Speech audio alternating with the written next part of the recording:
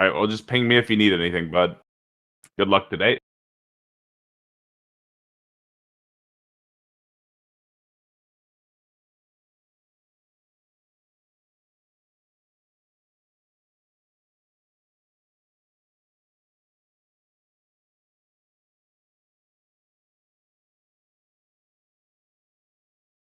Were you able to hear us when you were in the audience, T-Jump?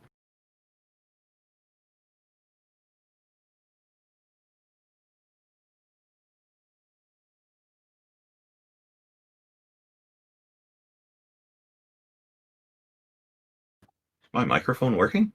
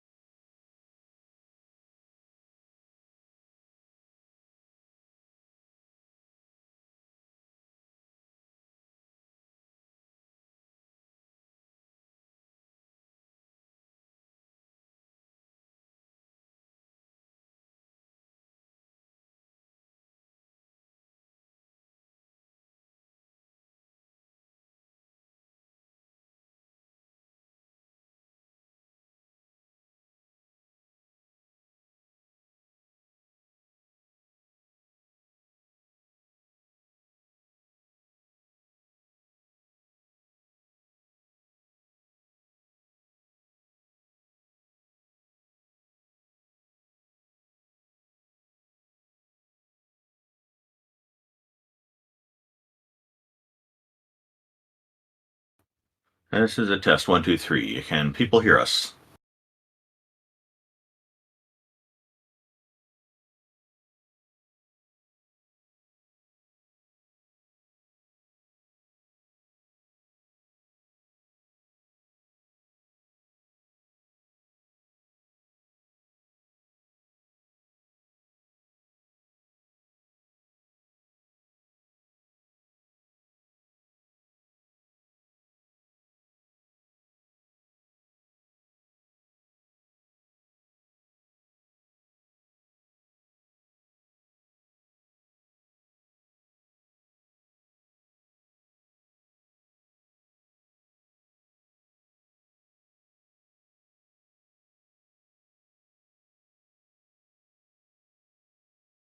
Are you able to hear us, Amy? Please let me know.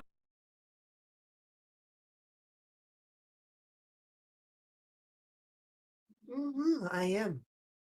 Oh, that's good. You can hear us. Excellent. Okay, we're going to start in just a moment here. We're ready. Your volume's very low, Amy.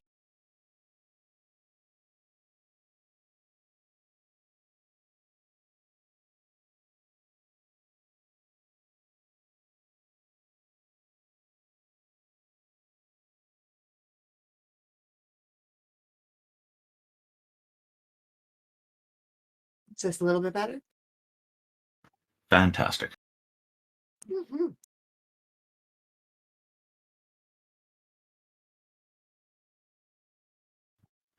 Good morning, everybody, and thank you for joining us in the Theist Helpline on Sunday, August 6th, 2023.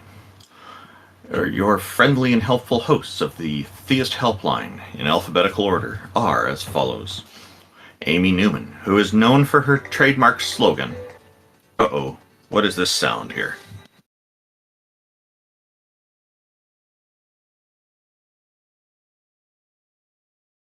Sorry, that was me. Amy Newman, who is known for her trademark slogan, Sending Love, is a professional comedian and skeptic who hosts debates, interviews, and conversations on her YouTube channel. She also creates educational, and other important content. IX, or Ix, is a Tom and Box's subscriber and former atheist community of discorded men who enjoys long walks through evolutionary biology-inspired computer science, archaeological academic biblical criticism, and so on. Jack Burton, it's all in the reflexes, is a self-described middle-aged college-educated nobody who drives the Pork Chop Express truck in his spare time. He's a deist and is mostly non-committal to philosophical stances.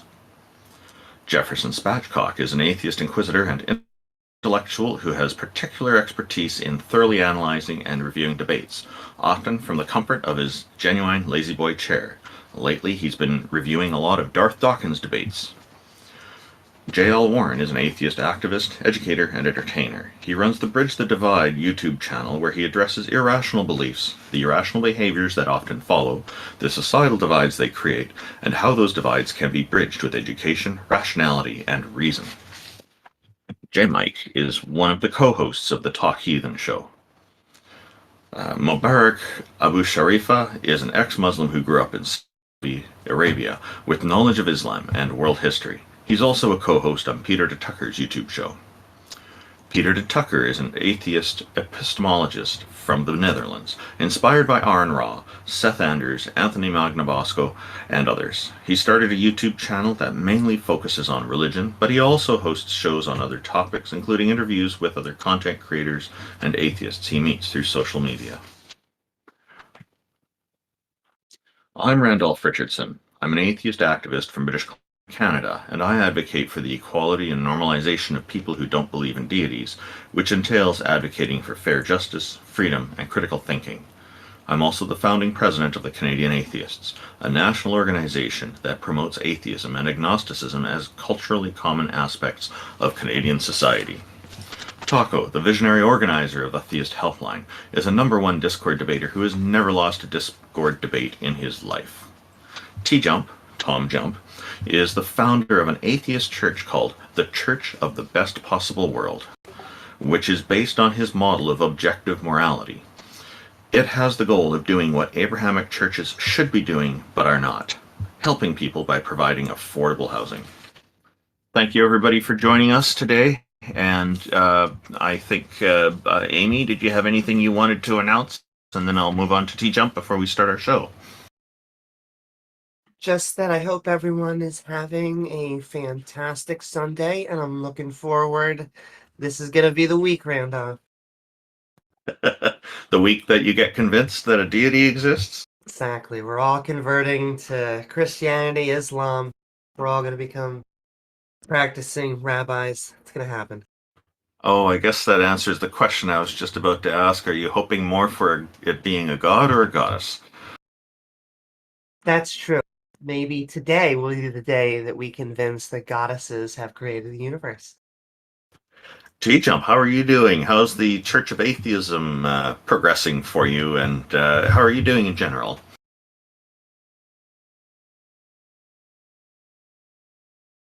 I guess we'll get back to T-Jump in a moment then. For now, we have some people in our audience who'd like to get up on stage and tell us what they think. So we will begin with Fibonacci. Welcome, Fibonacci. How are you today? I'm okay. So, what did you want to ask us about or try to convince us of? So if I define God in such a way that's something you already believe in, are you going to convert to my religion? Probably not. I mean, if you're going to say that God is a lamp and you can prove that a lamp exists, I mean, we're going to probably all agree with you. It's just that we're not going to convert to the Church of Lamp that takes, a tithe every weekend. Okay, so if I define God as the early uh, time during the Big Bang, are you going to, what's your response? Are you going to convert? Or, I mean, there probably was an early time during the Big Bang, but why are you trying to make that into a religion or a god? because that's what created everything. That was an expansion event that eventually led to everything, but why try to worship it? You don't have to worship it. You just have to believe it exists. I believe the early time happened during the Big Bang, the Planck time, but I don't think that it's anything supernatural or something we should call a god.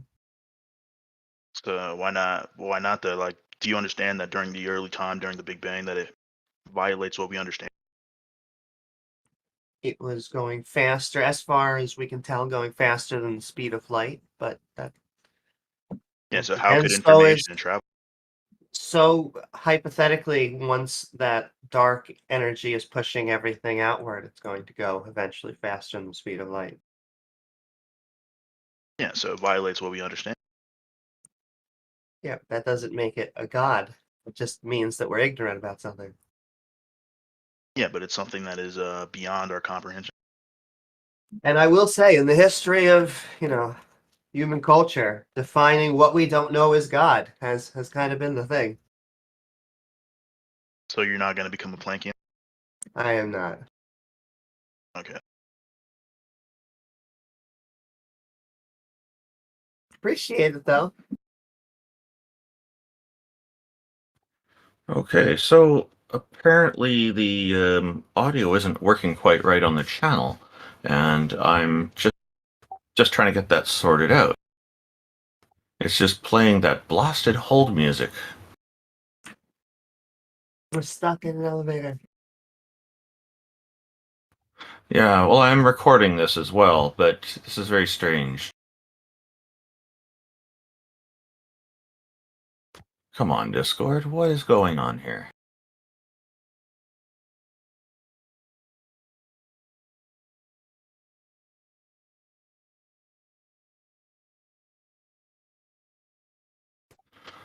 This hold music situation in Discord is just awful.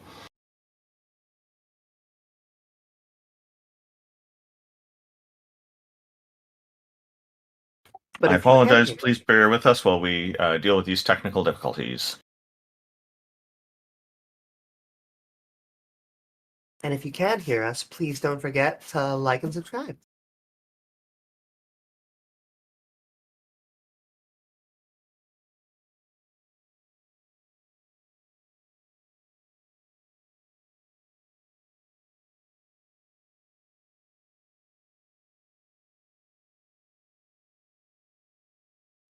Well, Amy, did you have... Oh, there's another person who wants to join us. Nose Beers. Hang on. Welcome, Nose Beers. Thank you for joining us while we deal with these technical difficulties. Welcome to our stage, and we look forward to what you have to say or what you would like to try to convince us of. Thank you very much. It's an honor to be here amongst you fine people. Same to you. So, Randolph, I just have a question, and it's also for you, TJ Jump. And I'm not trying to disclude you, Amy, either. This is going to get into an actual conversation. I'm not being degenerate here. Okay. Randolph, do you consider yourself a man? Yes, I am a man. I'm a Canadian man, actually. But yeah, Oh, I'm a nice. human, and I'm a man. Why do you Well, ask? the reason it's not being rude at all, I want to know, have you ever had a man? I don't understand what you're asking me. Maybe you can rephrase. Have you ever had a man? In what sense? Again, I'm having trouble understanding. Cause you're not a man, do you fucking have a man, mate? Get a bloke in ya. Get a bloke up ya, hey? Get a bloke in ya, son. Oh! Get a fucking bloke in ya, mate. Yeah, I'm not understanding what you're saying. So if you can't make any sense pretty soon, we'll probably move you down to the audience. Sorry. I was just saying, like, you're not a man till you have a man. Be inclusive, This and that. Gotta be inclusive these days. Well, we are an inclusive group of people here. Do you think I'm excluding somebody somehow? No, I just wanted to include the gay people as men, Like, I'm not saying you're disincluding them, but yeah. Oh yeah, no, I have no problem with that. Whatever a person's sexual orientation is, that's fine. We should all be free to be who we are. Absolutely. So, as a theist, I have a question. Like, I know theist is like a very generic term and it's like very broad, but specifically because T Jump's muted, you, Randolph, and Amy, what sort of god or like superior deity do you like believe in or think is correct? Well, we're atheists, so we don't think that a god does exist. So it's the opposite of like you're trying to help theists to not. Yeah, okay, I got you now. Indeed. Sorry, I thought you guys were theists. Yeah. Oh no, it's good. Okay, so I'm Christian. This is a very weird dichotomy now. What would you suggest to me? You're not trying to help. Like, this is a helpline. Let's play helpline. Let's play it. I'm a Christian, right? Now, help me out. All right. What is it about a personal relationship with a deity that is attractive? It's not so much a personal relationship to me. Okay, what is it? It's more the fact, and it's a lot of things, but it's more the fact that I won't even get into this, but the results on society for what Christianity promotes. I'm not talking about the old chapters. I'm talking about what it promotes now has yields beneficial things. But apart from that, it's more so that not my personal relationship, even though that's the thing. It's more so that I have eternal life in happiness as opposed to burning forever. Like you can say we have a personal relationship. This is true, but like if you want to be honest with the Bible and this art, I do not like this about Christians when they say God spoke to me. No, no, no, no, no. In scripture it talks about being very careful about people who say that God speaks to them or tells them things to do because these are false prophets. So God doesn't speak to me. God speaks to me through scripture. And a lot of Christians use this like cryptic language and say God speaks to me. And what they're actually is saying, but they just do not want to admit it. They're reading scripture and they're saying, "Oh, God's speaking to me." No, no, they're reading scripture. So I don't really have a personal relationship with God. I will have that when I die. Yeah. Okay, well, taking that on board then, is it something that convinced you of Christianity, if not the personal relationship? Well, I could sit here because there's been a couple of instances, and I will not go into them because they're too deep and it's very anecdotal, and you could say I'm bullshitting. That's completely understandable because I've heard a lot of Christians debate and be like, "Oh, I've seen God. He's talked to me. He's presented these things." And why most of the time I do disbelieve them, I have had things occur that are too much to be coincidence, blah, blah, blah, blah. Too many circumstances fell in line. It's impossible. It's like 0.1%. It's happened a billion times. Anyway, I won't talk about that because anecdotal. What I will say is there is no, and I'm going to put it down. This is what I believe in life in general, right? We Okay. live life off of percentage, right? When we go outside each day without without a umbrella, right? We go, oh, well, because it's positive, 99% sure it's not going to rain today, yeah? Or like say we jumped out of a helicopter to do like what do you call it?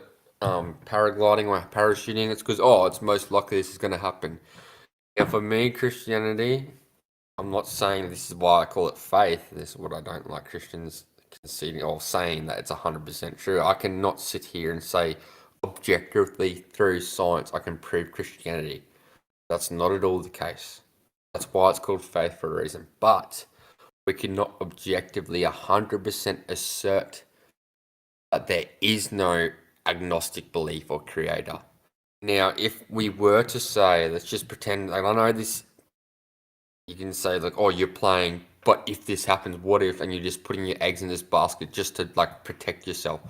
So let's just pretend I am wrong and there is no God and I die. Oh, well, I die, I cease to exist, shit happens. Oh, well, I don't remember anything. Cool, cool bananas. Let's just say there is a deity and it is the Christian God or one that is similar and is forgiving and I follow him, I will reap the benefits of it. If not, I will go for hell to eternity. Why would I risk going to hell for eternity even if he's not real? Why would I risk that? It's a Well, dumb, I can it's like tell you why. pick the better option, you know? Pick the better option. Well, first, let's start with just the atheist version if it's not true. If it's not true, yes, the worst that could happen as the atheist is just you end up in the ground. But Cease to exist. That's cool. It's fine. but you also are changing your life right now based on Christianity. And so if it's not How so? true, Well, I don't. In fact, let me say this. I think or believe that you are, and I'd have to know, but I assume that you're following the teachings of the Holy Scripture, of the both New Testament and of the Old Testament. And Hmm. because of this, you're taking on what I would consider baggage that the religions have without What needing baggage? to. What Well, baggage? not to just put the nose on the head, No, but you're good. like You're good. examples like the LGBTQ, but sometimes women's rights, sometimes how they view politics. It can change how you Different think perspectives. Yeah, because yeah. you're saying, well, I'm coming in front from the A Christian religious perspective. standpoint. Yeah, Exactly. well, here's the thing with that, and I'm gonna argue this from two standpoints. Firstly, from because I've been a non-Christian before, so I'm gonna argue it first from the Christian standpoint. I'm not like these Christians you speak upon online, or sorry, you speak upon, you hear online, you go, oh, we need to get rid of these people. Blah, blah, blah. Yet again, in scripture, it says a sin is a sin. Me being gluttonous and me, like, I have a girlfriend right now. I'm not a good Christian. I sin all the time. I'm trying not to. We have sex. We're not married. It's disgusting. It's degenerate, right? Me doing that is the same as old mate down the road being a queer and dressing up in drag. It's still a sin. It doesn't mean I hate this person for doing that. I can still coexist with this person.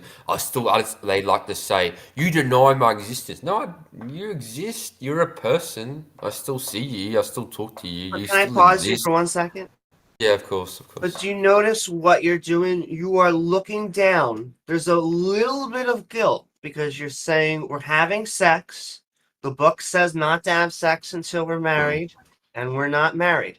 Now, I think I'm a supporter of marriage, I'm a supporter of family, but I don't think that we should have that guilt attached. And if you didn't have the religious view, that could be like you're saying you're not a fundamental. It's not making you a fundamentalist where you're believing all these crazy beliefs over here, and that actually is great. That I'd much prefer that than the fundy. But I am saying that there is these little residual things that you wouldn't have to have weighing on you while still It's having a not religious weighing. going on. It's not really weighing on me, man. Like it's. Oh, sorry to call you man. It's not really Well, weighing that's on I me, Amy. understand that. It's just like I just think it's a sin, and I need to stop sinning the same way I think old mate needs to stop sinning. Who's a drag king, whatever, down the road. It doesn't make me change the perspective. All sinners are sinners. It is what it is.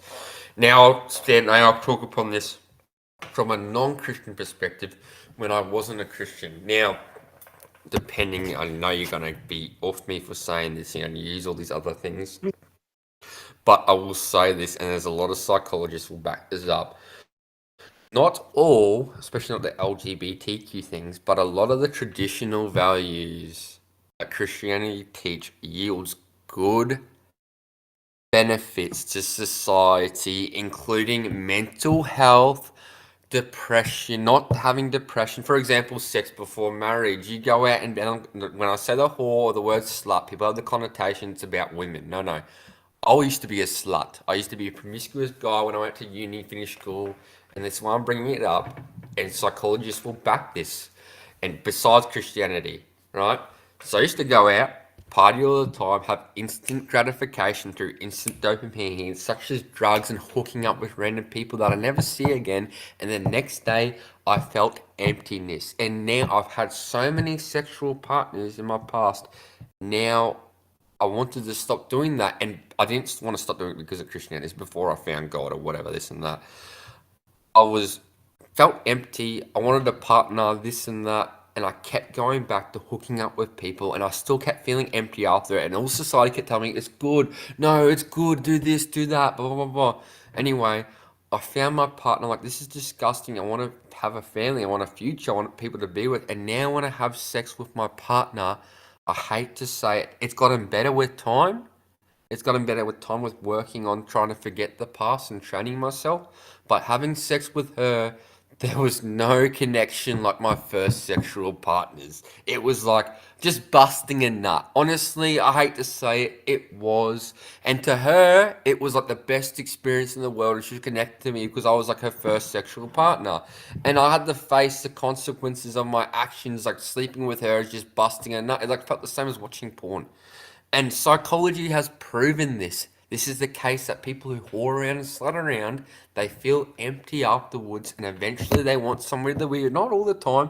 And when they are with that person, the connection of sex is desensitized. The same as watching the same porn video over and over again. You have to go deeper and deeper through different fetishes to get yourself off. Psychology backs this up. So this is from a different Christian standpoint. And there's so many things, not just sex before marriage or being promiscuous, gluttony, instant dopamine release, drugs. There's so many things that are said in the Bible that if you take away the scripture from it and you talk to psychologists about mental illness and depression, and they say this is not healthy things to actively engage with.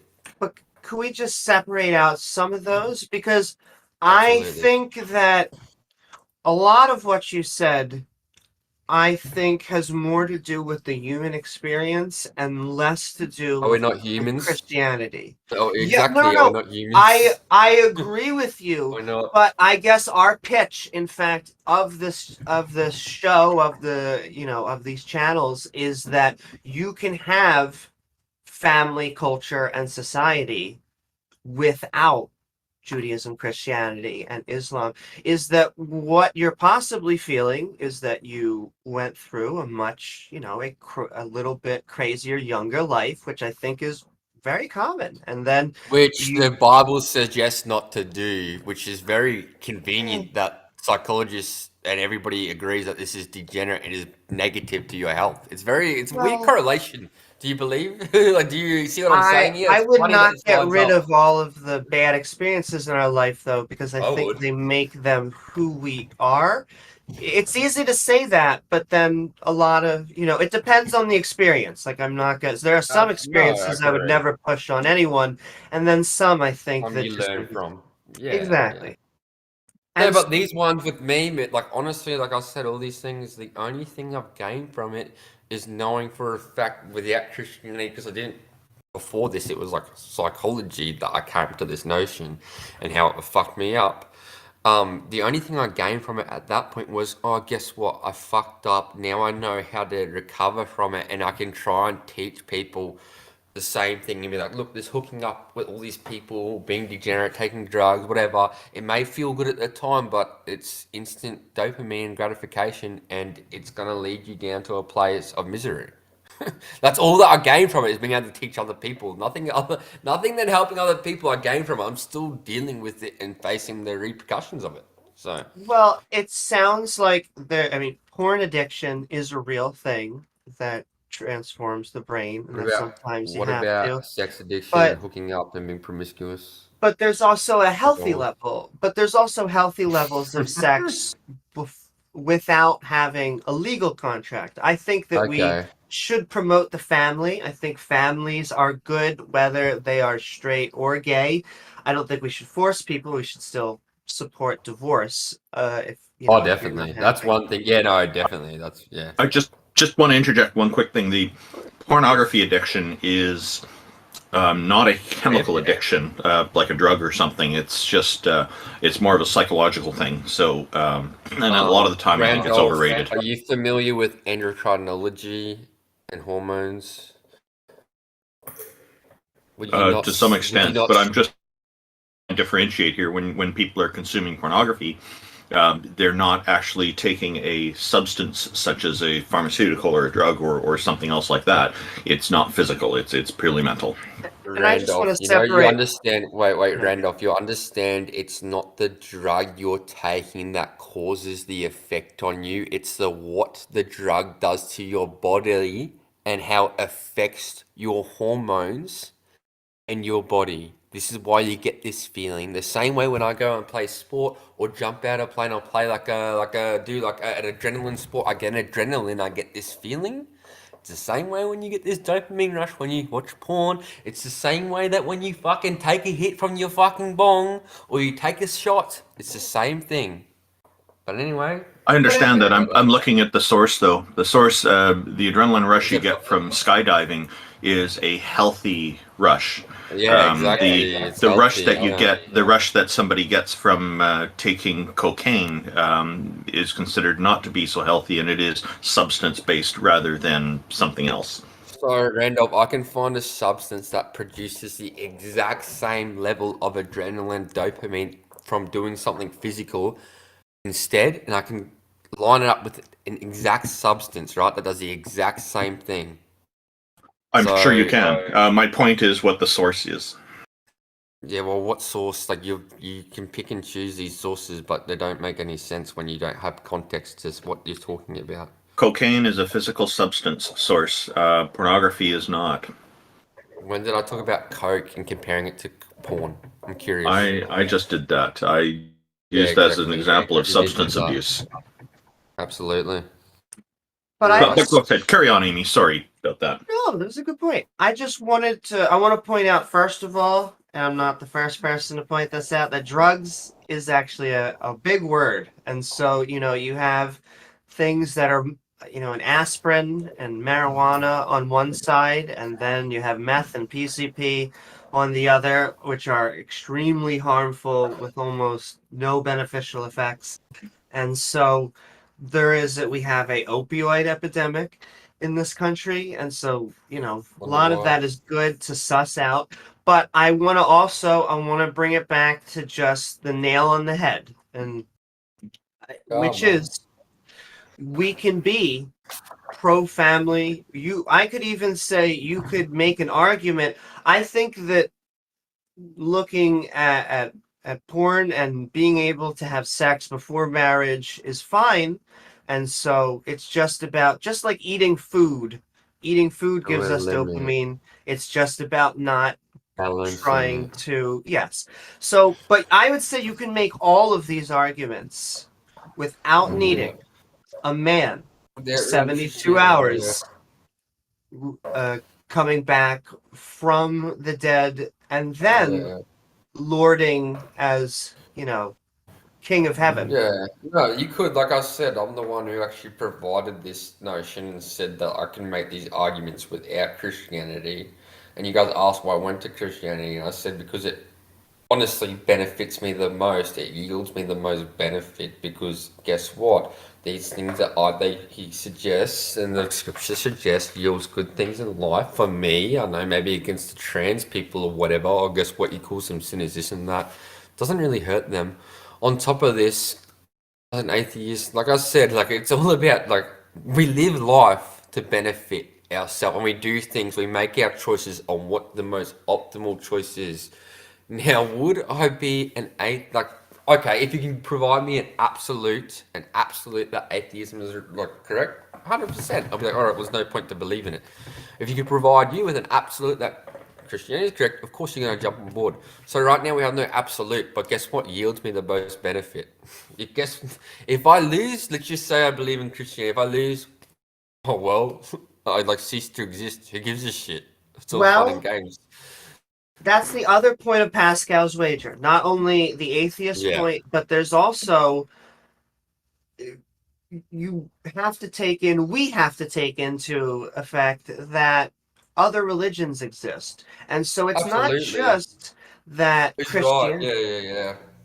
Exactly. Because it could be that Islam is true. It's right. And then all of us go to hell here. Yeah, we're all fucked. But here's the thing: the reason like I opt for Christianity out of all of them is because I think, honestly, I know you can say morals are subjective, this and that. I honestly think that Christianity is more morally correct. It yields the best benefit for all of society. Everybody gets the chance to turn around in Christianity.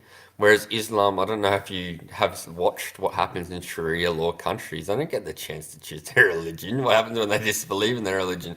The worst that's going to happen with scripture for Christianity, Amy, let's just pretend you're like a trans, gay, drag queen, whatever. You know what's the worst that's going to happen to you? Is going to say, you're a sinner. We pray for you and hope you turn around. You know what's going to happen to you in Islam? I don't want to say. That's okay. Well, And let's talk about that for 1 second, because we get that point quite often, though, the we're not throwing you off the roof. We're And not throwing you off the roof. I do appreciate Not the that. scripture. And I will say that, in the West, in the secular countries, they have become more acceptable. But I would say, Crusaders, yeah, this and that. but the joke I normally give is that came from potty training. In my opinion, I know the Christians also will say that, well, that actually came from us. But from my perspective, it says in the book, at least in the Old Testament, to Yeah, that's great. to, So one st- of the to yeah, stone the gays, and then Are in you the New Jewish? Testament, I am well, that depends on how you So how why you are you view it. But referring yes, to my parents are why are Jewish. you singling My out family's the Jewish. Old Testament as if I'm a Jew? Well, that's half of the, Yeah, not well, only I'm not a that, Jew, but mate. sure, She's but not Jesus. Jewish. We don't believe in singularly the Old Testament. I hope you know this. So But why when it not take those passages comes out of the Old Testament? Because it's literally like me saying, for example, right, here's a book of history. History, say like I grew up with you, you're my daughter, this and that. I say to you, right, my daughter, if you do this thing, you deserve to be stoned to death. And then later in life, I find out that you do it and be like, I think you deserve the chance to be free of your sins with redemption. Do you think if somebody looked in that in history is going to look at it and be like, all right, we're going to take the thing that he said and exclude everything else and stone her to death? Is that how people react? Like, I don't understand what you're saying. No, it sounds like two different You read the gods. Bible? No, yeah, exactly.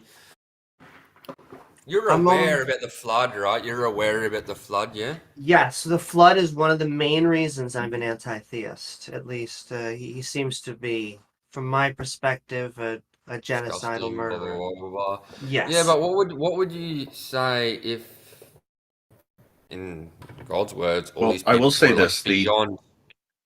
comparing Islam and the violence that we see from that, and mainly it's because of the people who are I running can the send you show. some They're the ones videos that if you set want the to see tone. it. I can stream them. We see the same stuff going on with Christianity, but in very different forms these days. And in old times, they're still stoning people, and there's the crucifixion were pretty bad. Wait. There's the You're talking about, Inquisitions. They were terrible. Randolph. But Randolph, but hang on. but nowadays they're doing things like conversion therapy, which is a different level of cruelty. It's more psychological.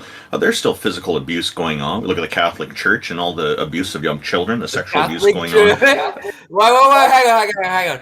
That's a What form of in the Bible? Christianity. Hang on, no, Randolph. What in Scripture tells Christians it's acceptable to fuck kids? Tell me where. I don't know offhand. So it's not Well, Christianity, mate. Just because somebody But that would be like me. No, hang on, Randolph. That would be like me saying, I am an atheist, and as an atheist, I am going to genocide all these people. Now, does that represent atheism? Yes or no? no, it doesn't. However, when we look at the Catholic Church, they claim I don't give a that they've fuck got what they claim, cunt. the Catholic Church. Hang on, the Doesn't matter Catholic what they Church. claim. The Anybody Catholic could claim Church, the anybody. Catholic Church presents themselves as the moral guide to humanity inspired by the Christian God. And Wow. so they're doing a very bad job of it. Randolph, Like I said, it would depends you on the people in believe, charge. Randolph, would you believe that human beings could claim something that they're not and use it for their own benefit? Would you believe that? Oh my Happens all the goodness, time. what a revelation.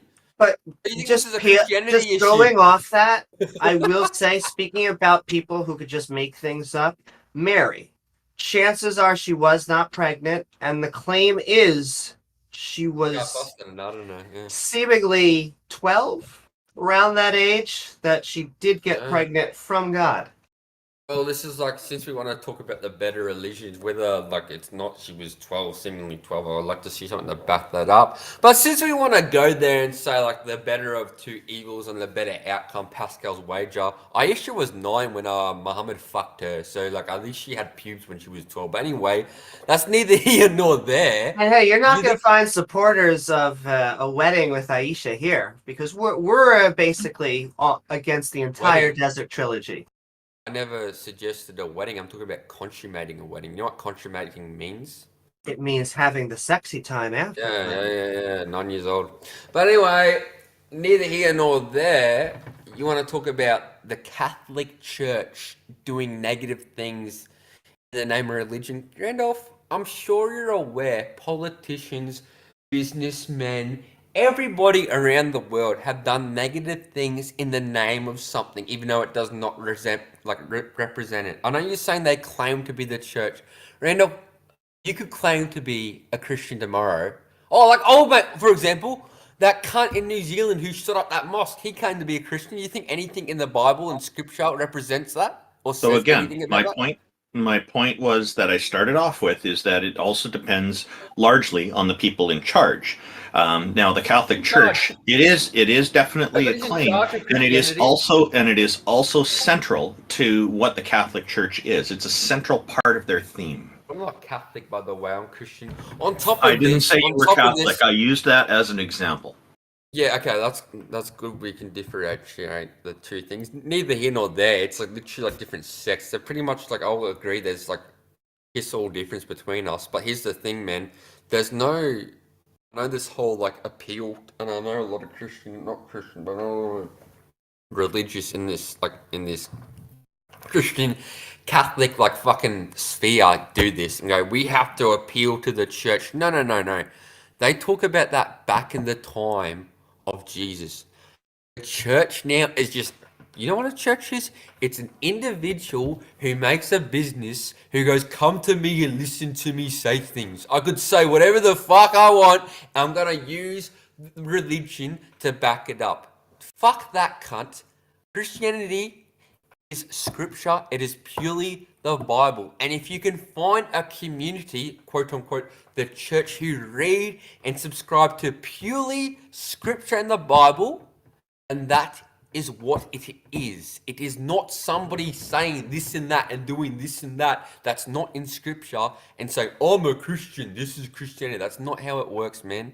And you know this. Yeah, look how rich and wealthy the Mormon Church is, and the Catholic Church, and various Islamic institutions. They are filthy rich, and it's what they call there's a those very mega strong churches. business. There's a very strong business component there. Oh, absolutely, and it's disgusting. And like the scripture talks about this as false prophets, and they literally call it blasphemy.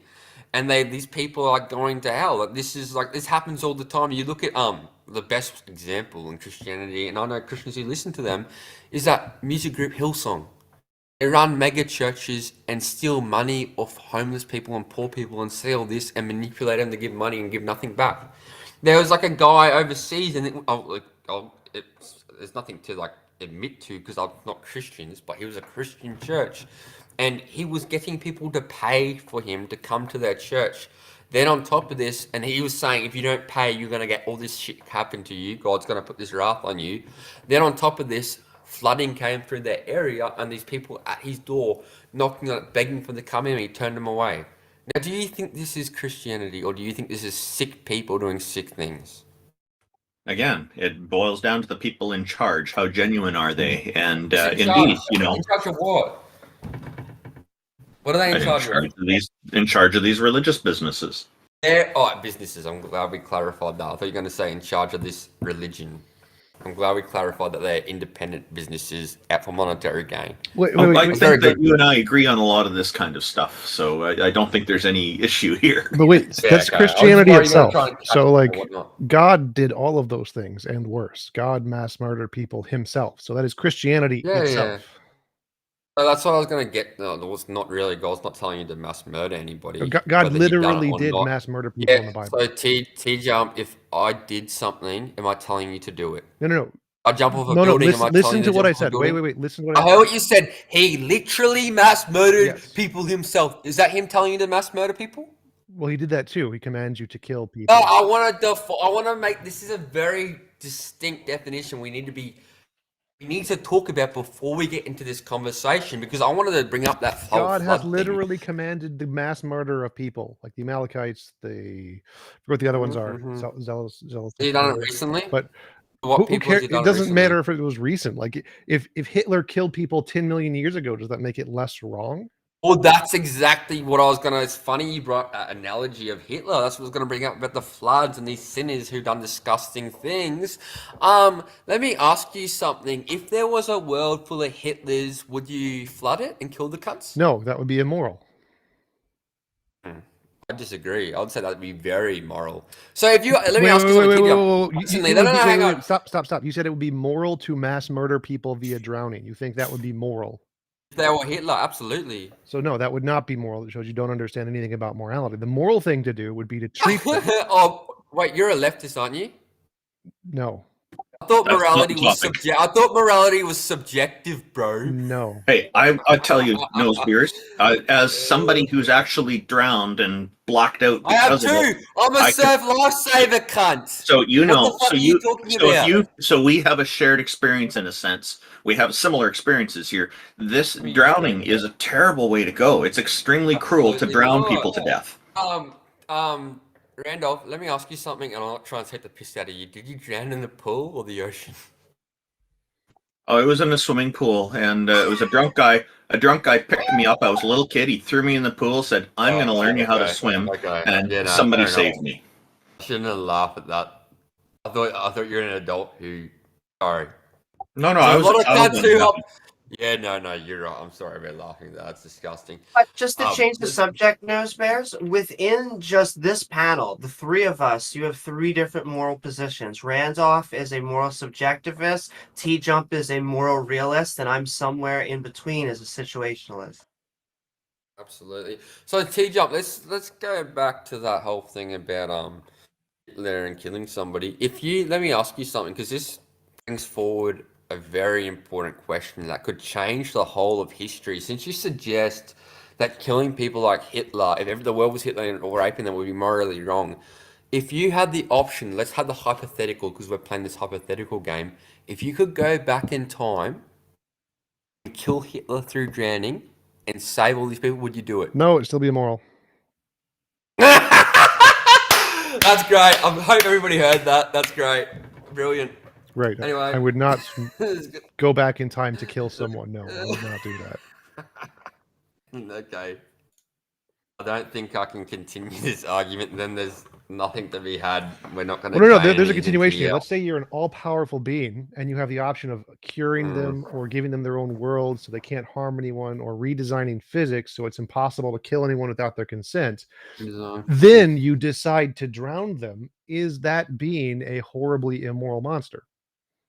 Well, he gave us. You're not answering the question. The question was, if you're an all-powerful being who could redesign the laws of physics so that no one could ever hurt anyone else without their consent, but instead you decided to drown them all to death, is that being an immoral monster? T-Jump, you interrupted me, and I was literally 2 words in, and you said you're not answering the question. I said he was, and you interrupted me. You said I wasn't answering the question. Do you not find that disingenuous? What's the answer to the question? Does anybody else not? Well, I was trying to answer what's it, the and answer you to the interrupted. question? No, don't interrupt me, man, because you interrupted me when I got 2 words. Dude, wait, does anybody else? Stop Amy and Randolph, evading. I was actually Answer trying the to question. What? I'm not evading, cunt. You're interrupting me and being disingenuous. You've wasted the past 2 I tried minutes. to answer you, dumb the cunt, question. and you interrupted Stop me trying. before I could. Answer You're the not question. answering the question, man. Does anybody We else just kick find him off this the stage. Make this guy disingenuous? just answer the question. Or get I off. will answer the whatever. question. The answer is that God is immoral. Did you not find that disingenuous that he asked me a question? I went to respond, and he said, "You're not answering Are you going to answer the even question or finish." not? Or are we just? Are you No, going to I answer the went question or to. not? I didn't Hey, finish 2 no words, fears? you dumb cunt. Nose Beers, go ahead and answer your question. I'll give you 30 seconds. No, because he was disingenuous. kick I him could off the tell he stage. got Let's move on. butthurt Let's when move I on. brought up, "Oh, Let's you move on. won't go back in time and kill Hitler." You So just Nose Beers, presented do you that want to the rest do you of the want to world. stay on Hey, topic? guys, Nose I Beers, don't would you like to actually stay on believe you, topic, anybody please? else can hear it. Goodbye. Let's stay on topic, okay? Oh, he This- let himself down. I just Okay. want to point out first of all, I don't think that we can go back in time anyway. But even if we could, the reason why you don't do things like that, let's just say we were to go back in time and kill someone horrible, like, Godwin's Law. Well, because of that war and all the horrible atrocities, at least right now, whether you're pro-Zionist, against Zionism, right now there's a country, Israel, that people were born in because of the diaspora. There is a chance that people that were born right now would disappear from reality. Maybe other people were born instead. You don't know. Whether good nor bad, it gets a little weird when you mess with time. Yeah, T-Jump, I think that you were trying to make some kind of a point there, and he kept interrupting you. Did you want to maybe just cover that and clarify that before we move on to our next guest? Not really. I just wanted him to answer the question instead of evading. Yeah. I hope my answer to that question was made up for it. Well, yeah, but your answer is the logical, reasonable one that most humans have, but most Christians don't. I suspected as much. Okay, thank you very much. Yeah, that person coming on, he was pretty loud and obnoxious, and at the beginning he was definitely trying to troll, but everybody could see how that backfired on him. But anyway, hello, Ape God, welcome. Thank you for joining us. How are you today? Doing good. I'm waiting for that guy to join back, the first guy who joined, right? Fibonacci. So. Oh, okay. So we don't. This is not that kind of a show, but we'd like to hear your perspective. If you had some critique of what their arguments were, that would be fine. Or if you had a challenge for us, we're certainly happy to talk that out as well. Not exactly that. I meant like, is it possible to debate others? I did this with T-Jump like last few times. When I do it on my show, it's different. This one's hosted by Randolph and Taco. Okay. There's not a different show. Gotcha. All right.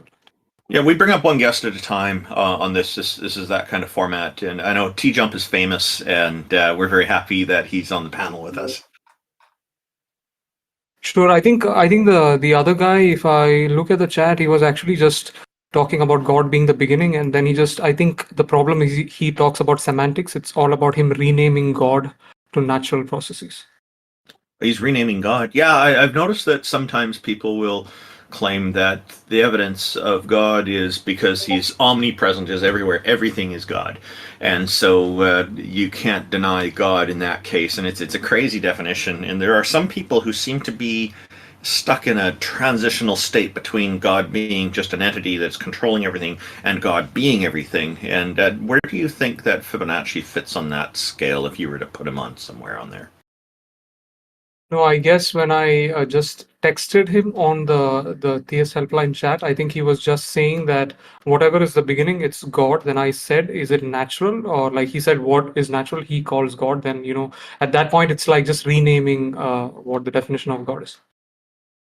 Yeah, there we go. And yeah, it's to say it's natural, and then they turn around and say it's supernatural. Okay, make up your mind. Which one is it, right? Exactly. Are you part of a religion? Do you have some kind of belief? No beliefs. Atheist. Oh, okay. I used to be a Christian before. Then I just, after you discover science, that like religion does not make any sense at that point. Oh, okay. So yeah. So what got you to the point where you started to assess it as not making sense?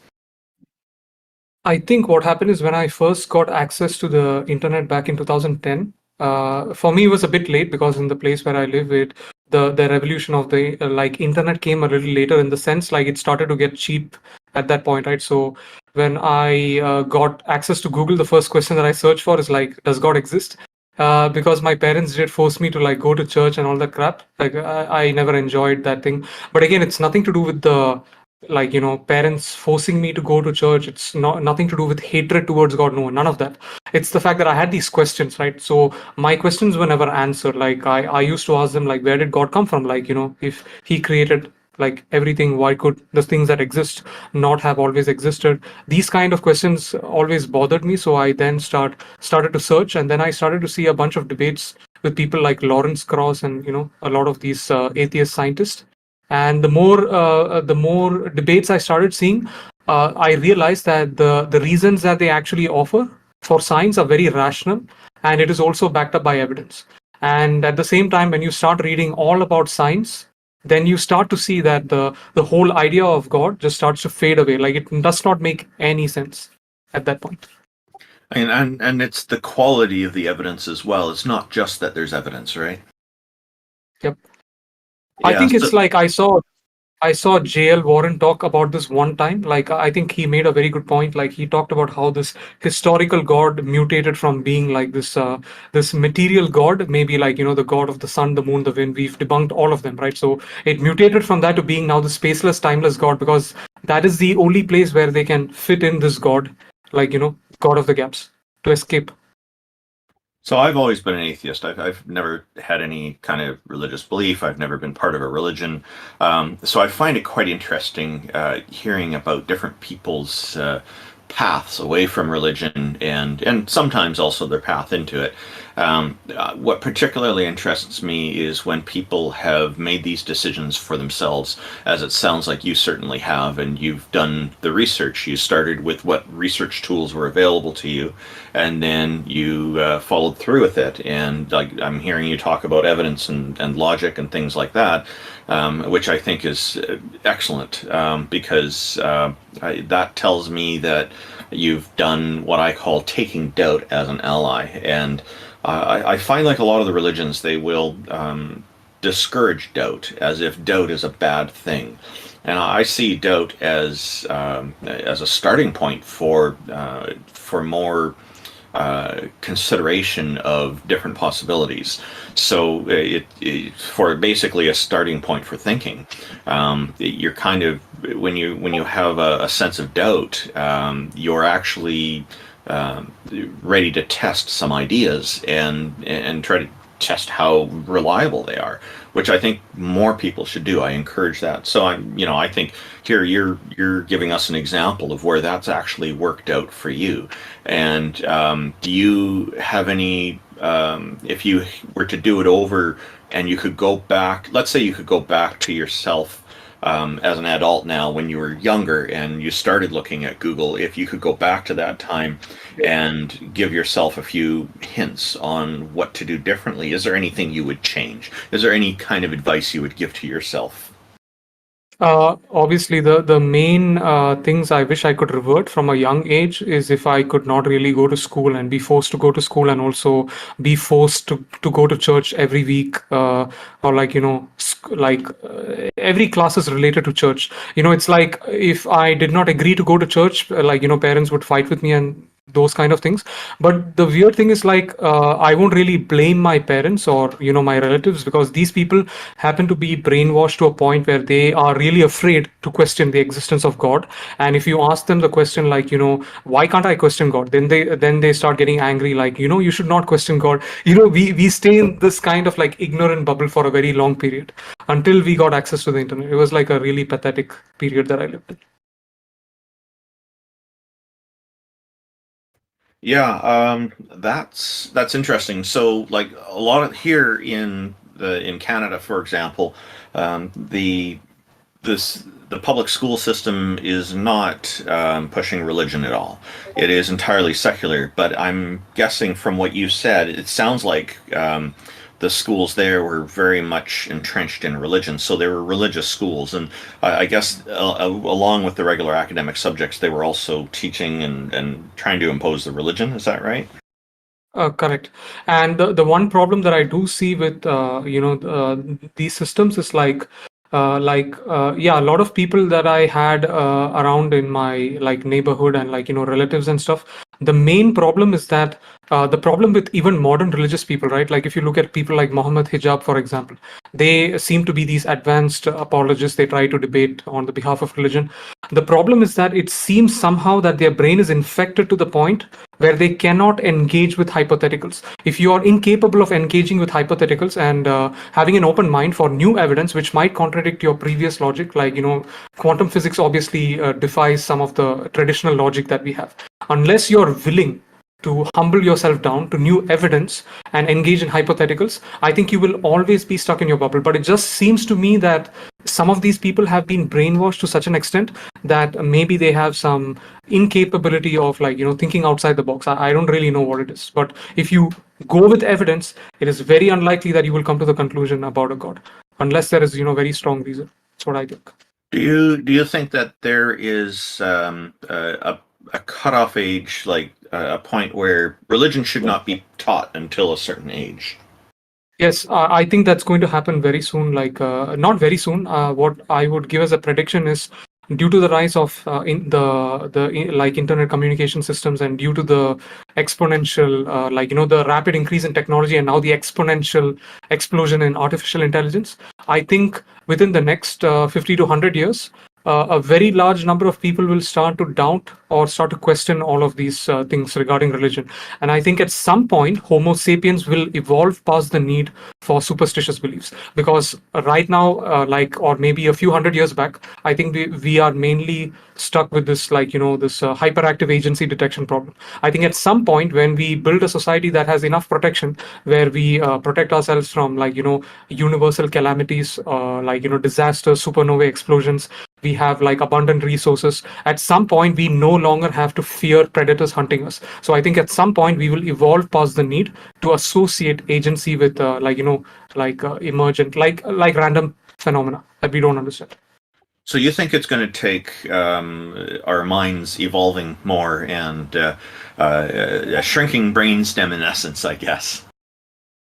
Yeah, not just our brains evolving, but again, I believe that with the assistance of artificial intelligence, a lot of kids can ask questions to AI systems that will try to offer neutral answers and less biased answers, and also offer sources and evidence, stuff like that. So I think overall, a lot of people, with the age of the explosion of the internet, I think a lot of people will evolve, or at least assisted by evidence, start to doubt their religious beliefs because of high quality information that will come in.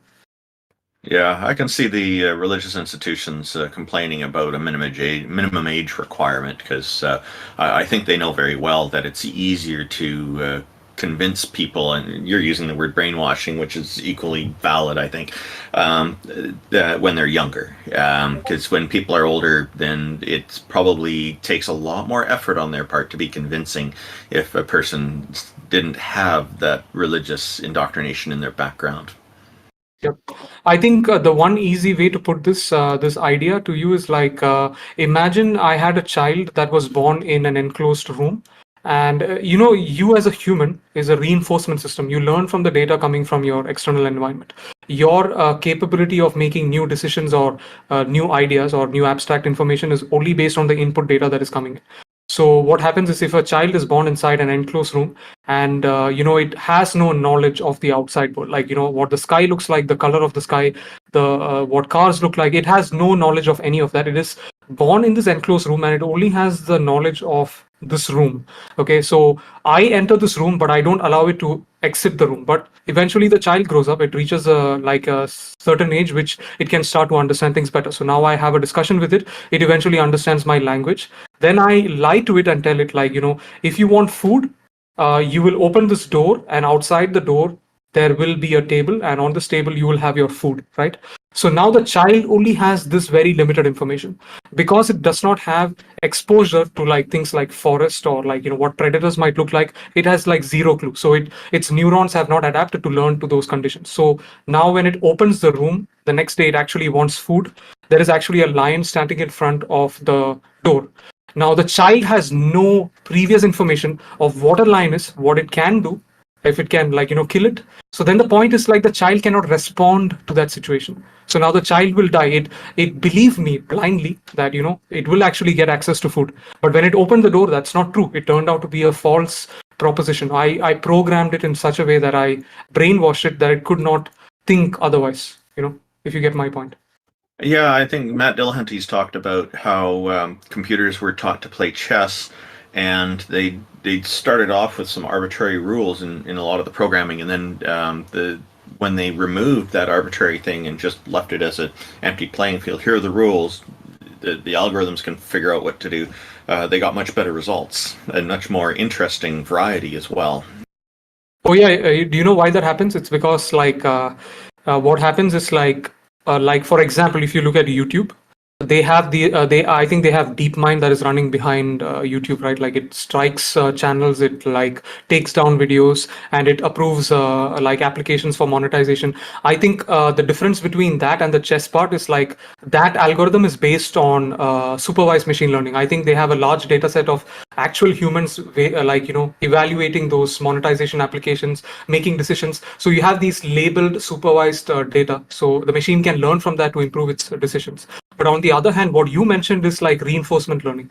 This is where the supervised machine learning for the game of chess we can only give it the data of what humans played, right? It can learn from those strategies, but then it did not yet think outside the box. But with reinforcement learning, I think AlphaZero was actually observing different chess games by itself, and by observing enough chess games, it learned how it can win the game by observing the player that actually kept consistently winning. So it found the pattern within that data just by observation, and then it started playing against itself, two versions of itself, and then it improved and became exponentially better than humans. Now no human can beat it.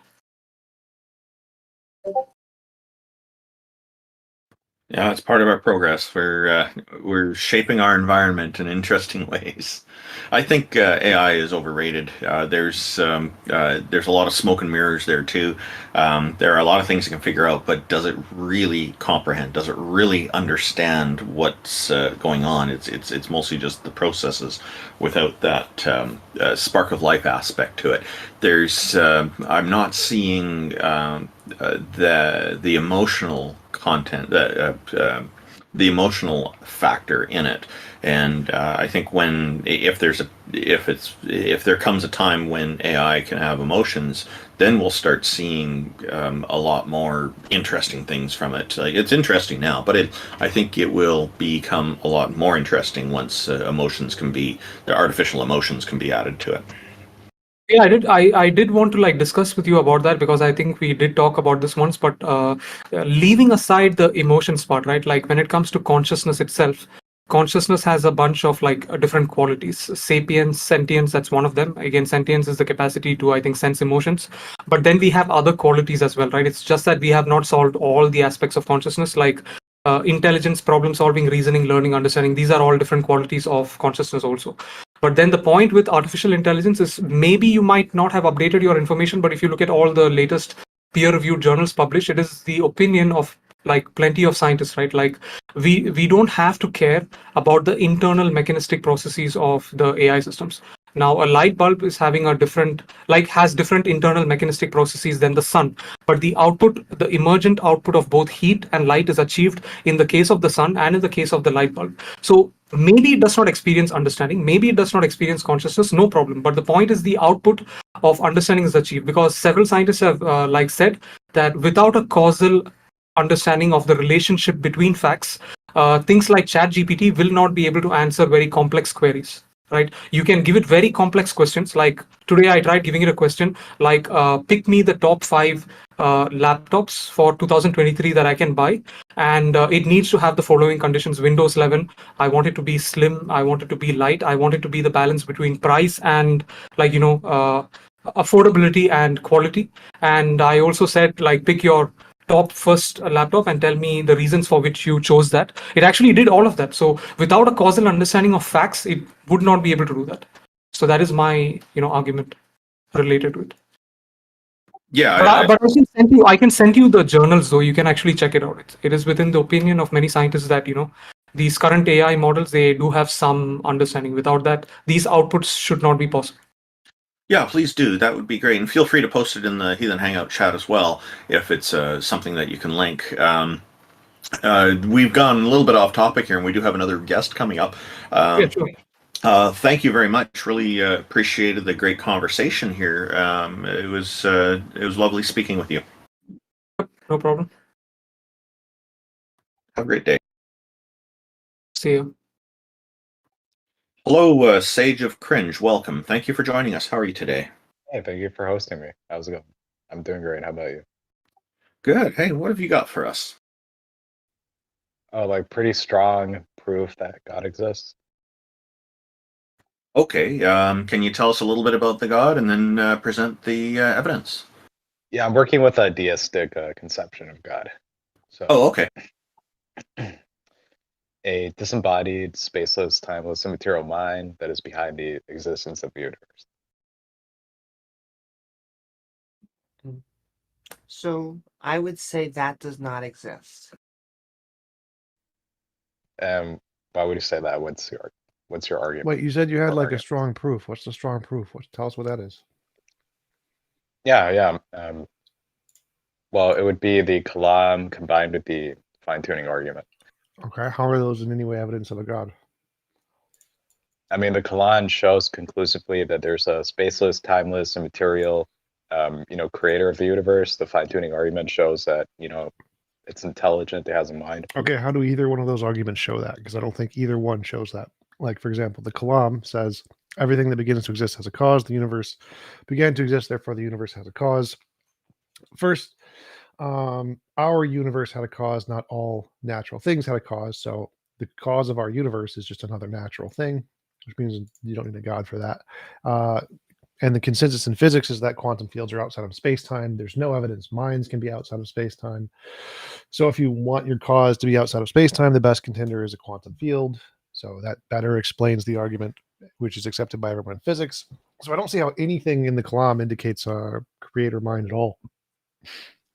Well, I mean, quantum fields are spatial, temporal. No, they are not. I mean, that's what they are by definition. No. There are these fields that span all of space. No. Okay, so I guess you have to brush up on your physics a bit. I mean, you can No. So your ignorance is not my problem. Google very basic emergent spacetime. Just Google emergent spacetime. This is the consensus in physics. Spacetime is emergent from other non-spatial temporal things. Other field. But it has nothing to do with quantum fields. No, it does. No, it does. It does. It emerges from other fields. They span all of space, right? And when they fluctuate, that's what particles are.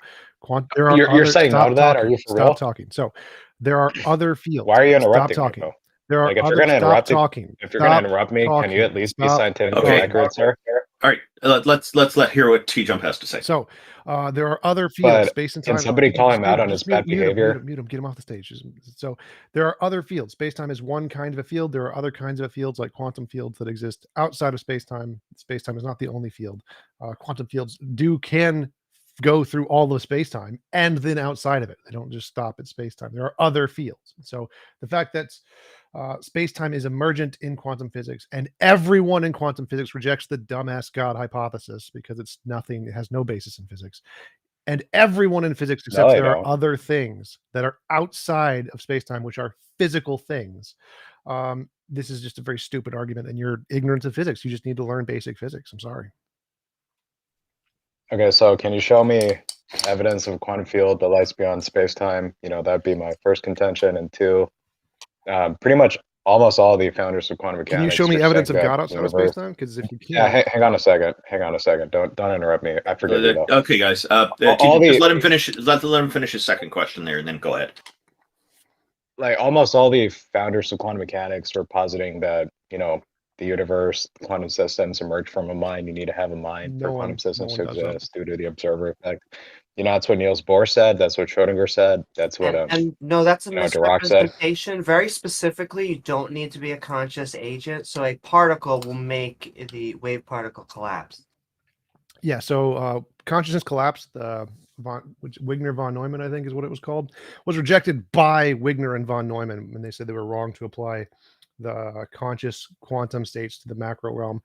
And the consensus in physics is that consciousness has nothing to do with the collapse. It's in the single digits of all of the different poles in physics. It has nothing to do with consciousness whatsoever. So you're just wrong and don't know the physics on that. Yeah, you're just pulling that off your ass, right? If I asked you to show me that pole, would it be able to? Fundamentals I mean, can of you Quantum post it in Mechanics the by chat, Schlosshauser. whatever? Wrecked, son. Wrecked. Okay. Wrecked, son. I mean, can you show us a source? Yes, you can. I just literally gave it to you. The Okay. attitudes, Like, can you fundamental show us where it snapshot of says that? fundamental attitudes in Quantum Mechanics by Schlosshauser, I think is what it's called. The poll is actually listed on the Wigner von Neumann wiki. It lists the poll at the bottom in the sources. Okay, so yeah, you can't show us a poll. Okay, I literally just gave it to you, son. You've been wrecked. You've been wrecked, son. No, but you're making claims about the poll, man. What? You know, Yes. I don't believe okay, that you're accurately go representing look the at poll, it. so I'd be interested in you showing us. Go look at it. Okay, so I have to go look at it Yes, because you can't show us, right? No. If I give you a So source, why are you making if a I claim? give you a Why are you source, making a son, claim about a poll that you son. can't You've been wrecked. substantiate? If I give you a Oh, source, you stop. you have to Listen, check. it doesn't matter Can we what move- happens. can we You move on? haven't Can we move on? substantiated your This claim, guy's sir. done. This guy's done. Can we move on? So, if I give you the source, you can check it yourself. Oh, poor thing. Can we T get him Jump, off are you the gonna stage? cry now? Get off the stage. Hey, This is Sage of Cringe, just give T Jump a moment to talk, please.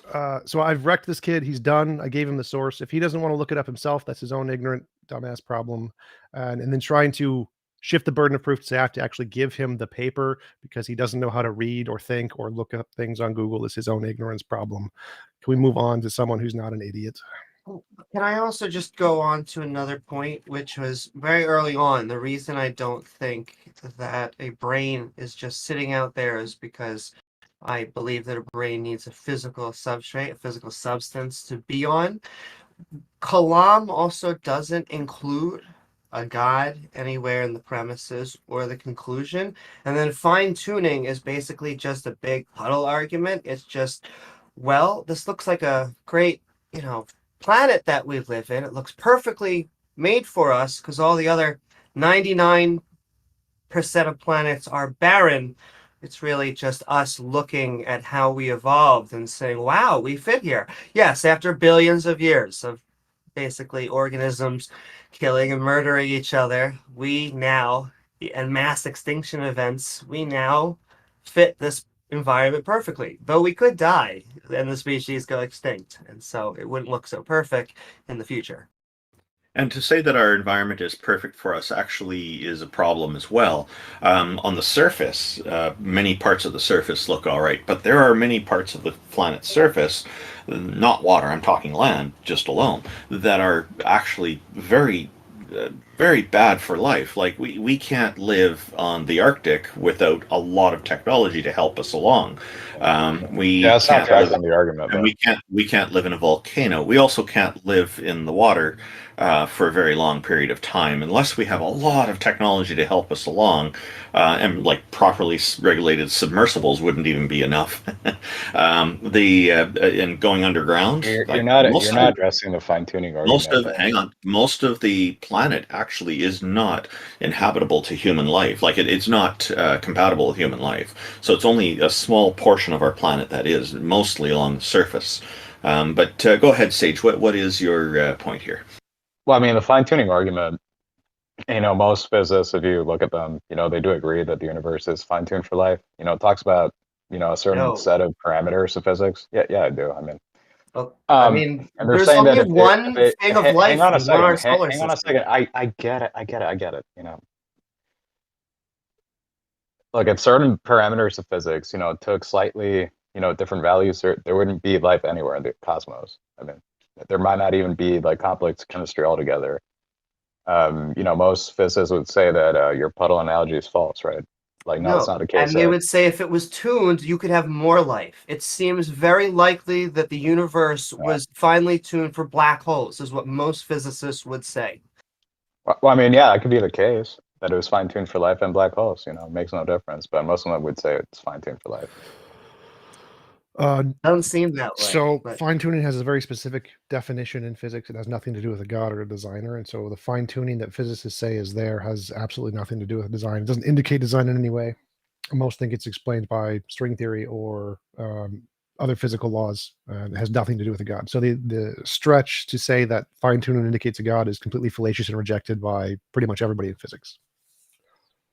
No. Yes, yes. That's you're You know, wrong. we're saying No, you're wrong. You're there are wrong. different You're wrong. concepts. There are different concepts, but the best explanation for fine tuning would be design, right? No, I mean, no, you would no, have to be no, a no, real no, no, fucking no, no, moron no. to be like, Try to okay, justify that. mindless Stop, processes stop. somehow created the Wait. universe that is Why so do you think finely that? tuned, so finely balanced that, you know, a change to a couple features, you know, by very small amounts would result in no life in the It's a universe. gambler's fallacy. Like to Wait, say wait, wait, that's wait, like the wait. result Try of to random justify your processes claim. is like Try to idiotic, justify right? your claim. Beyond idiotic. Try to justify your claim. So you think that design is the best I mean, it's a explanation of the fine statistical tuning? probability Why? assessment, right? No, design Yeah. is the best explanation of fine tuning. Why?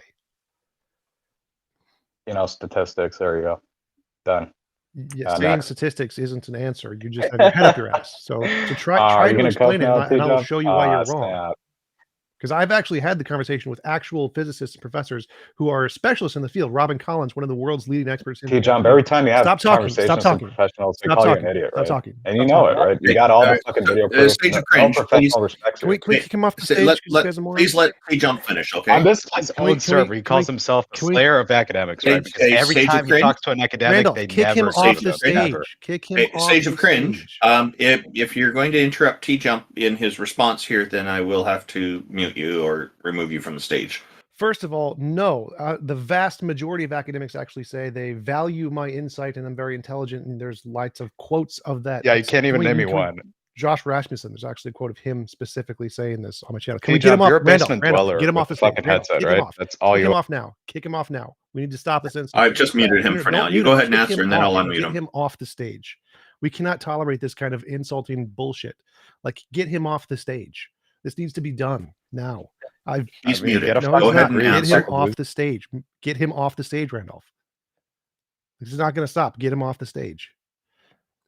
Just don't understand how a low amount of life equals design. Like, I'm a designer. I'm going to design a universe, and you know it's going to be designed because there's going to be a very small 1%, if not smaller amount of the universe is life. That's how you know it's going to be designed for life. So the muting didn't work properly. I had to move you back to the audience for now. So I will bring you back up after T-Jump's finished responding to you. Bring him back up. But go ahead, T-Jump. Do the response. That absolute dumbass moron is so incompetent. Do not bring him back up. First of all, there's literally. Well, he's left the audience, so yeah, I can't anyway. Good. Keep that dumbass out of here. He's banned. He's banned from the show because he's too fucking stupid. So first thing, there are actual quotes of all of these professors. Like there's a compilation of them saying that they value my insights on my YouTube channel. Secondly, I've had experts in this field in fine tuning and had these conversations on, and they've admitted that no, the fine tuning does not indicate a designer unless you include the moral argument. The leading experts in the field, Robin Collins and Luke Barnes, have admitted this. That guy's a dumbass. Secondly, I sent Randolph a picture of the poll, which shows that the consciousness collapsed at 6%. So his dumbass assessment that I'm just pulling this out of my ass was also wrong. He's been wrong on every single one of these topics. He's a moron.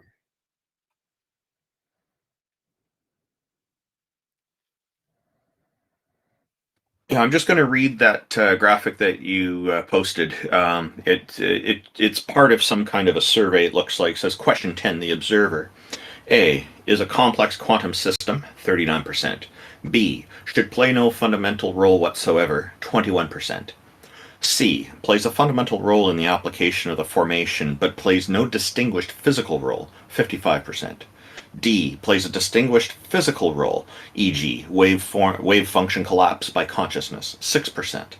So that's the percent of votes. So the commentary that is included with this is, it is remarkable that more than 60% of respondents appear to believe that the observer is not a complex quantum system. Also, very few adhere to the notion that the observer plays a distinguished physical role, for example, through a consciousness-induced collapse of the wave function. Given the relatively strong 42% support for the Copenhagen interpretation, see question 12, this finding shows that support of the Copenhagen interpretation does not necessarily imply belief in a fundamental role for consciousness. Popular accounts have sometimes suggested that the Copenhagen interpretation attributes such a role to consciousness. In our view, this is to misunderstand the Copenhagen interpretation. So yeah, I've noticed that a lot of the people, a lot of people, not just religious people, but a lot of people think that our consciousness is very important. This kind of leads a bit to solipsism, I guess, at least to a degree. But yeah, people think that everything is dependent on them, on on consciousness, and without consciousness, there would be no universe. And I think that that's a conflation of the fact that reality carries on with or without us. I completely agree, and it's hard, I think, for humans to conceptualize how big the universe truly is. We're just on this floating rock around the sun, and so when we never leave the planet Earth unless to go to, low Earth orbit, the moon, or, send satellites out, and generally speaking, we're going to think that most of the universe is conscious, because that is our life. Just turns out that it seems the exact opposite. The larger, like I was saying, even our solar system, there are 3 potential habitats for life, and that is Venus, Mars, and Earth. Venus had runaway gas effect, and Mars could have had life billions of years ago, and we are the one planet in our solar system that actually has conscious multicellular organisms. But to think that that is everywhere, I mean, or that it was set up for us when so much of the universe, why not just make it the size of our solar system? Why not shrink it down? Why do we have to do this whole, uh, dark energy sending everything in all different directions and all this? Yeah, and on T-Jump's YouTube channel, which I've posted in the chat there, youtube.com/TJump, he's had a lot of brilliant and highly educated people, many of whom are academics, on his channel for interviews, and people from all sorts of other fields. It's very interesting conversations. There's a lot to learn there. I consider his channel to be highly educational, so I highly recommend it. And that stuff is ad hominems. I generally feel people do that stuff when they get pushed in a corner. Sending love to all of our interlocutors, but when you go for that type of low-hanging fruit. So Ape God has returned. Hello again. You have something new for us now, I suppose. Yeah, I had a quick question. I wanted to ask this to T-Jump actually. So I've noticed the only one debate or only one discussion, I think, where T-Jump did not really have a debate, but rather a discussion was, I think, I saw Bernardo Castrop on his channel. That I think he's a philosopher, I guess. But he was talking about idealism. I just want to hear your opinions on that, like T-Jump. Like it seemed like a very it seemed like a discussion where T-Jump was actually listening to him more and trying to get what he was saying. He actually made some very interesting points, Bernardo Castrop. Sorry, could you say that name a little slower? Bernardo, was it? Bernardo Castrop. Castrop, thank you. Yeah, I mean, most of my academical conversations are like that. It's pretty normal. But he makes the same generic idealist argument, so I don't think his arguments are particularly different than most of the other idealists. He just phrases them better, more precisely. But I think the problem with idealism still is that it does not have predictive power, right? Yeah, it's never done anything to differentiate it from imagination. So it's just essentially ad hoc, just making up we can explain this way. But it seems like there's no reason to prefer consciousness or to think consciousness is fundamental. It's more likely just to treat consciousness more or less like anything else in the reality that we see around us as emergent from other things, and to think that it's not emergent, there's just no reason to conclude that. But I think ultimately his argument did fail, because I think you did make some point about some, like, emergent phenomena that we can see in the universe. And for him, consciousness seems to be the special one that we cannot talk about it through physical processes. But then the point is that I think he's mainly referring to the qualia part, the heart problem. Yep, same thing. There's just no reason to think it's not emergent. Yeah, exactly. Should be possible. But wouldn't you say, like, this is just a thought that I had the other day? I'm just trying to see what you have to say about this. So we have dimensions, like we talk about space-time. So when we talk about space-time, we are actually talking about the stuff that is within our geometric visibility of the things that we can represent, right? Like we can quantify them. But when it comes to qualia, wouldn't you actually call this a different dimension? I know that the physical processes that gives emergence, or the correlates of consciousness, can be seen in the physical reality. I don't have any disagreement with that. But this experience itself is, I don't think, something that can be explained on the plane of dimensions, right? Spatial dimensions. I don't know what that means. Like, I don't, because dimensions are all spatial. Like, they're in some sense like coordinate-based systems. I wouldn't call consciousness a coordinate-based system at all. But whether or not it can be explained, that doesn't really make a difference.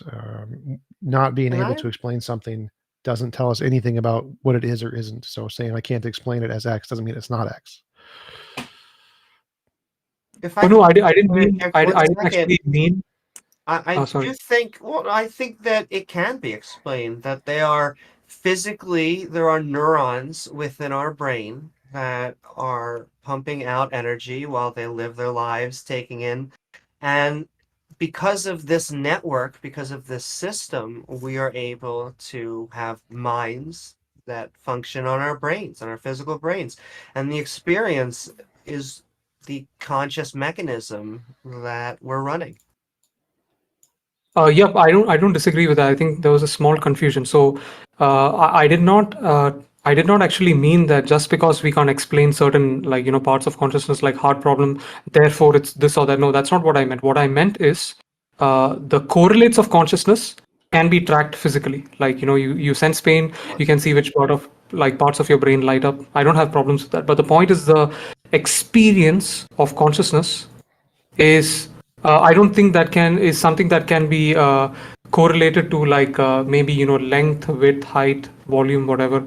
It's to me something different. It's like a different plane, or like a dimension that we cannot see. I'm not talking about not about the physical correlates. Maybe the physical processes are giving emergence to something that may not be within the visible spectrum of our reality. Like, for example, the double slit experiment, where when we get to that scale, we can then see the superposition of particles. But at the classical level, these things are not visible. So I'm just wondering if it's something similar to that.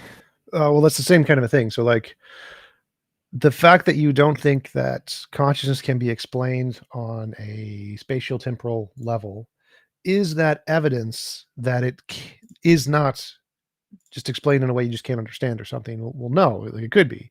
So the fact that you don't have an explanation, or can't think of an explanation, doesn't tell us one way or the other whether or not it is or isn't spatial. So it's kind of like, say, the question we have to ask is, do we have any reason to think it isn't spatial at this time? Well, no. So like, whether or not we currently have the ability to explain something via any system doesn't tell us whether or not that thing is made of the particular system. It's an argument from ignorance. So to say, I can't explain UFOs with our current technology, therefore it must be aliens. Well, no, it could just be, we just didn't understand how the light was reflecting off of the ocean beneath the bird, and it was really just a bird that looked like it was going really, really fast. But we didn't know that at the time, and so we had no way to conceptually explain it. But if we go back before we knew how to explain it and said, well, at this point, we have no idea what's going on, could we use that as a justification to conclude it was aliens? Well, no, you can't. The fact that we can't explain something is evidence of nothing. And so even if we don't have a way to explain consciousness in a spatiotemporal physical way yet, doesn't give us a reason to think it's not spatiotemporal. Sure.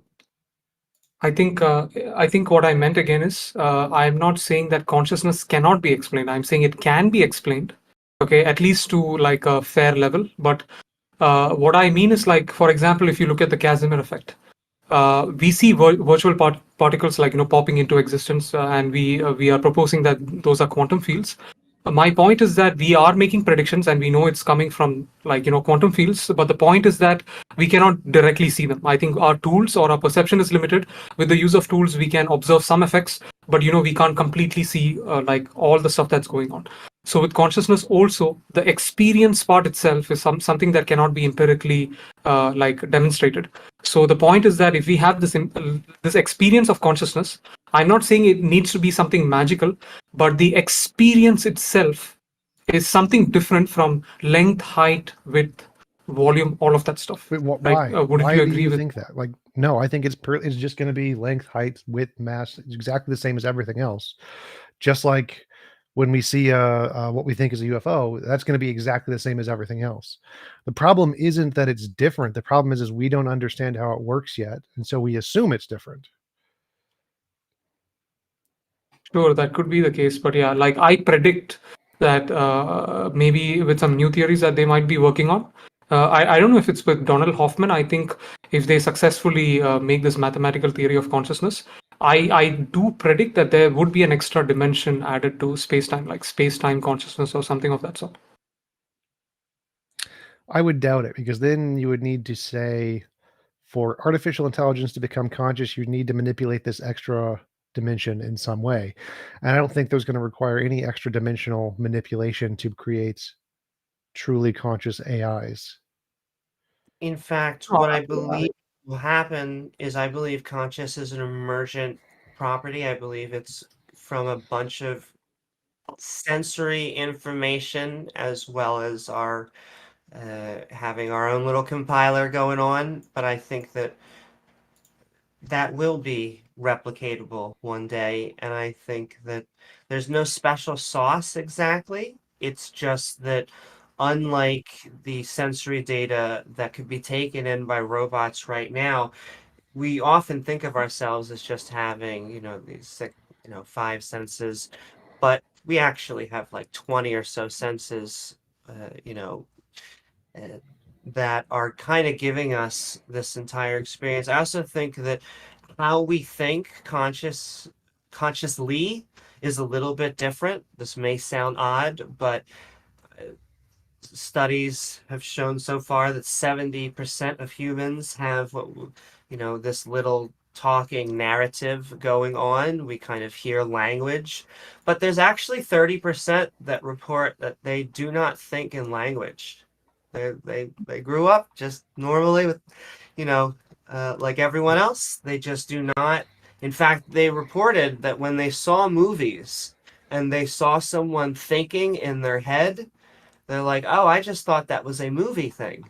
And so clearly the conscious experience can be a little bit different, but that means that they probably just think, in colors and feelings and a whole bunch of, they're dealing with a little bit, a different menu. Yep. Yeah, I do think that consciousness and the experience of consciousness itself resides within space-time somehow, but I'm a little confused when it comes to that, because what I really do think is, like, I think once they proposed this experiment for string theory, which was not successful yet, but what they were trying to propose is that since there are higher dimensions, at least according to string theory, they wanted to collide particles in the particle collider, and how they would test if the string theory is actually correct, if there are other dimensions, is that once the particles collide, there would be some kind of energy loss.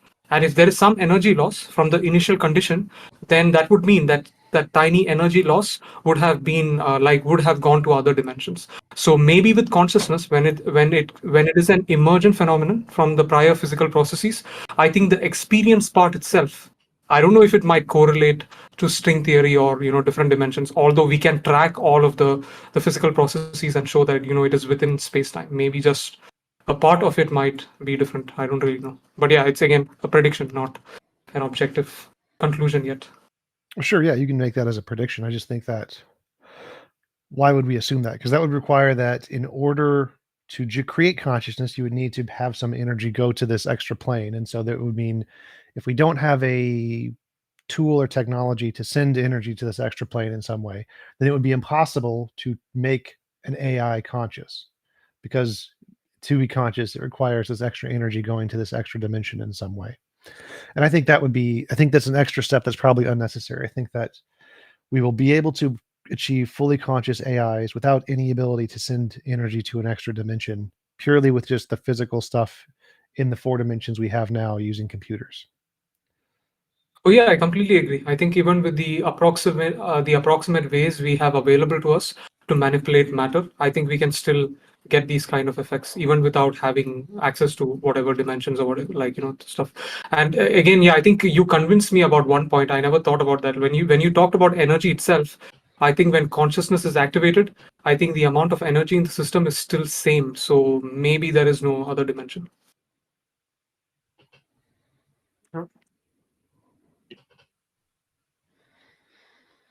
Thank you, God. This is interesting and highly technical conversation. We do appreciate it.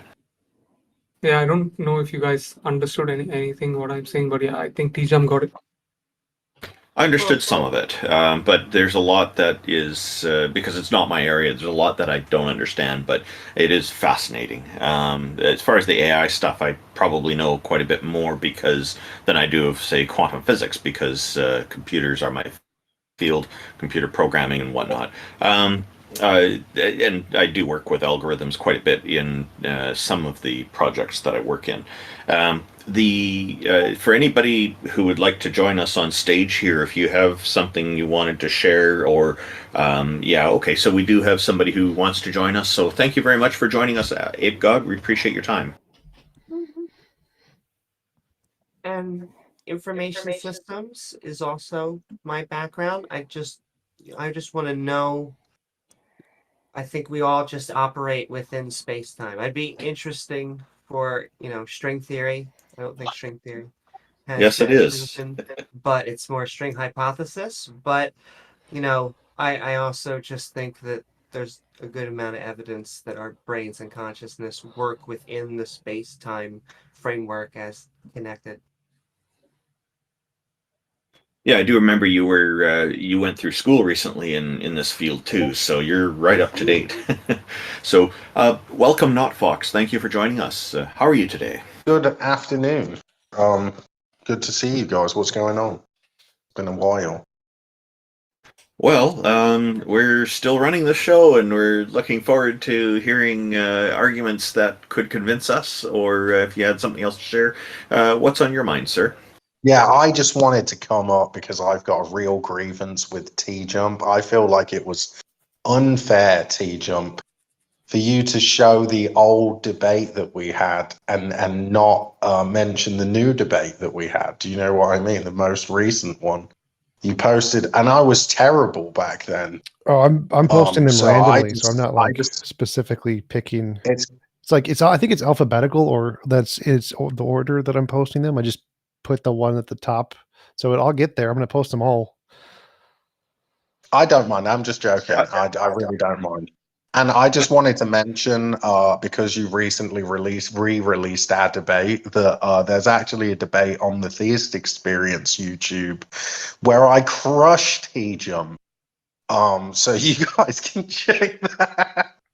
Okay, so I don't think I've seen that one. T-Jump, I just have one suggestion for you, T-Jump. Maybe put in the description of that video that there is a second video that's coming in the near future. I'm going to put that one on the Theist Experience on the imaginary website where I lost the debate. The link to the other debate is going to be on that imaginary website. Okay, that's funny. Well, I mean, if you've rewatched the debate, I don't know if you've seen that one. It wasn't really a debate, I came in and just had a conversation with you guys, but it was good fun. What is it? And that old debate, I still won, just to make it clear. Like, if you listen carefully, my arguments are way better. And I always get you confused with J.L. Warren, even though you're way more popular than J.L. Warren. Yeah, basically, I think that you admitted after the debate. Atheists look all the same. They all look the same from where I'm standing. But anyway, have you guys ever heard of, the Coulomb cosmological argument? Maybe you read a little bit of Aristotle and never heard of it. Thought, oh, well, maybe there is a God that exists. I've never heard of it. It sounds so interesting. What is it? I'm tempted to reply, no, we've never heard of this before. Yes, we've heard of it, but it's that argument that doesn't include a God, right? And yeah. What are you a proponent of the KCA, the Coulomb cosmological argument, or do you think it's flawed, or what's your view on it? I think it's okay. It's not that bad. It doesn't necessitate the existence of God, but it's an argument that justifies a God position, so I like it. Yeah, the thing is I just think that you guys are coming at the God thing from a different angle, and I used to be there. I was an atheist too, you know. But I think that God is it. Even if you're an atheist, you technically have a God, in my opinion, because Really, God what is God would that be, and why is it not a goddess? Well, a god is essentially the thing that dictates the standard of truth, right? So if you're working within a system and you can come to know some truth about reality, even the idea that you exist, then you have to have a framework through which you're justifying that. God is the standard bearer. He's the one that dictates the truth value.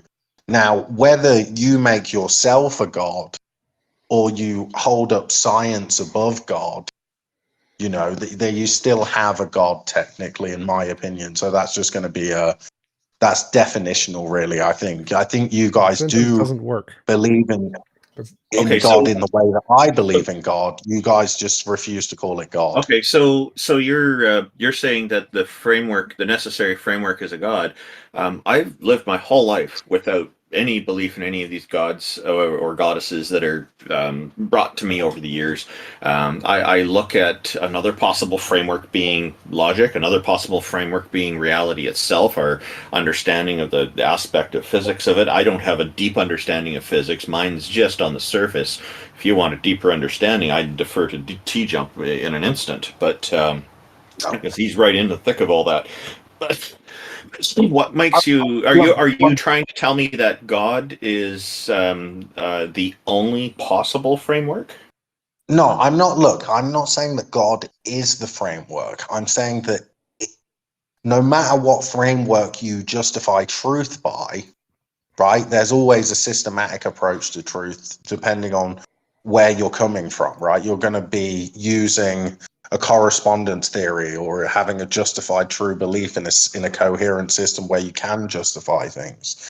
But God is just the thing that No, it's not. Is God is the thing that dictates the standard. You're confusing the word God and the word reality. God is not the standard of truth. That's just reality. Reality is the standard of truth.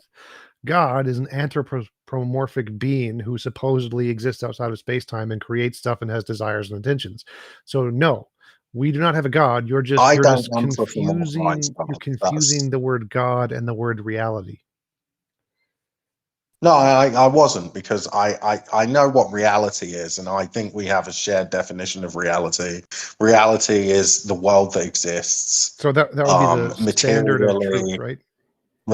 The world that we engage with, and the standard of truth is your epistemic framework. It's the framework by which you evaluate truth, right? The standard is the framework that you're working with it.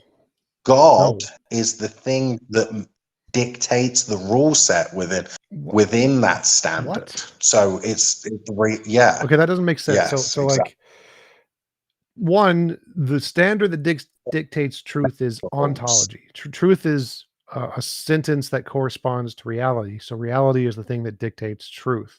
It's not, the epistemology doesn't dictate truth. Epistemology tries to discover truth.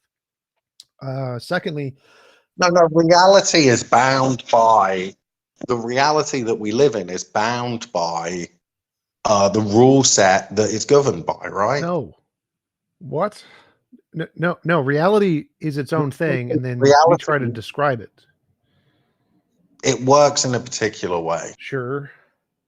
Reality is reality. So yes. Rule set.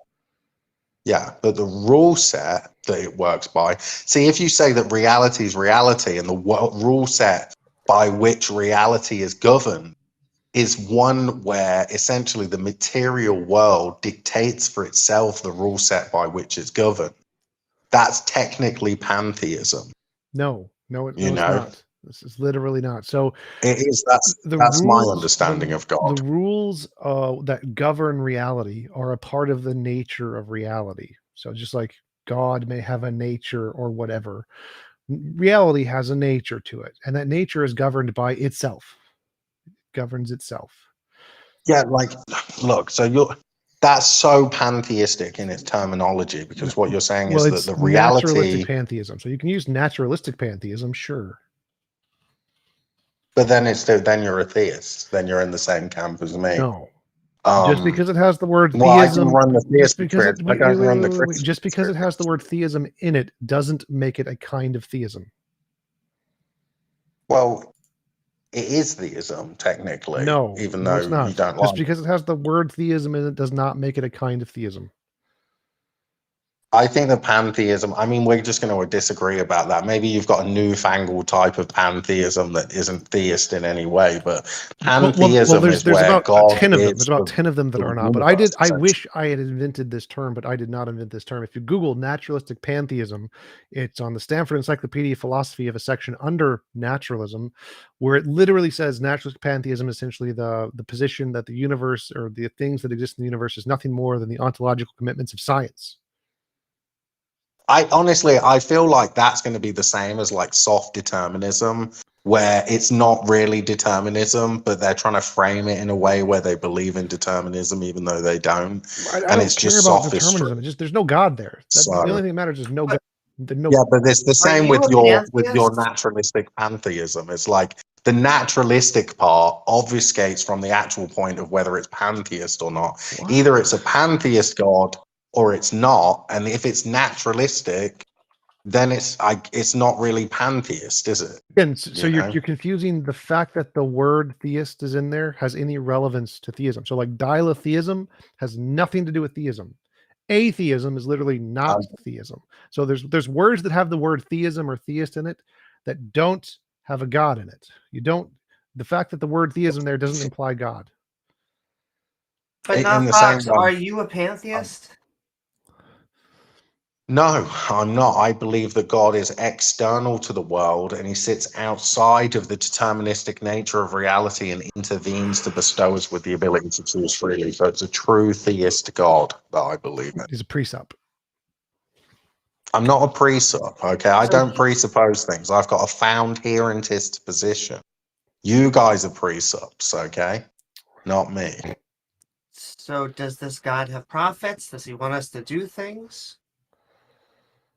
I think like what I tend to do is I cross-reference the Bible believing faith groups. So the Old Testament seems to be like a guide that you should live your life so that you shall not die. And by you, I mean your dynasty, your family line shall not die if you do these things correctly.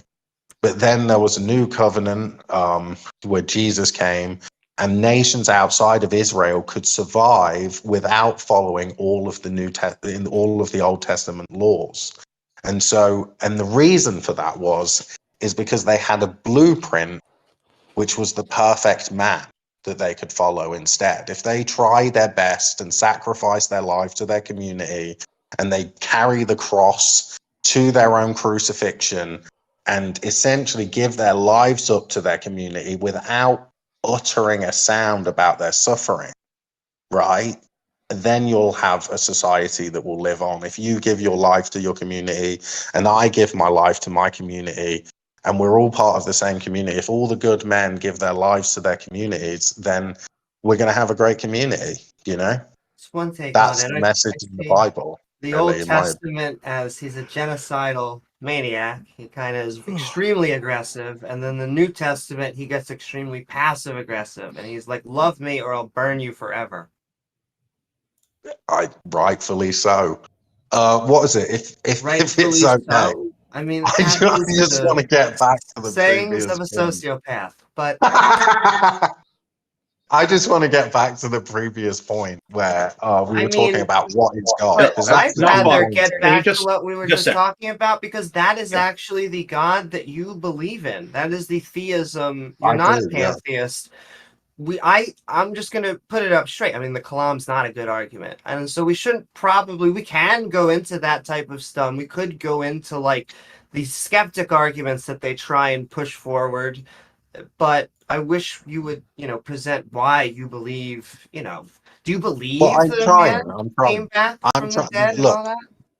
I like to start off with just the definition of God, because I know that we disagree about what God is. I'm saying that, right, if you work through your epistemology, right, We to get to a disagree. position, if you think that your epistemology can take you to ontology, right, so you can go from your truth-seeking framework to objective, necessary truths about reality, then you can do that within a system. Does And God the have a rule set mind? that upholds the system, the rule set by which you're working to get to the truth, that rule set is the nature of God.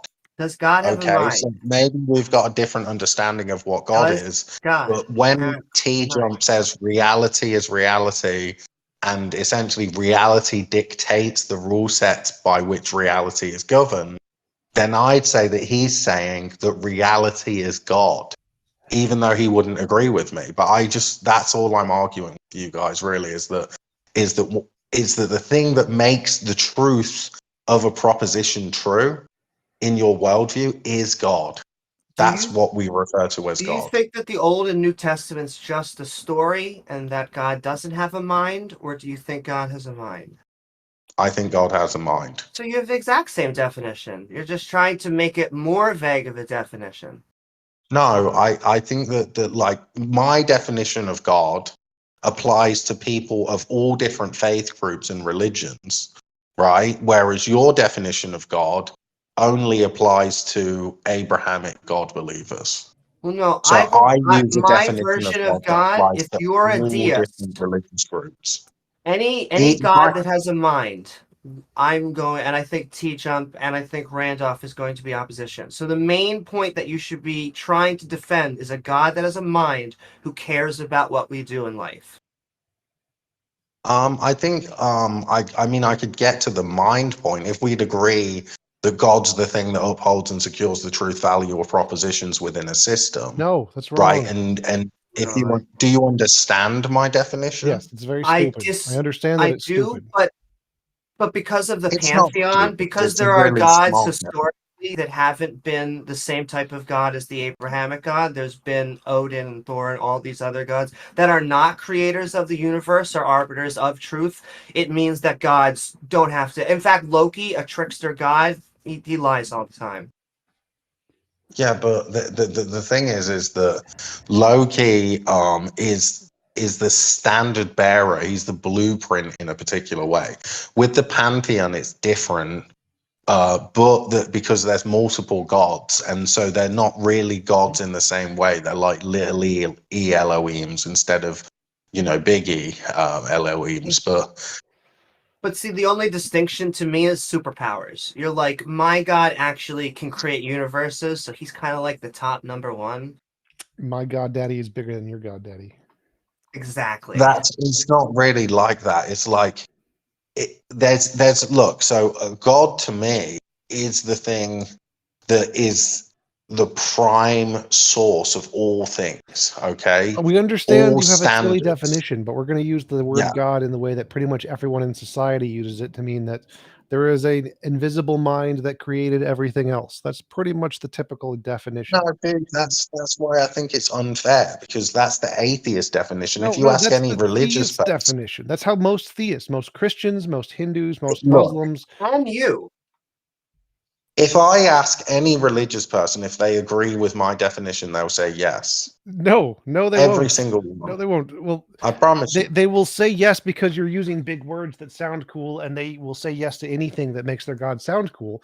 But if they No, actually I can make understood it what you're sound really saying, they would dumb. not.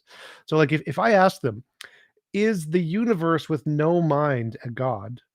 They would say, no, you need a mind to have a God. And then if they understood I that think what you need a you were mind. Yeah, I saying agree. would contradict that, then they would recognize that, no, they don't agree with your definition. Because your definition has a lot of big, cool words and stuff that they like to attribute to their God. It doesn't, man. I said that the thing that makes things true is God. Yes. That's They it. like that word. They think they like the word true. They like the word that makes things true. Those words make them happy, and because those words make them happy, they think God is those words. But they don't realize. Let me ask you a question. Wait. Just to clarify, if I ask them, if the universe had no mind and there was nothing that created it, would it be God? They would all say no. And based on your definition, the answer would be yes. And so if you explain to them what you mean by your sentence, they're going to disagree. But if you just say a bunch of pretty cool words that they like the grounding of truth or whatever, they're going to be like, yeah, because grounding of truth is cool, God is cool, therefore grounding of truth is God. That's not how it works. You guys are, look, let me ask you this, T-Jump, right? And I know you said reality before, right? But let's just clarify this. What makes something true in your worldview? Correspondence How to do reality. you... Okay, so you've got a correspondence theory of truth. Yes. I would Do assume you you also have a base- methodology. Do you that- base the Yes, I correspondence theory of truth that you believe in on your own perception or on the perception of others as well? Who cares? Well, this is an argument. I've actually got an argument for this. Well, so like if I define truth as a sentence that corresponds to reality, whether or not I know something is true is independent of whether or not it actually is true. And so even if I have the most broken, awful epistemology ever, I can still have a definition of truth, which is that which corresponds to reality, and still be fine, even if I have the worst epistemology ever. Are you the one that decides whether it corresponds, or is it the general population that gets to decide? Well, again, whether or not I decide a sentence is true is irrelevant to whether or not it is actually true. So no one gets to decide. Okay, so you're saying that it's not based on whether you say it's true, that it's true or not. Right. What is it based on then? Whether or not it corresponds to reality. How do you know that you have any No. reliable You keep moving it engagement? back. That's the me part. So I'm just asking a number of questions to try to catch out. I'm trying to explain this. So when you go back to how do I know, that's the me part. That's the part where you asked how do I decide whether a sentence is true. Whether or not I know is irrelevant. I don't get a say. Even if I know or if I don't know, makes no difference. Who does get a say? No How one. would you know? Zero How people would get anybody? a say. Zero people get a say. There is a set. So nobody. There is a set of true things, true propositions, and they all exist, whether anyone know they exist or not. We try to discover them. We may or may not succeed, but that makes no difference. They're still there. They exist there just fine on their own, and even if they're known or not known, makes no difference.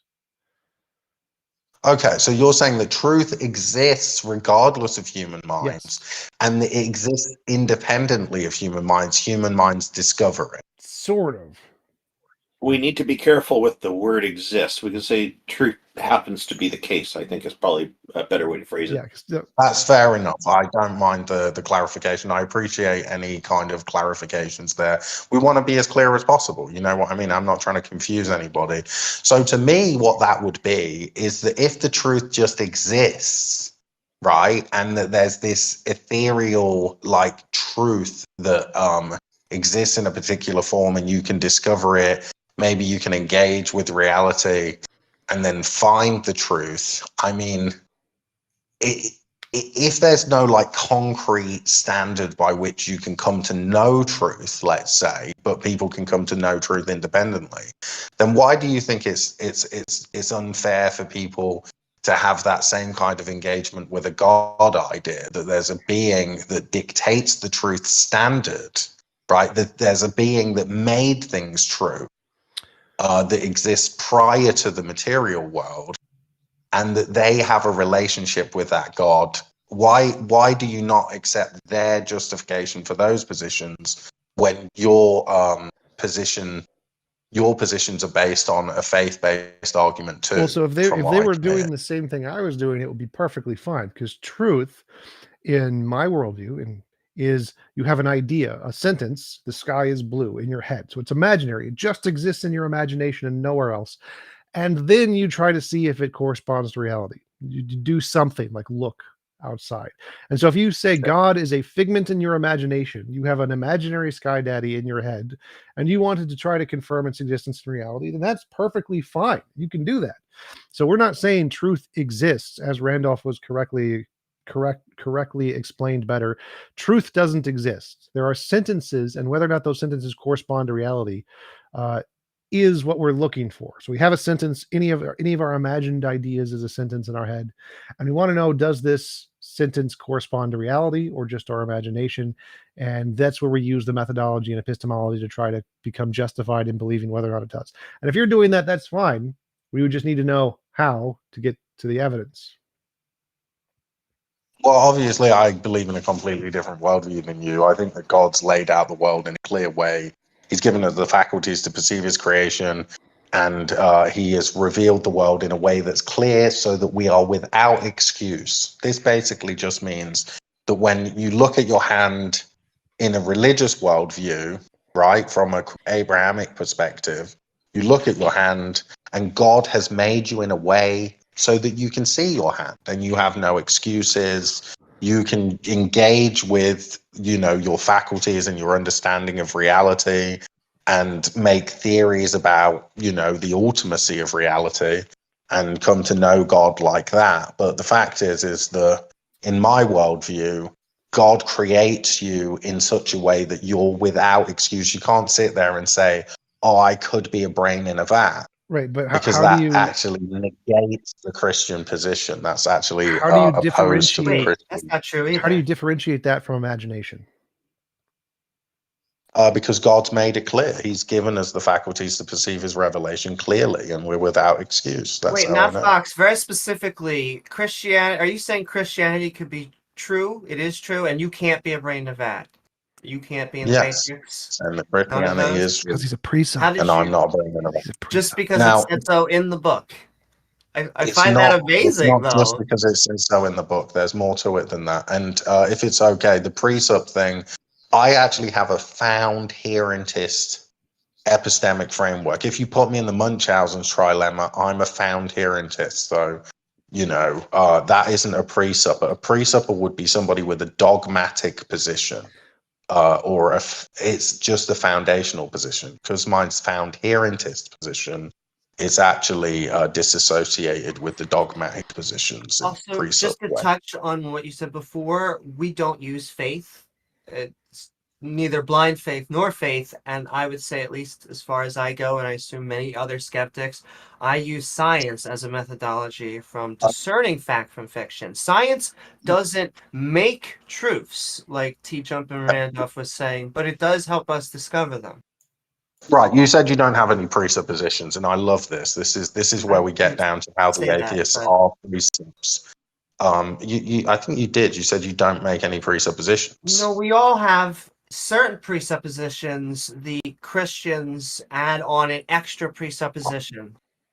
I disagree. I don't think that we need Why not? presuppositions. Like I said, I'm a found herentist, not a presuppositionalist.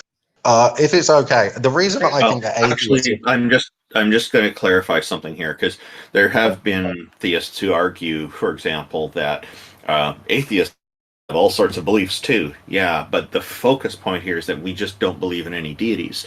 So when you're talking about us having presuppositions, yes, that's probably a true statement. But do we have presuppositions about deities? Maybe, maybe not. That's the focal point. That's where we need to focus here. Okay. Well, I appreciate that you have admitted that you maybe do have some presuppositions, because that's completely true. Right now, people complain about the religious perspective and say, oh, you religious guys, you're all dogmatic and you believe things without evidence. Well, actually, that's more true of the atheists nowadays than it is of the religious people. Obviously, since, the coming of age of Darth Dawkins and all of your favorite YouTube apologists, basically, we've all learned the argument. Sorry. What do you mean that atheists have more presuppositions? Like, we're all people. Theists and atheists are pretty much the same, aside from the fact that theists believe in at least one deity, and so the opportunity for people who to have more presuppositions is actually on the theistic side, because that's one more thing that there is possibly presupposed. So from a probability standpoint, I think your statement is incorrect that atheists would have more presuppositions. I think it'd be the other way around. This is just logic to me. I disagree, and this is why, right? When you guys look out at the world and you do science, the lady there said that she did science. I think it's a lady. Sorry if I missed. Those of us who do science, yes, go ahead. Yeah. Yeah. So Yeah. what that have a God that's revealed the world in a way that's clear and given you the faculties, you know, to have rational thought, to choose freely in an unbiased way, to engage with your surroundings. If you don't have that worldview, then you have to have a different worldview. Now, the atheists seem to presuppose that they're rational. They presuppose that they can make unbiased assessments of, you know, different conceptual ideas. They presuppose that they have a clear vision of what the world actually looks like and that their senses comport to the true nature of Can I stop reality you to for 1 some second? degree reliably. They go for it, yeah. Well, just to go back to it, the reason that we use science is because we do think that humans have an inherent bias, and we use that as a tool. We use the peer review system specifically to weed out bad science using more science. And so Well, I think as the somebody that also presupposition. uses science, as a Mhm. religious person that also believes and uses the scientific method, So I think what was a- we're about reality. And there's certain things that we don't know, and there's certain things that we hypothesize, but the scientific method is there to defeat all bad theories. We use science to try to defeat every theory that we come up with, but the scientific method is designed essentially to defeat arguments that are untrue. It's not about proving anything correct. It's about disproving things that are false, basically. You did make the point that, which I disagree with, that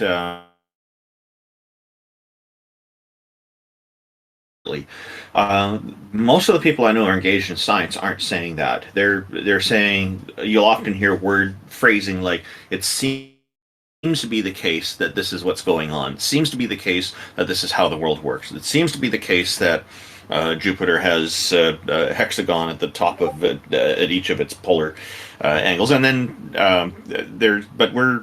I find that people who are engaged, really genuinely engaged in science, tend to be quite open to the possibility of being wrong, and take it very often, I think, maybe indirectly, learn more about how the world works. But to say that we're certain that we know this is reality is not something that I find is very common amongst the scientifically minded. Oh, no, but in order to do science, then you have to accept certain necessary facts about reality. Otherwise, you can't do science. Like, in order to engage with, you know, some kind of experiment, let's say, like the double slit experiment, then you have to accept that your perception of reality is to some degree reliable, and that when you observe through the instruments that you're using, the photon and the wave function, that is an accurate and reliable representation of the world in its real form, regardless of your perception. You know, it's true of the world. It's not true of your perception. You know. So our perceptions give us a general. Science. Our perceptions are the best tools we have for interacting with reality at this point. Now we can make tools that help us understand it better. The thing about our perceptions are pretty consistent. I know that if I drop an object, gravity is something I'm going to be able to observe in action. But is that what's really going on? This starts to delve into the realm of philosophy, and I'm looking from a practical side of it. Same with science experiments. You know, it's about reproducibility. It's about being able to falsify things. And again, this is T-Jump's area. I don't mean to steal his thunder, but it's you know, these are great things to question, but they don't get us much in the way of progress. They're mostly good for thought experiments. And after you respond, the science is interacting with reality. Go ahead, Amy. Oh no, if you want to respond, not Fox, but then I want to go back to another point. I don't mind. What is it? Obviously, I feel like I represented my position clearly, and I respect you, Randolph, and your position. I'm not going to argue too strongly against any of you guys, although I think I laid out my position clearly. It wasn't, I don't think that I said anything that was wrong, so I'm quite happy with that, and I appreciate you, Randolph, and your point of clarification there from an atheist perspective. I don't want to, harp on that too much, but yeah, basically. Thank you, Not Fox. I would love to speak with you again in more in depth on this. We do have another guest who'd like to join us. And hello, X. It's good to see you. X is one of our regular hosts. Did you want maybe 30 seconds or so to kind of finalize what you wanted to say before we move to our next guest? Not Fox. I don't mind if you guys want to move on. Like maybe you bring me back up after. I really hope that you guys can have a conversation with the objects of real, and it's always good to see you guys. I appreciate that you do this stuff. T-Jump especially, because I know you've been doing it for a while, and the other guys, you seem quite polite and nice, so I appreciate you guys. But basically, what was I saying? Okay, so this is it, right? The point is that God is the thing that upholds and secures truth within the system, right? In your system, the way that you can come to know truth is through an understanding of like the science, right? And a faith-based belief in your faculties and your reasoning capabilities. So the way that you guys come to know truth is in part by presupposing your ability to rationalize conceptual ideas in a coherent way. Now, in our worldview, we don't just presuppose that. We've got foundational positions like, the 10 Commandments and stuff like that, but they're upheld within a web of consistent beliefs, right? So actually, it's not a presupposition. A presupposition is a position that you hold without justification, whereas we are justified in our beliefs because we have not only the biblical references to go by, but we also have a huge, vast array of fantastic arguments for why you should believe in God, why God's necessary for all sorts of reasons. St. Thomas Aquinas' 5 ways. I'm sure you guys have all heard the argument about how conceptual ideas require a mind, and concepts such as, a rock being a rock were true prior to human mind. And so therefore, maybe that's justification that there was some kind of primitive mind, essentially, that is the first mind that upheld and secured those conceptual ideas prior to human minds. And there's a lot of great arguments. So I hope you check those out. It's good talking. Thank you. Thank you, Not Fox. We'll look forward to talking to you again. Even today would be good. I really appreciate the conversation today. Thank you.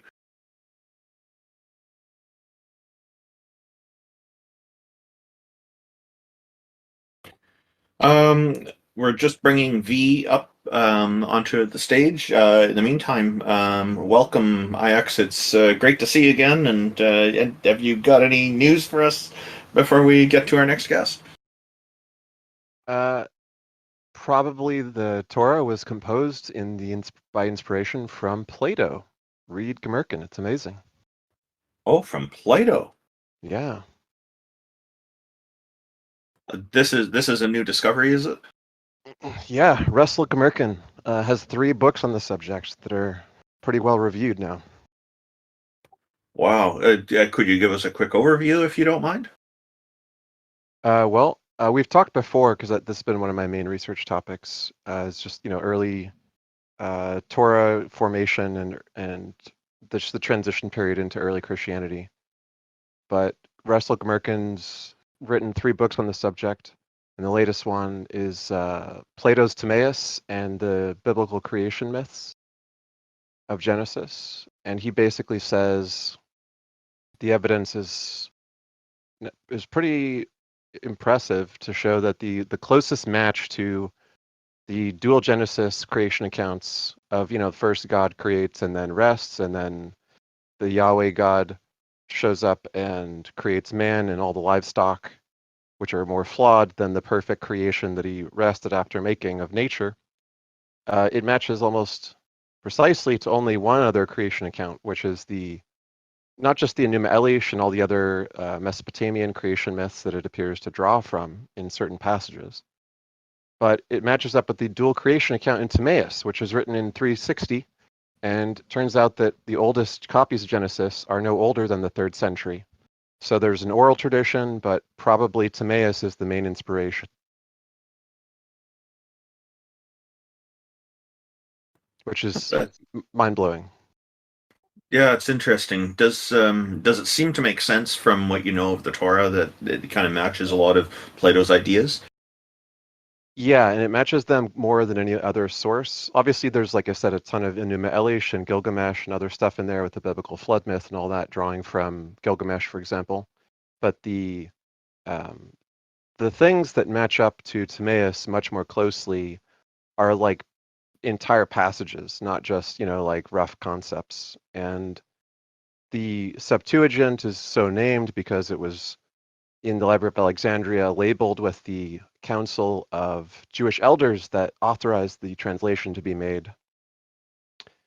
Hence, Septuagint basically refers to the 70 or 72 elders. Well, the 72 elders are probably the same ones that actually wrote it or composed it from existing oral traditions and put it all together. And there's a bunch of evidence for that. But one of those is that there's entire like loan words from Greek and passages that are word for word like similar to Greek passages, which make up the basis of it, which are, as I said, most abundantly clear in the Genesis and Deuteronomy sections, which are not just from Timaeus, but also Deuteronomy is heavily lifted from Plato's Republic.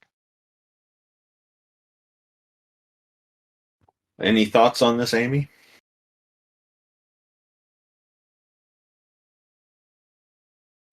Maybe Amy. So she's just interesting to listen to.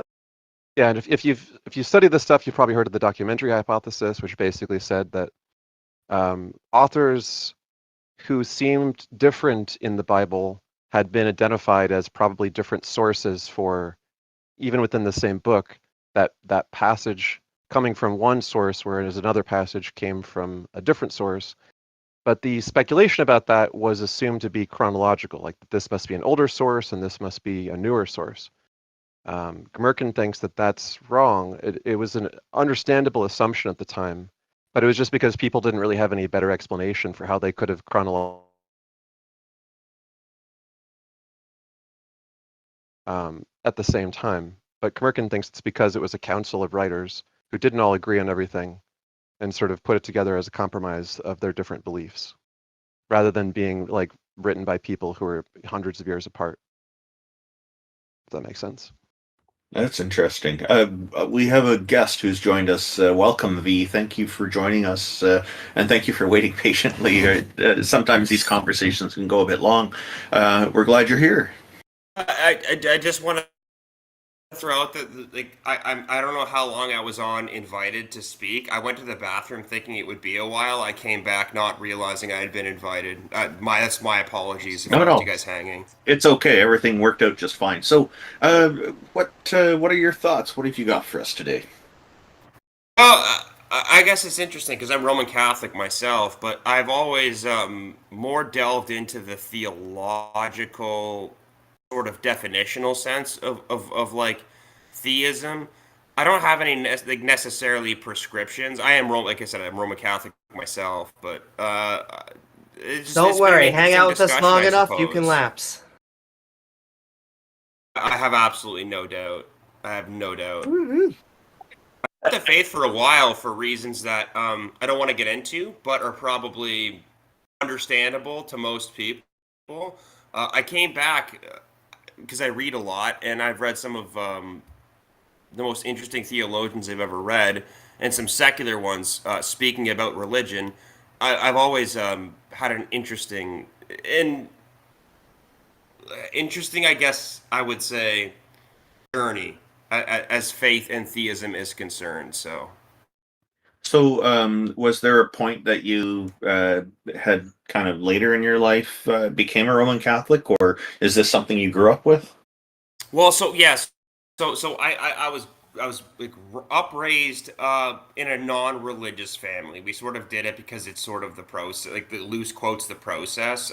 We've always been a Catholic family. We immigrated here, that never changed. I was baptized young. My parents aren't necessarily religious. I'm actually the most probably religious person of anyone that I know that I'm related to. So. So, what would you say is the point where it became more prevalent for you that it was, I guess, important to be a religious person? It's not necessarily that it was important, but like one of the like crux of my coming back to the faith was reading the two books of Bartolome de las Casas, who was he was a friar, a Dominican friar, not like Dominican like the country, Dominican like the sort of group. He was there right after Christopher Columbus, and he sort of had this ability to speak to people and weaponize in a good way the faith against things like discrimination, slavery. He very much created this sort of theistic argument about like what it means to be equality, or sorry, what it means to have equality, like what it means to be equal. There's a degree to which I have to admit that I've sort of adhered to a faith not based on faith, but based on what I like about the faith and what the faith espouses. And I've always been very frustrated with people who weaponize the faith in the bad ways. So, like, it's one of those things where it's like any sort of philosophy that's not even religious. Like, you could use it for good and bad. Was that a short I account of like the the destruction of the teachings. Indies? There was that was one of them, and there was the other one that was the letters that he wrote. It was compiled later in his life, but the letters he wrote to the Queen and King of Spain at the time. There was that famous line that like inspired him for the rest of his life. Like, are they not men? Have they not rational souls? And are we not called to love them as we are to love ourselves? Like that to me is if we're not jumping to that conclusion, then like, what are we wasting our time for? That's always been sort of my ethical guideline too. Yeah, so there's I'll go X. I was going to say, yeah, there is I think still a modern movement that was probably inspired by him and his thought, which was now today called, or at least it was in recent history called,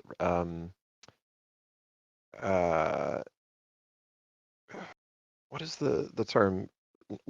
Liberation theology. That's the word for it, right? Which is large in South America.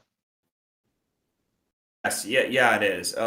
Liberation theology is interesting. I wouldn't necessarily ascribe to it, but like, yeah, I get what you're saying for sure. Like the application to like political change and like helping people as a movement. And in some cases, it's involved a lot of people who are socialists who identify socialism with what they see as Christ's message being consistent with it or something like that. Well, you pretty much nailed me on that one for sure. It's just not necessarily liberation theology that I would necessarily ascribe to. I should point out that I am Catholic, but I'm an ardent church reformer. I'm not a fan of the way that it exists. I don't like it. It's deeply problematic, but it doesn't really change the theological background that backs it up to this day. Okay.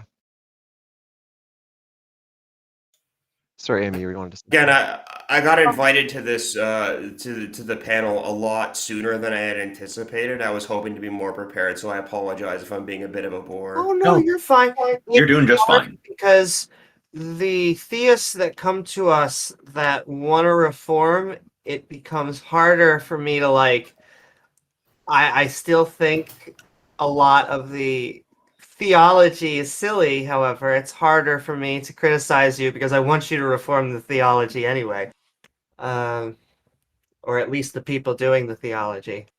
I mean, I guess it depends on on why it is that you're interested in seeing reform. Like I guess whenever I'm discussing this, usually what I try to drive at is like what specific criticisms do you have, and I suppose I'd pose that question to you. So, I mean, just to go into it plainly, then, can't we take all of these teachings? Can't we just be like Thomas Jefferson as he hacked away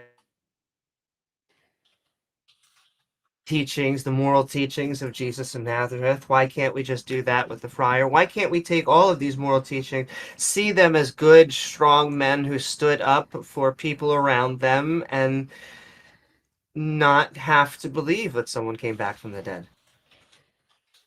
One of my favorite Thomas Jefferson quotes, because I've read his memoir. I read a lot. I should just throw that out there.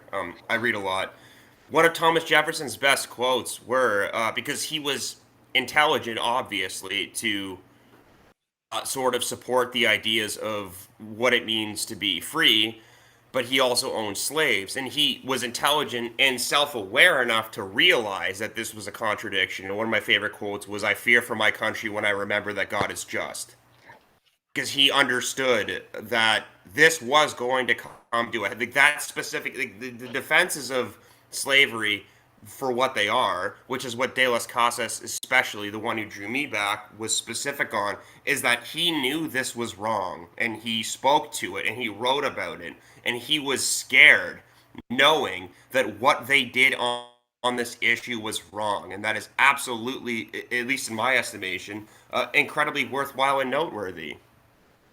Well, could I also be spicy and ask then, because there were abolitionists on one side that supported Christianity or were Christians, and then on the other side, there were Bible-believing Christians that said, listen, we have these passages in the Old Testament, kind of some at least hinting of reaffirming that in the New Testament, depending on how you read the passage. And so if we can both take a pro and anti-slavery position from this book, maybe it's just us. Well, it's not necessarily just us, right? Because like you could do this with theology, but you could do this kind of with anything. Like you could make a practical, like loose quotes. I want to say very loose quotes, practical argument for slavery, like what Napoleon did in Haiti, which is like, I need a lot of money. I need to reinstitute slavery, which of course bit him in the ass, as it based as fuck. It should have. Sorry, I'm not supposed to swear. Oh, no, but you're like. good. There's ideological arguments in favor of slave. Like it's not that the like theology and theism doesn't have a monopoly on abusive takes. There's always those who will abuse any sort of thought process or perspective. It's sort of the onus is on those who actually believe, especially in the instance of Christianity, what Jesus espoused, or in Islam, especially. There's tons of examples, but yet you have to call out the bad actors. Like one of my favorite, one of the most interesting things I ever read was from Conquistador Diaz. He was a contemporary of De Las Casas. He was one of the conquistadors that brought down the Aztec capital, and he had wrote that like went there for two reasons: to serve God and to get rich. And he admits reluctantly that the latter was of far more interest to the ones who were involved.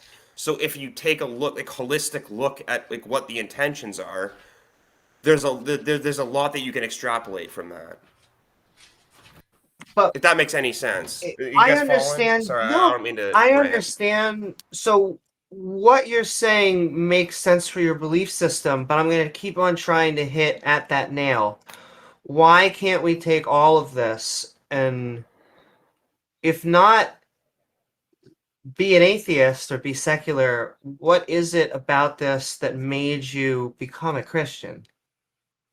It's not necessarily that Christianity's right, because again, it's faith. I don't denigrate other faiths. I think there's actually a lot of wisdom in reading the Quran. There's a lot of wisdom in the Bhagavad Gita. Like there's things to learn.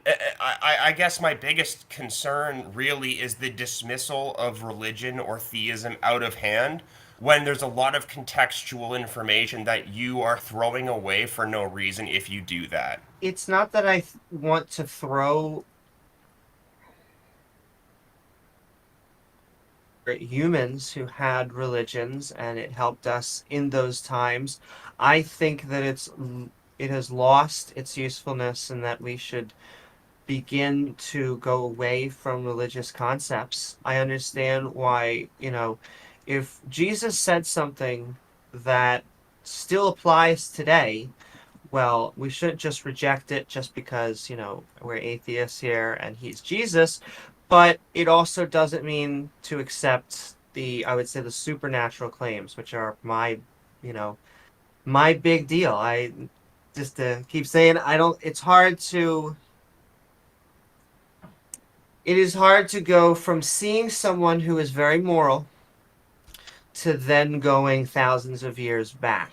And so, is it just that guy? Is it Friar?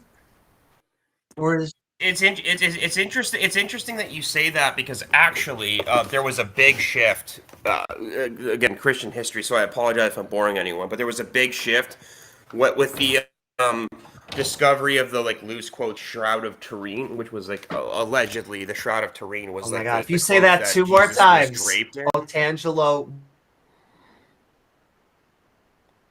Actually, he did raise his. That's fair enough. But if you look at early depictions of Jesus, he was a young, happy-go-lucky figure who was going around fixing issues, and then solving people's sort of ailments, problems, speaking with them.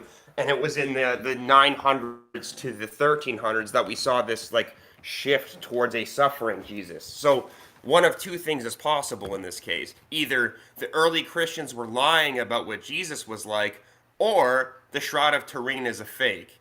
I know which one I believe is true. I guess I'd pose that question to anyone else, though. Oh my. I'm now interested. I'm going to maybe assume, instead of assuming, I'll just take the Shroud of Turin is a fake. Yes, of course. Naturally, the 900 years after his birth, they happened to find this thing. Exactly. I'm not saying for sure it isn't real, but it kind of sucks. I got a right? question. Well, I've been just for fun calling it satirically the ShamWow of Turin. It has been been debunked by scientific dating methods and whatnot, so it does come across as a bit of a sham. I got a question. So, Of course it's a sham, because there was political interests that at the time informed the church, which by definition informed the theology, because the church was a theological organization. And that doesn't necessarily denigrate the value of this. This is why I say I'm a reformer. It doesn't denigrate the theology by itself or what the philosophical value is. What it does is it just tarnishes and damages the reputation of the church as an authority figure pretty much irreparably. So and it's never not done so. And I think that's a fair assessment. Go ahead, TJ. Yeah. So I have a question. So you mentioned that one of the primary reasons that you believe in religion is that you like its teachings and values, and it has a pragmatic benefit value in the doctrines or whatever. So if there was a new doctrine that came along that was better, had better values, and was more pragmatically applicable, would you convert to that one? In theory, sure. I guess I suppose you could do such a thing. It's worth noting though that one of the advantages of the Catholic Church, the Orthodox actually gives a bit of a claim to this one too, is that you won't ever hear of Saint Dismas or Saint Longinus in the Catholic or Orthodox Bible, or more importantly any other Bible, because the Bible's not necessarily the be all and end all. There are dozens of Gospels that are not canon necessarily. So Saint Longinus was the Roman who had given him the fifth pierce in the chest to see what his blood looked like to make sure he was dead. Saint Dismas was the other man on the cross who Jesus absolved of his sort of crimes. He's mentioned but not named, and they are named in some Gospels. It's just, if you're taking the Bible as it exists, as it's been mentioned, we don't know who wrote these. It's just basically a compilation of what we I say we, what they seemed to have thought was sort of the best, and there's a lot going on there. And don't we have better examples now? Like, there's tons of better examples. Is there though? Like, name a better example that hasn't been weaponized for bad. Church of the Best Possible Worlds.org. Also, like, if your issue is with, sorry, go ahead. Church of the Best Possible World. Google Church of the Best Possible World.org. Go to the True Objective Morality. Has not been weaponized. I don't really care about the weaponization. I care about what is the best interpretation, like to steel man. If you steel man Christianity, is that a good moral system? Well, no, not really. It's not that great. Like Jainism is far better. I guess it depends on what, but what is it you're steel manning? Because which denomination of Christianity? This like, so I'd say we steel man all of them. Steel man every single possible interpretation. Yeah, but this is like saying steel man every possible interpretation of any philosophy. Like, it doesn't necessarily mean anything. Like, the reason the Anabaptists schismed in the 17th century is because of a difference of opinion as to what baptism was meant to be. Was it meant to be something that's supposed to happen as a child, or was it be something that's supposed to be a choice? Because the argument that they made was that Jesus was baptized as an adult. Right. So when, just to clarify, when I'm saying the Catholics would say, I don't care about the history. I don't care about the history. I don't care about the history. So when I say steel man in position, I mean take the have to. No, I don't. You have to care about the history. So I can say, when I say steel man in position, I take the position that is considered the strongest from every single variable, all of them. So if the Baptists think that one's the strongest, we take that one. If the Catholics think that one's the strongest, we take that one. We compare all of them, the best of all of them, and they're still all garbage. They're all terrible. But you're making the mistake of assuming that we know anything now, and in another 1,000 years, anything that we say today will be of any relevance. Well, no. I don't need to assume that at all. You're jumping to you're disregarding way too much when you say this. Because right now the question initially was that I asked you was, if there was a better model, would you convert? So all I need to do now is say, right now with our current knowledge, of course, I can say there are better models than every single version of Christianity, Catholicism, baptism, every single Abrahamic religion. There is better models. One of them, Church of the Best of All Possible Worlds, the morality in that one is the one I think is right. Jainism is better. There's a bunch of religions that are better. Jainism's not without its problems either. I agree. It doesn't practically make sense. Like you say this as if like it's like wholly like you're not steel manning. You're speaking in absolutes. It's not necessarily useful, because like if Jainism says you can't kill things, which is like sort of the point. Every time you step on an ant or a spider or wash your hands, and you're killing like micro, they didn't know this at the time that they were developing this faith. Yeah, it doesn't hold so true. It says and that's not to say there's no value in it. No. So the point here is that it's immoral to kill things. That's what Jainism says. It doesn't say you can't kill things. Obviously, you can kill things. We kill things all the time, but it's immoral to kill things. And so, in the Jainist morality is more an accurate representation of morality than the Christian morality, and so it's better at representing what morality is. Right. So what I would posit to that is every time you take a shower, you're being immoral. Like, again, I'm not saying there's no value in Jainism, but if you look at it holistically, there's flaws in every ideological system we've ever come up with. Yes. Like, I don't need a perfect one. I just need one that's better than Catholicism. Catholicism is a low bar, and there are much better things. Jainism is a much better, more accurate system than Catholicism. But again, Church of the Best of All Possible Worlds, that gets it all right, so do that one. But there are better systems. And that was the point. There's just it's easy to make a better system than Catholicism. Catholicism gets so many things wrong. Pick one of them, remove them. You now have a better system. So pick that one. Yeah. But I would rather someone not be Catholic and a good person based on whatever their religious adherence is than be Catholic and a bad person. Like, I don't care if you believe in something different than I do. Are you doing the best that you can? If that's not what our goal is, then what are you doing? Well, no, again, my original question was: I don't care if you're Buddhist. I don't care if you're. My question is about you. Are you doing the best that you possibly can? My question is about you. I asked, if there was a better model, would you convert to the better model? And I answered that. Yes, the answer is yes. And now I'm giving you examples. There are better models. Even you recognize that there are problems with Catholicism. It's not perfect. So if you remove those problems or pick a system that has less problems or less bad problems, that's a better system, and you should convert to it. I mean, I guess it's the same thing as saying if you just disregard the bad things, could you see the good thing? Like you could do that forever. No, not exactly. So what I'm saying here is that if you take Catholicism, model whatsoever. no, what I'm saying here is if you take Catholicism, remove the bad things, and make a new religion that isn't Catholicism, you've now made a better religion than Catholicism. I'm yeah, hypothetically, sure. We're speaking in hypotheticals, right? We live in the real world, don't we? Well, so making up religions is a real world thing. People do it all the time. And so you can start your own religion, get rid of all the bad things, keep all the good things, and you now have a better religion than Catholicism. Yeah, but do you adhere to the values of the faith that you adhere to regardless of what that faith is? In a way that is to the betterment of humanity, or do you use it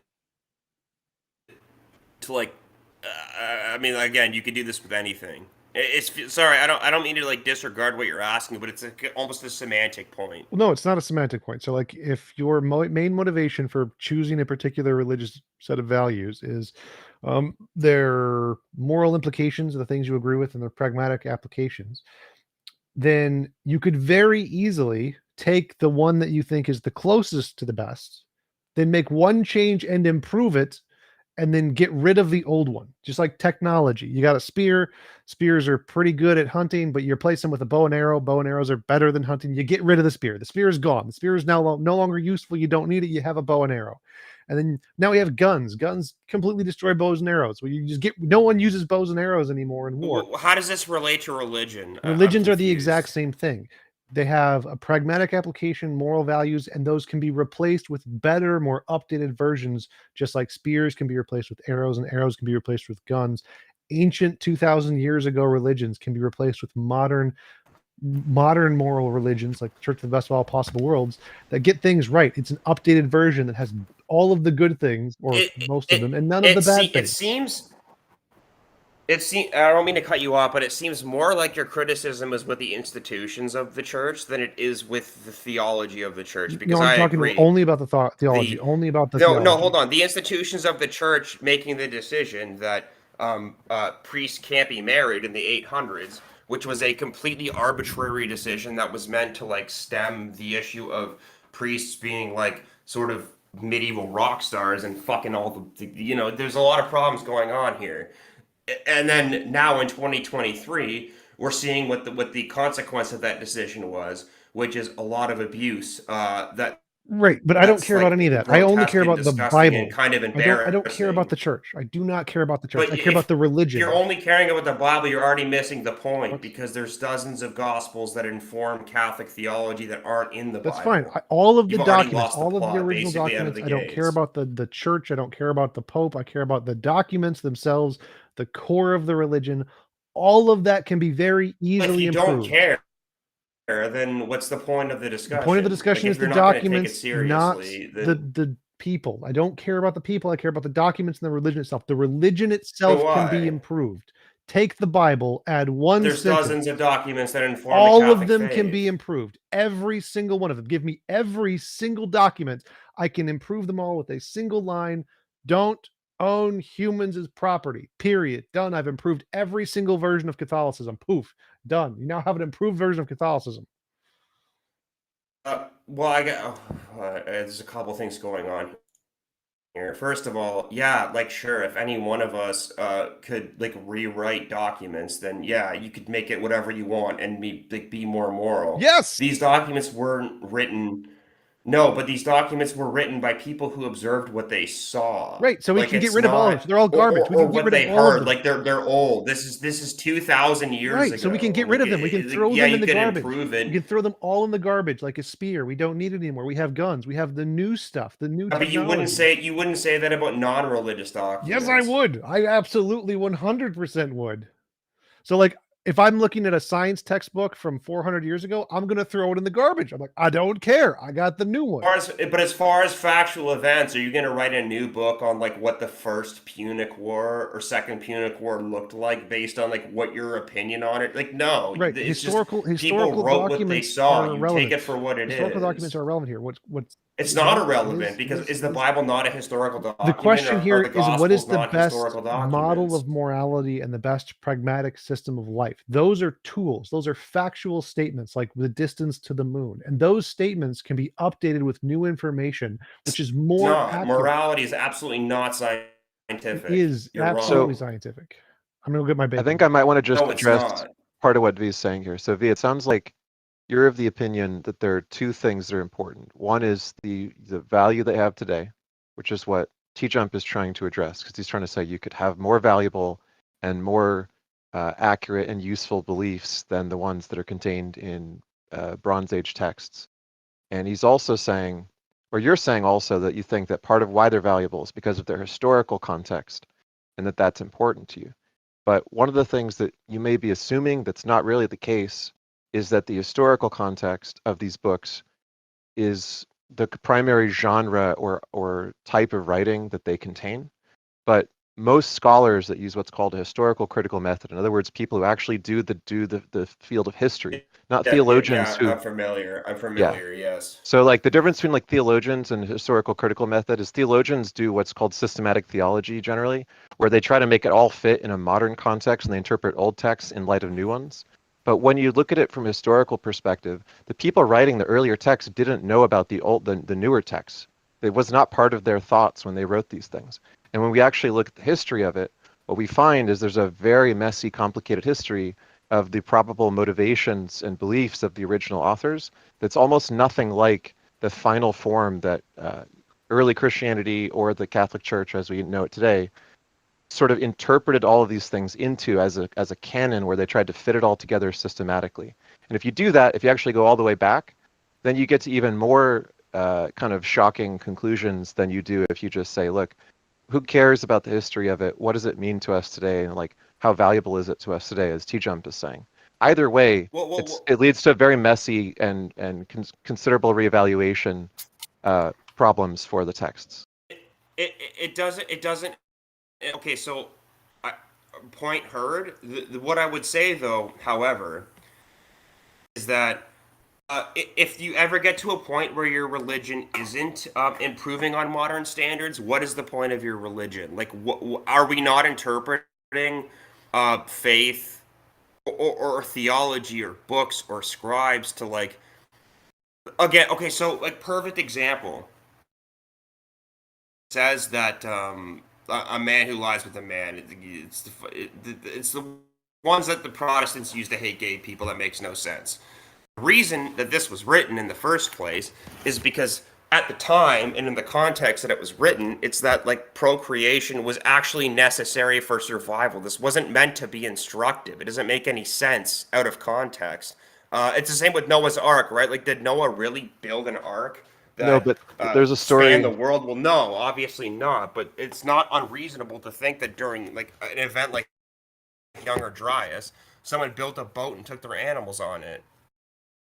Yeah, and that they got the stories from Gilgamesh and other stories like it. There was like 14 or 15 different versions of the flood myth at the time in different cultures. So why not improve the stories and make it just the way you're saying it? Sorry, Randolph, what was that? Why not improve the stories then if they're not to be taken literally and put it in a form as you're explaining it? Why didn't people do that?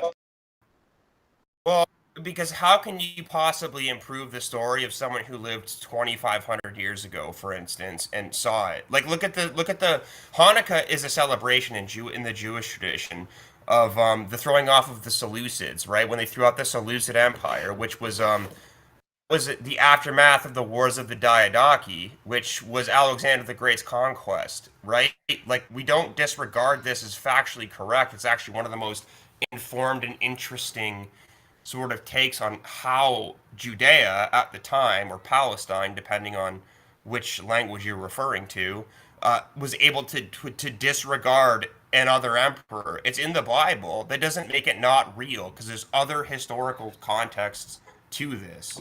But you see, it sounds to me like you're doing just that. You're trying to re-explain it in different ways by saying it wasn't literal, and yet there are many other Christians who tell me it is literally true. There are biblical literalists out there who make the arguments and try to explain that Noah's Ark was real and there was a way it all fit in there. There's a magical property to gopher with that makes it like the TARDIS on Doctor Who, larger on the inside, and that still isn't enough. But there's a lot of people out there who believe this stuff.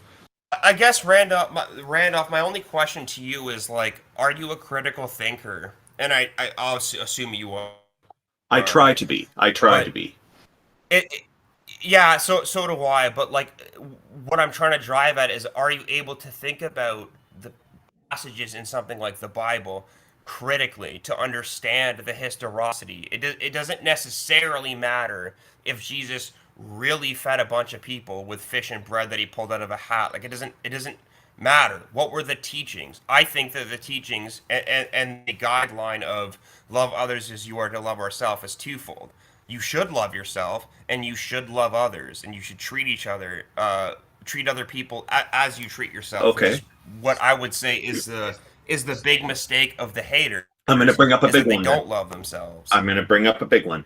This whole idea of forgiving everybody for their sins. Oh, who cares about the victim's forgiveness? Jesus forgave you. See, I think this vicarious redemption is unethical. It is immoral. It is bad for society.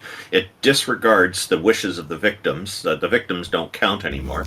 And I think this is a very poisonous thing for society. I don't see that the Bible is a really good guide for ethics. I think it falls down a lot. The authors of it did not have the insight of contemporary philosophers like John Rawls with his veil of ignorance that is fantastic for lawmaking and also for our own moral determinations, I've discovered after learning about it. And so I think that the Bible is written at a time when people had not as much insight into what is better for morals and ethics and whatnot, or maybe just the authors were really bad at that kind of stuff, or combination of these things. And we've progressed as a species far beyond for thousands of years from what religion has been trying to teach us, and we're giving up punishment and favoring things like rehabilitation instead in prison systems and whatnot all around the world. It's gradually getting more and more, and we're seeing far better results than what's being taught by these religions. So I think that there's good teachings in the Bible. There's also a lot of very bad teachings. Again, I suppose it's hit and miss, right? Because not that I expect anyone to like really know in depth on this, but like in 1096, when the Pope decided, hey, we're going on the First Crusade, like it's worth noting, while the First Crusade was the obviously predecessor to the rest of the Crusades, most people weren't on board with this. Most people were like, wow, we fight a war and go to heaven? That doesn't really make any sense. It's also sort of like throwing out Stoicism as an ancient philosophy, this idea. Like, if you're going to throw out old stuff based on the fact that it's old, you have to throw out non-religious old stuff too, which makes no sense because there's value in this. There's things to learn. Okay, I had just said that there are good teachings in the Bible and bad teachings. The same can be said for things in history.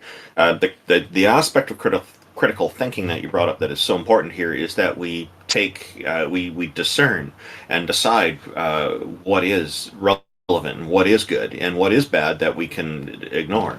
And the big problem I have with these religions is that many of the followers say, oh, religion is all good, and they make up excuses for every single thing. Like one of the latest things is excuses for slavery being, oh, well, it was a form of employment. Those people would have been homeless and without jobs otherwise. It's ridiculous. It's just excuses, and that to me is not critical thinking. That is somebody making excuses for the book that they are so fond of because they've been convinced that it's the right thing.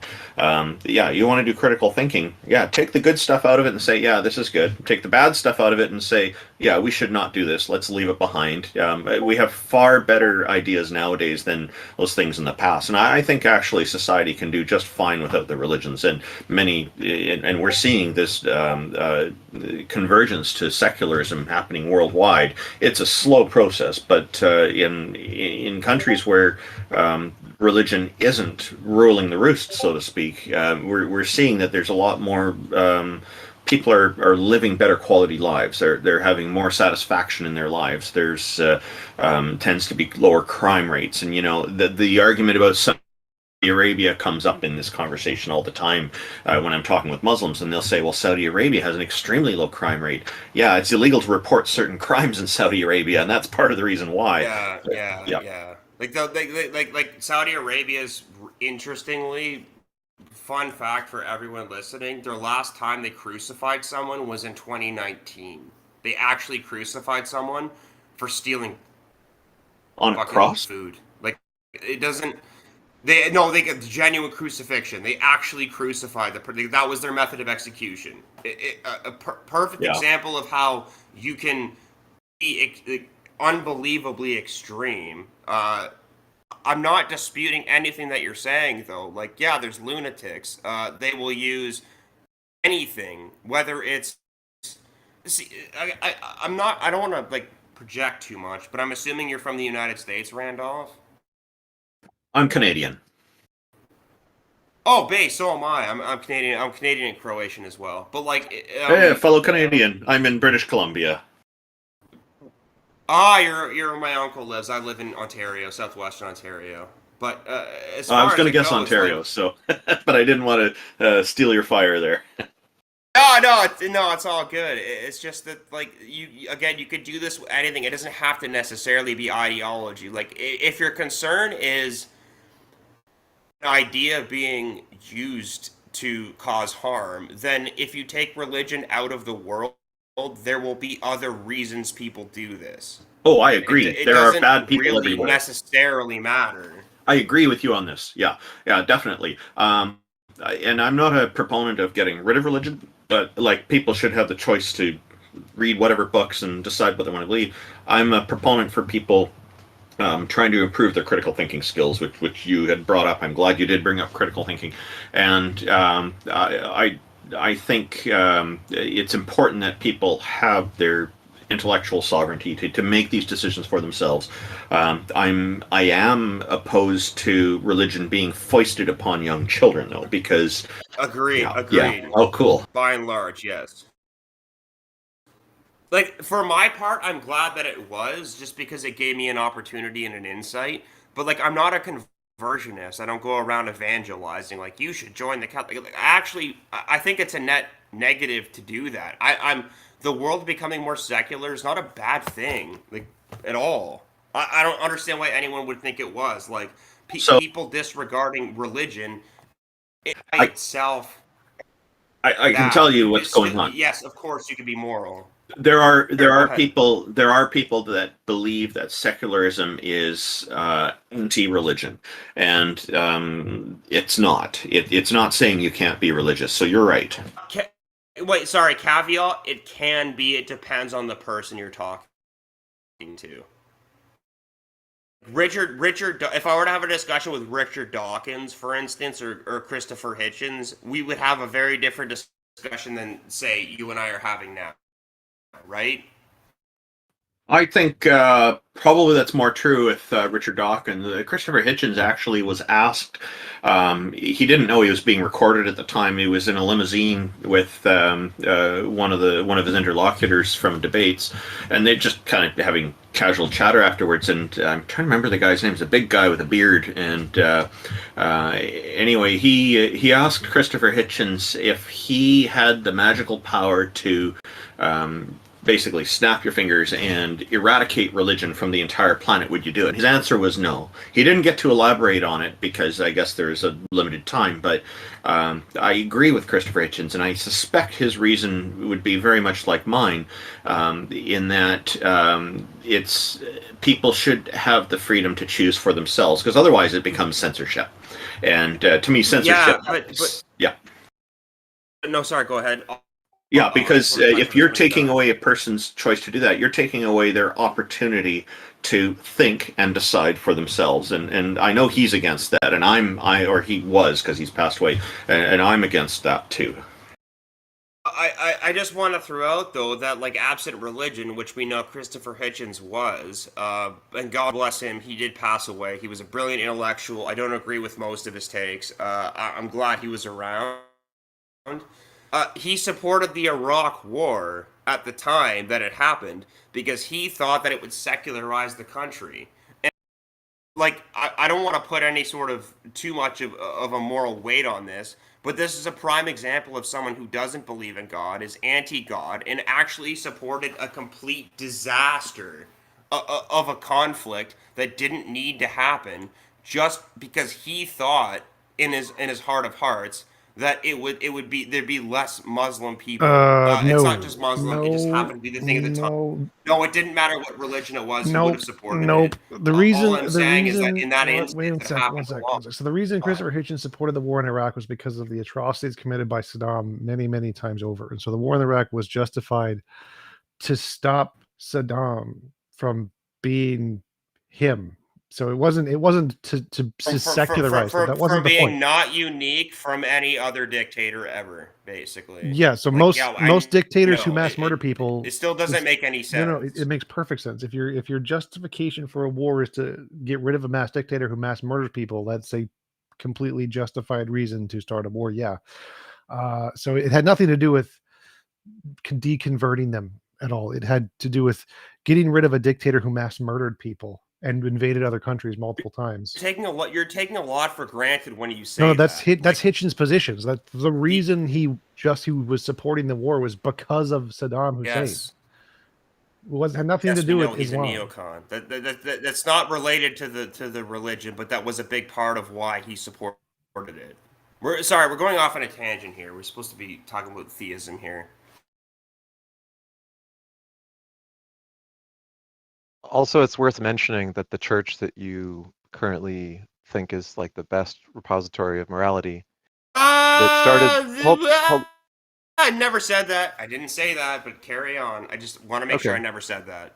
Okay, well, I assumed that's what you were saying was the reason you're Catholic, but you said that they started the First Crusade and that it wasn't popular at the time. History actually tells us the opposite.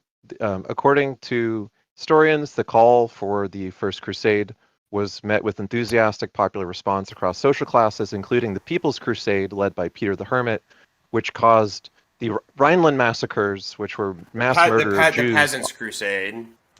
Yes. That's right, and they mass murdered. That's actually the First Crusade is where the first Jews were murdered. Yes, they mass murdered Jews, and it was sort of the beginning of the series of violent events, which eventually culminated in the Holocaust.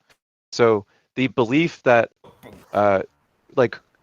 Catholic people were obligated to go to war with the so-called enemies of Christ included Judaism, and Judaism was one of the main targets of that violence. So we could point fingers and say, look, this ideology or that ideology led to this or that kind of inappropriate use of violence. No.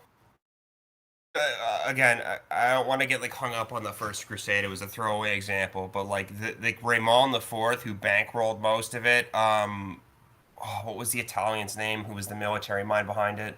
I can't remember. My point being that most of the public didn't really understand what this had to do with anything. They didn't get it. There were some psychopaths that went through Germany and killed a lot of Jews. No, I'm not defending this. I obviously don't defend this. This is not useful. It was also not most of the Crusaders, and most of the Crusaders who were there weren't there because they wanted faith. They were there because they wanted money, because of course that's the ultimate motivator all the time, consistently throughout history. They expected to get rich. Peter the Hermit tried to run away during the siege of Judea. He tried to run away from Jerusalem because they were losing, and he got caught doing these aren't serious people. I think the point is that there was a mass movement response. The Crusades were not religious conflicts. They were political conflicts. We can't conflate these things. There was a mass movement response to the theological instructions for the Crusade, which was interpreted as, let's kill the Jews on our way to kill the Muslims. So this is historically what resulted from the Crusade that you brought up. Now, it's not. The point is, And I'm disagreeing with it because, like, the majority of people didn't do this. A minority of people absolutely did this. Most people at the time were not fans of what the fuck was going on, like, at all. Yeah, it happened en masse. Any organized group of 10 or 20% of people fighting against a group of 80 or 90% of people will get a lot further. But there's nothing to say about the religion. That's just, it was a strictly political decision. It shames the church because the Pope was the one who called for it. Don't get me wrong, I understand this. It's embarrassing. It's fucking humiliating. That doesn't have anything to do with the theology of the faith itself, though. It does, though. So historically, anti-Semitism is a part of the history of the theology of the Christian church. And it's an ugly Because of the history. First Crusade. Not just because of the First Crusade. Look, the anti-Semitic ideas that led to the First Crusade being triggering violence against Jews came from earlier anti-Semitic ideas that were created by the gentilization of what was originally a Torah-observant Hebrew faith. The early Christian movement, led by James, was Hebrew and Torah observant and Jewish. When Paul introduced the idea of it being a Gentile thing, he managed to get a larger audience of people involved in it at the cost of throwing Judaism under the bus and basically implicating them further in the Gospels, getting more and more anti-Semitic in order to placate and appeal to a Roman and Gentile audience that they were trying to convert. And it succeeded, right? They got the Roman Church adopted as the Church of Rome, and they went from being persecuted to being embraced. But the consequence of that was that their former Jewish brothers under James and the Torah observant Jews were very brutally treated even after Christianity was adopted by the Roman Empire. Anyway, the history of it is messy, and I don't want to go down too many rabbit holes, but you brought it up, so I thought I'd mention some of the problems with the history of the Catholic Church in particular. I think the ultimate question, though, is why would you believe in this particular theological story and not all the other ones that exist? And do you do so for pragmatic reasons because you just think it is a force for good? I just don't understand why fighting the Seljuks in 1096 has anything to do with, like, what Jesus was teaching. Like, it happened, yeah. I'm not saying it's a good thing, and again, I'm a church reformer. I'm not a fan of, like, the decisions the institution made. It's just, this has nothing to do with informing the theology. And a lot of people at the time realized this. Like, they knew does. this. This was not met. This was not met. Yeah, this was not met with, like, unilateral support, is all I was saying, is that most people, like, yeah, sure, there's instances in which people joined, obviously, but, like, most people at the time, which we also have records of, were like, wow, what does this have to do with anything? Like, okay, so we want to go to heaven, and so we have to fight Muslims in, like, a place we've never seen before? It just wasn't related. Well, regardless of your characterization of what you think most people thought, let's get back to the question at hand, which is, why do you believe that the God of the Christian Bible, and in particular the Catholic interpretation of it, exists? The God of the Christian Bible loves everyone whether they're Christians or not. Isn't that sort of the point? No, the question is not, like, what's cool about his morality. The question is, why do you believe that this God exists in the first place? There's other sources of morality, right? Like T-Jump offered his Church of the Best Possible World. We have contemporary religious beliefs from the same time period that offered similar or superior moral codes and systems. We have modern ones which do so, like T-Jump's. Why pick this particular moral system, the Catholic one, as the one that's true and believe that the God that it describes exists? The man has me on the ropes here. Backed into a corner. No, the reason no, it's fair. It's a good question. Honestly, I don't know. I don't know why I clung to this. It happened to have been because I was raised by a non-religious family in this faith. I don't make any prescriptions, though. I don't tell people that they're right or wrong for what they believe, and I never have. And so, like, why do I believe in this? I guess it's just because I do. I don't want to denigrate anyone else who thinks otherwise. It's not. There's no utility in this. It doesn't actually help anything. I cling to it because I see utility in it for myself, for what I believe in, which is why I don't evangelize, because not everyone does. I do it because it's right for me. And fair enough. I grant that you're being kind of pragmatic about it. You're saying you can see good in believing in this, and that it's part of and informs your moral beliefs about the world and everything. It's also worth question- noting that, like, at the end of the day, theology and religion as a whole is basically the study of that which we don't know. So I know Amy earlier mentioned that you like science, but like you're like, we have to be aware that, like, yeah, so do I, of course. Like, we all understand how science works. Science hasn't answered all the questions, which is like, it's not a bad thing. We're getting there. Like, we're constantly progressing. But if religion is the study of that which we don't know, then yeah, we're speculating on some things that exist outside our understanding, and there's nothing wrong with that either. So I understand that take, but can I also add that sometimes religion stops us from actually discovering what we don't know?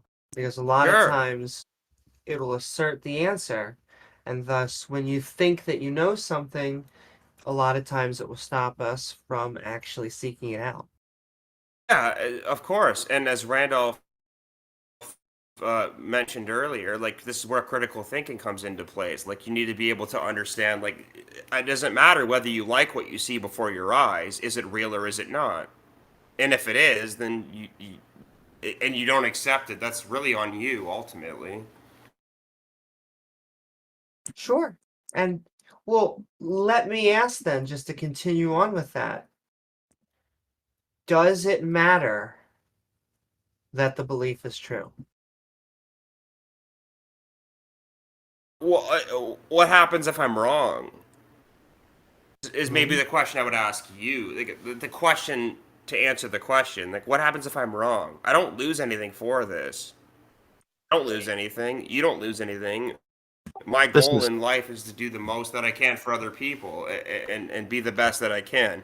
If I'm wrong about being Catholic, I lose nothing when I die, which we all will. Like, again, there was also, as someone was asking earlier, it may not be that if the atheists are right, that we're just all ground and daisies. However, oftentimes, if we say, listen, I am a Christian, I believe in this doctrine, even if you are reforming, I would say hypothetically, it still comes with a lot of baggage that wouldn't be needed if we were just saying, this guy was a cool guy. He was a rabbi, and as a rabbi, he said some cool things. They were maybe I like his, the Sermon on the Mount, but then you take out all the pieces about hell, and it's just have you ever heard of the phrase "a cultural Christian"? yeah, I've heard the phrase, but it does seem like what you're sort of doing, and I don't mean this rudely, is like, if you were to disregard an entire thing, everything would be better. Like, you could play that game basically forever. Well, Sure, I you get wouldn't rid say of religion, disregard. and everything would be better. You could do that with anything. Sure, but I mean, what I'm saying is get rid of the supernatural, get rid of the stuff, at least from our view, we know isn't true, and it will be better, yes. Okay, so you could make that argument with politics too. Like, if you just get rid of politics, you just get rid of, like, people doing their own thing. Like, you could just, literally, if you just get rid of the thing, then everything would be better. Like, yeah, of course, but we can't, and we live with it. So, like, we have to sort of work within the reality we exist in, not the reality I we tell you like. why that's not the same, though. Although right now, religion is such a big subject that we could say, we could talk about politics, we could talk about religion. At We're talking least, about once again, from religion. my Yeah, perspective, politics, and once again, this is just my opinion, but politics is people's opinions. And so with religion, it's like this very distinct thing that has a lot of superstitious beliefs. And while they may have served us in ancient times, while they may have binded communities together, we have a multitude of ways of binding communities together and finding truths.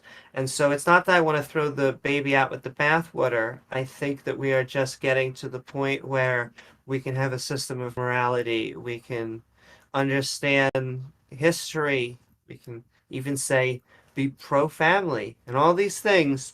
And we do not need any of a guy who talked with a bush or separated the water, or another guy who came back from the dead, or even a guy over here who says that he somehow didn't need to breathe oxygen and cut the moon into, we don't need any of that, but we could still have the actual teachings if you find them useful and worth, telling others.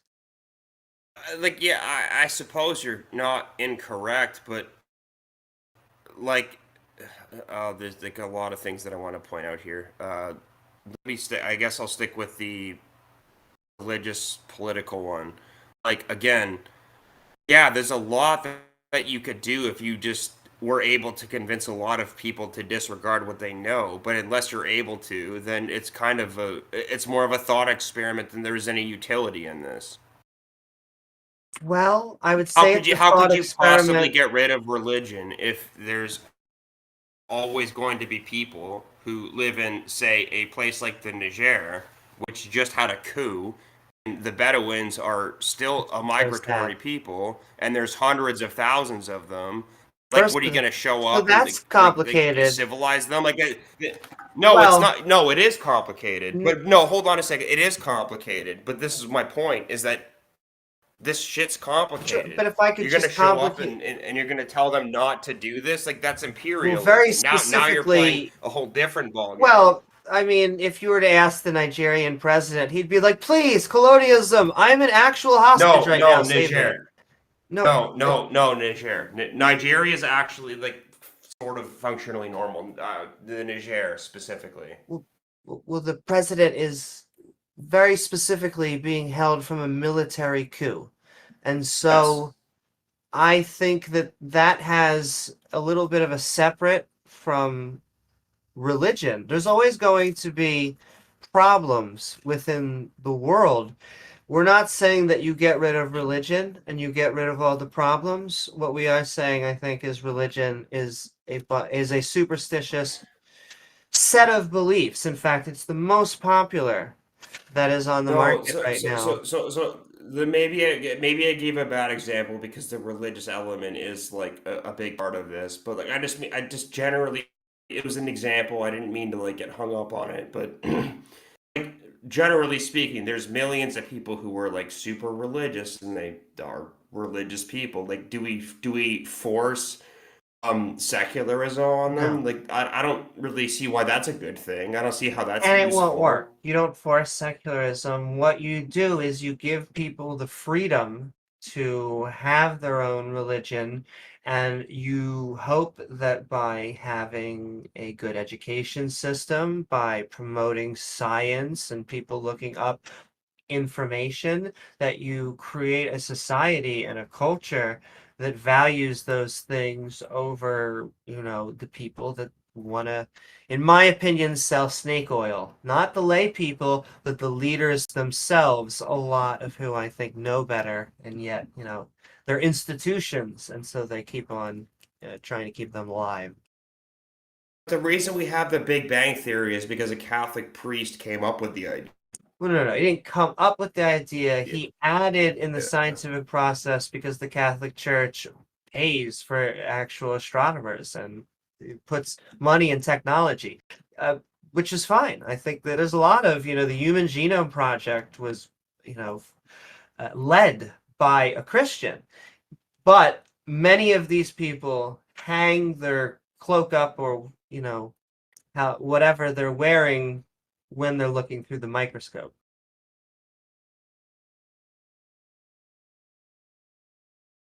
I mean, yeah, so what? Like, who cares? Well, I guess, our pitch is always going to be, we're trying to show you why you do not need, you don't have a fundamentalist. I don't think we need any form of religion beyond, we can have mythic structure. Goes great in video games and movies and books, but, So if we're going to credit the Catholic Church for, because a Catholic priest had come up with the Big Bang Theory, then the Catholic Church should also, or the religion for that, then the religion or the church should also be credited for the horrible things that they've done and the horrible teachings that have gone along with it as well. Yes, agreed. Where's the disagreement here, though? I actually don't Like agree the that the Catholic Crusades? Church gets the credit. I think the individual priest who conceived of it did, but I don't understand where the contention is here. If you're allowing that, The church has done some of the worst shit anyone's ever seen. no, if you're allowing that the religion gets credit for the scientific advancements done by its followers, then the religion also gets credits, but for the atrocities done by its followers. Thank you, T-Jump. You clarified it very well. It's never the theologians who are the ones doing the political activism. It's always the theologians who are the ones within the church acting against the political activism. In the case of the Crusades, in the case of especially De Las Casas, like I said, who brought me back, it's always the detractors. It always is the detractors. I'll give it's you never another not reason. been the detractors. Maybe you should, like I said, I still think that reforming is better than fundamentalism. But imagine if you spent, both of us, we just spent our entire life to housing. We spent our entire life to feeding the poor. No other context, nothing attached to it. Bad You see example, how actually. Why is that? Because after in 1945, when Austria was separated from Germany again, all of its public housing was because the church had designated itself as public housing, which is the reason why no one in Vienna or Graz or Innsbruck, they have no homelessness because they always have a place to stay. Again, there's utility in this system, and I'm sure you didn't know that, but there's a reason that Vienna is a fucking gorgeous city to see. But I'm confused on what the point is. They house everyone. The church houses everyone in Vienna, is what you're saying? And Graz and Innsbruck, basically all of Austria. Okay, I would have to not just Austria. Same with the Czech Republic, to a lesser extent. Same with southern Germany. Southern France has. It seems like we're just playing games of they did this good thing, they did this bad thing. The question is, why should we believe it's true? And is there any reason to think that you cannot have good beliefs and do good things absent the belief in Roman Catholicism or any other particular religion? You don't have to believe it's true. It's just that I say this especially as a Catholic. You don't have to believe it's true. It's just look at the good that it's done. We could do that. Let's just say we granted. You could toss it out because of the bad. No, we could look at that and grant it for the sake of the argument, right? But even if we granted all the good things the Catholic Church has done, and even if we were just choosing to be ignorant or disregard for whatever reason all the bad things that it's done, it wouldn't change the fact that if it's based on an optional set of mythical beliefs, and if you could, absent those mythical beliefs, do many of the same good things for another religious reason or for no religious reason, then in what way is it more than an inspiration? So you take inspiration wherever you like. I could take inspiration from any kind of fictional source, historical source, mythological source, religious source, but it doesn't control me the way that being a member of that religion and submitting to some orthodox control of that religion is going to do. So why couldn't you just take inspiration from Catholicism without believing that God literally exists? For this, I suppose for the same, you're right. You could draw your sort of moral compass from anything. It's just okay. So again, not to bore everyone to death, but the famous verse of "Render unto Caesar that which is Caesar's, and that which is God's unto God." Once you start to disintegrate any religious beliefs, there's a lot of ability to render unto God that which is Caesar's, which is to say that you end up deifying people. This is where cults form. This is where political, religious, social cults follow. Like, you need to be able to separate that which is abstract from that which is real. That's exactly what we're And insisting is so, important when it comes to the truth or the falsehood of the Christian doctrines about God, right?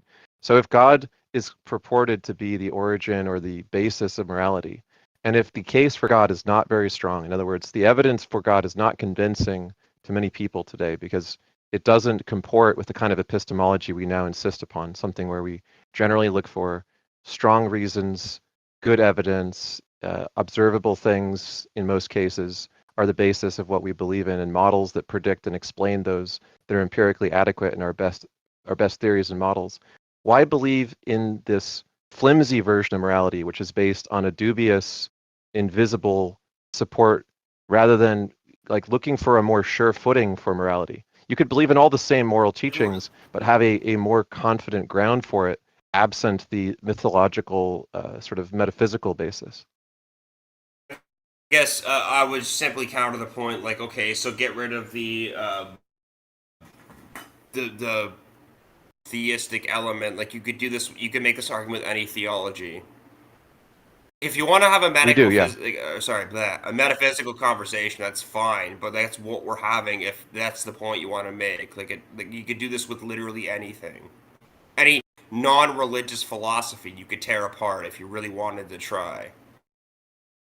You have a tendency whenever someone brings up something specific to say you could do this with anything and to try to make it as general as possible. The question is not, could you find a fault with any ideology of some kind, which is what you're talking about supposedly doing. What we're questioning is, do you need a supernatural foundation for an ethical system? And I think you could have an ethical system without a supernatural foundation, and it would work better because it's not going to be susceptible to a person who loses their faith in God questioning their moral beliefs, right? Yeah, I thought I was very clear that, like, it doesn't matter whether someone's Catholic or not. You can still be a good person. Didn't I say that, like, verbatim? I'm pretty sure that I emphasized that point. Right. Sure, but our it doesn't point back to necessarily matter what your moral compass is. You don't need to be a Christian to be a good person. I happen to be. I don't see the utility in denigrating any individual religion. All I've said is that I happen to be. There's utility in it for me and a lot of people. And there's But people is it who the are maybe utility? Hindu who believe in different things, but they're still good. Like, it doesn't matter. But is it the utility of why you are a Christian, or is it because it's true? How can I possibly know if it's true or not? How can I possibly know? I don't know. None of us know anything. Like, it's a shot that I'm taking a shot in the dark.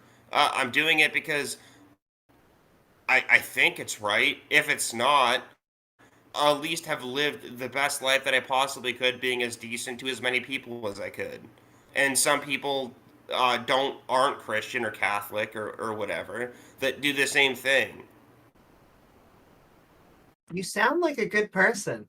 I mean, our thing is not. I try my say, best. I'm actually quite an asshole, but that's fair enough.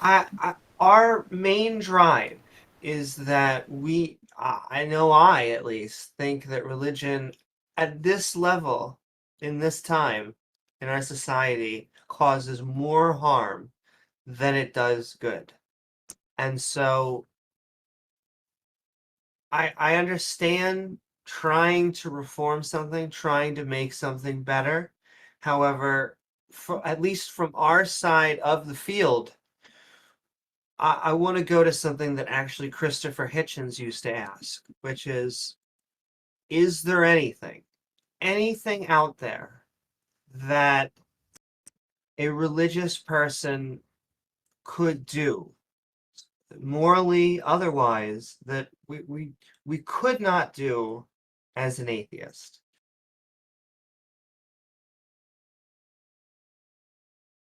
I mean, like, it doesn't. It doesn't really. Sure, of course. Yeah, you could be an atheist and a moral person, absolutely. Well, I guess I guess our point, my point then would be if we can do everything morally without Christianity, without Islam, without Judaism, then, at least from my perspective, there's no reason to believe in these things other than to understand the historical context of our ancestors used to believe them. Not to, insult the people that came before us. We stand on the shoulder of giants. Nonetheless, we don't need their baggage either. We stand on the shoulder of giants, but we are giants to ourselves. Let's not forget. Like, yeah, sure. Like, I guess it depends on how insecure. I don't mean this pejoratively because this is so going to come across as such, but like, if you're so insecure that you can't subject yourself to an idea that there's something greater than you, then, like, yeah, I mean, yeah, sure, of course, you'd be a moral person and not an atheist, but this idea of control, like, we control everything, we don't control anything. I don't know about anything. I was agreeing with you for some of that. We know but not that about one anything. day the sun swells up and kills us all, so it doesn't matter anyway. How does that relate to the It's just, God thing? we're buying time and doing the best that we can. I think I see what's happening, which is sometimes when I think theists start to see that there's no point in believing in theism, they get extremely nihilistic. And I understand, looking at the sun and understanding in another 4.5 billion years, it will, red giant. And It was an eat example, the other- but yes. Sure. Nonetheless, that doesn't mean life is not worth living and that we can't find a Of course. ton. Well, sure. So I guess that would be because that's what I see often happening is, if we don't even have if you don't have this greater power beyond us, I think there are greater powers. My joke is, I mean, gravity exists and lots of, and that's not even a strong force, and yet it's still greater and beyond us. But it doesn't mean that we have to worship any of, the physical laws of nature, and it still means we can do the best we can in the life we can right now. Well, I was curious what your point there was, V, when you said that we're not in control of stuff. Like, Or anything. But like making up an imaginary being to say it's in control doesn't make it any less. Doesn't give us any more control. See, now you've already lost the plot. Making up an imaginary being, like this idea that something's been invented, some sort of interpretation of something higher. Like, are you in control of everything or are you not? And if you're not, which we're not,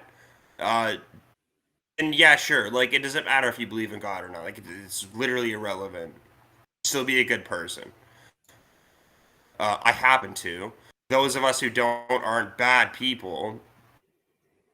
Control of anything, and this reluctance to relinquish control seems to be a common thread among atheists. That it seems to think that we can actually control. No, you can't. You can't control fucking anything. Well, I think it's the opposite. We actually, don't have I think it's more the theists are the ones who are reluctant to relinquish control.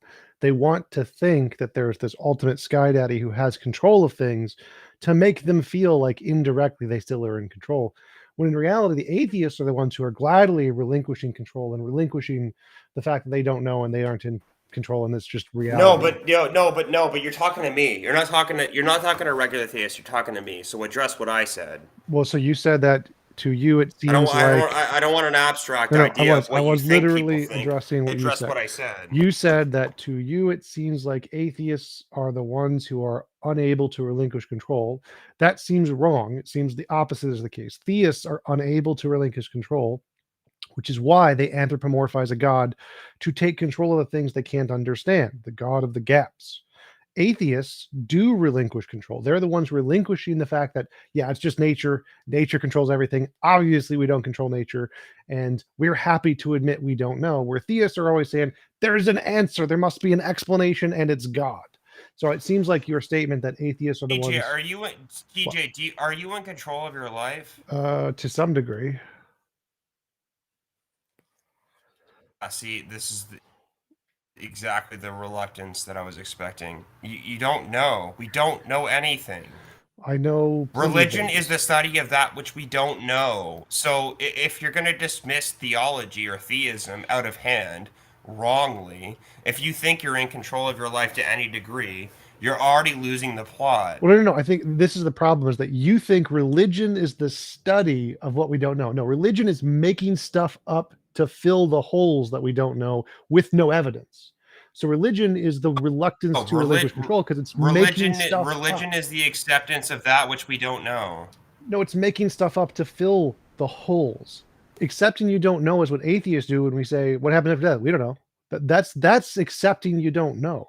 Making up a heaven, making up a God, and thinking you know, pretending to know things you don't know. That's what religion does. But I don't know if there's a heaven. I don't know if there's a God. I don't know anything. Like, yeah, of course not. I have no idea. So then why Is there a purgatory? Why are you Catholic? If you don't know there's a God, why don't you just become an atheist and be like, hey, we don't know?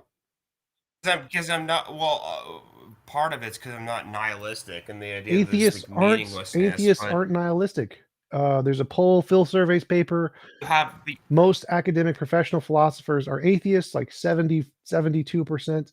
Most academic professional philosophers are moral realists. They believe in objective morality.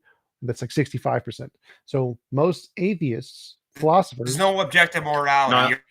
Nihilism is a separate thing. Wrong. There's no such thing as objective morality. Yeah, there's no such thing as objective No. morality. That's completely nihilism is changing the point. You're changing the point. So the point here is that atheism, you can have objective morality, be a moral realist with atheism without a God. No, there's no objective morality. You're not getting it. I'm dismissing this idea out of hand. You're not getting it. You said there is no objective morality. The reason you're not an atheist is because you're not a nihilist. Atheists are not nihilists. But that's not what I said, but okay.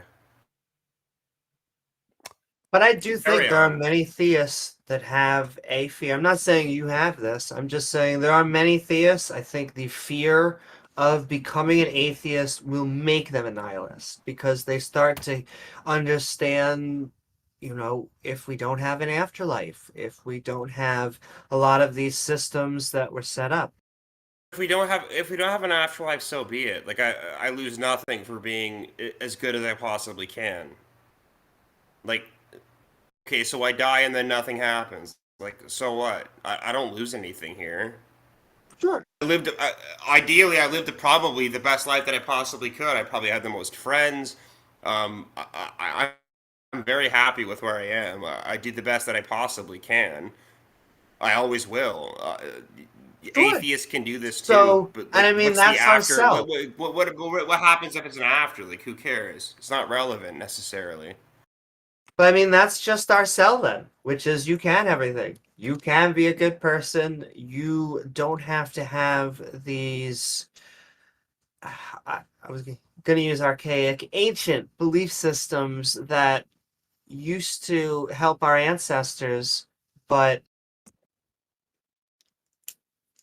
I never said that. But I never said that was true.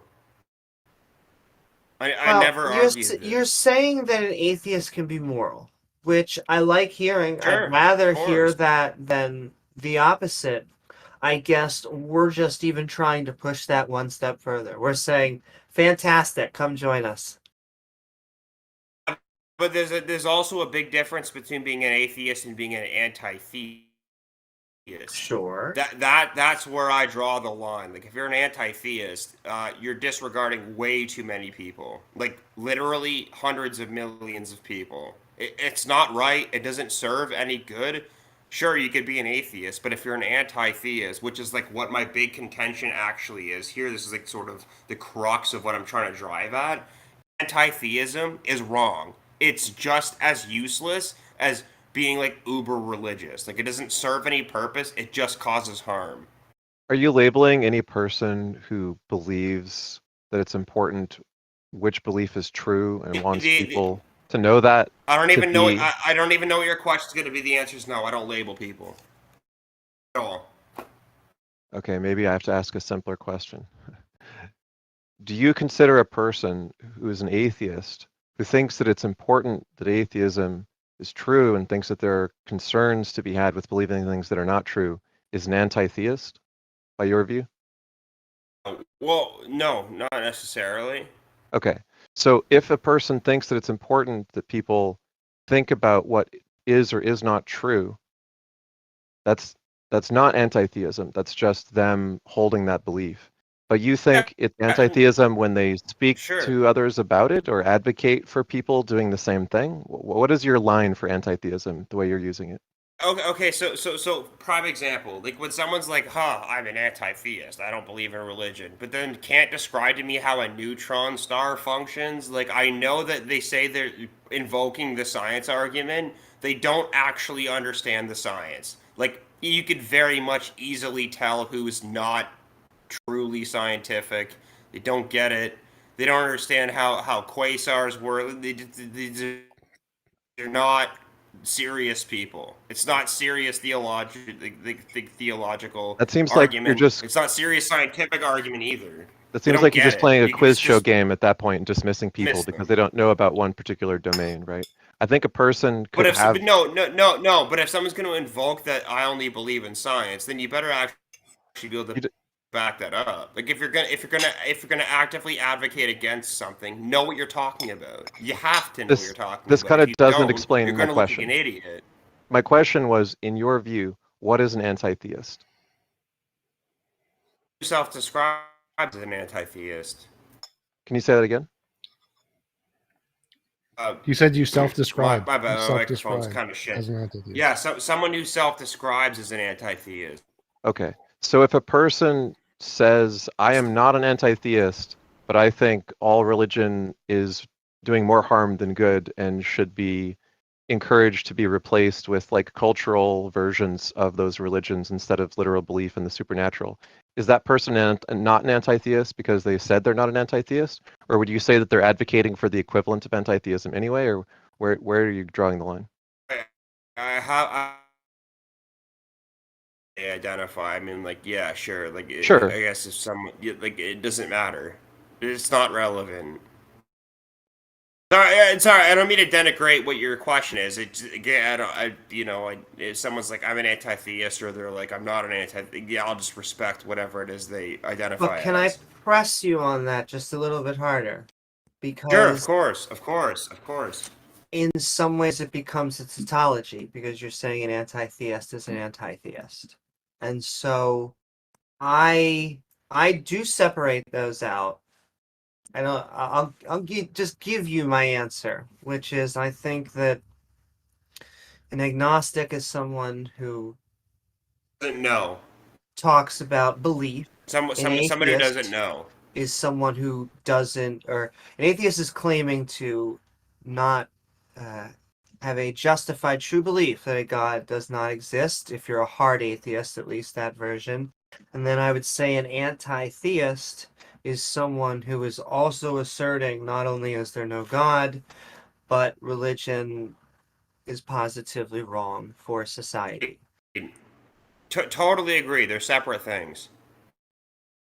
And I will say not only I do think that there is a reason for anti-theism from that perspective. I don't think that we should be mean to theists.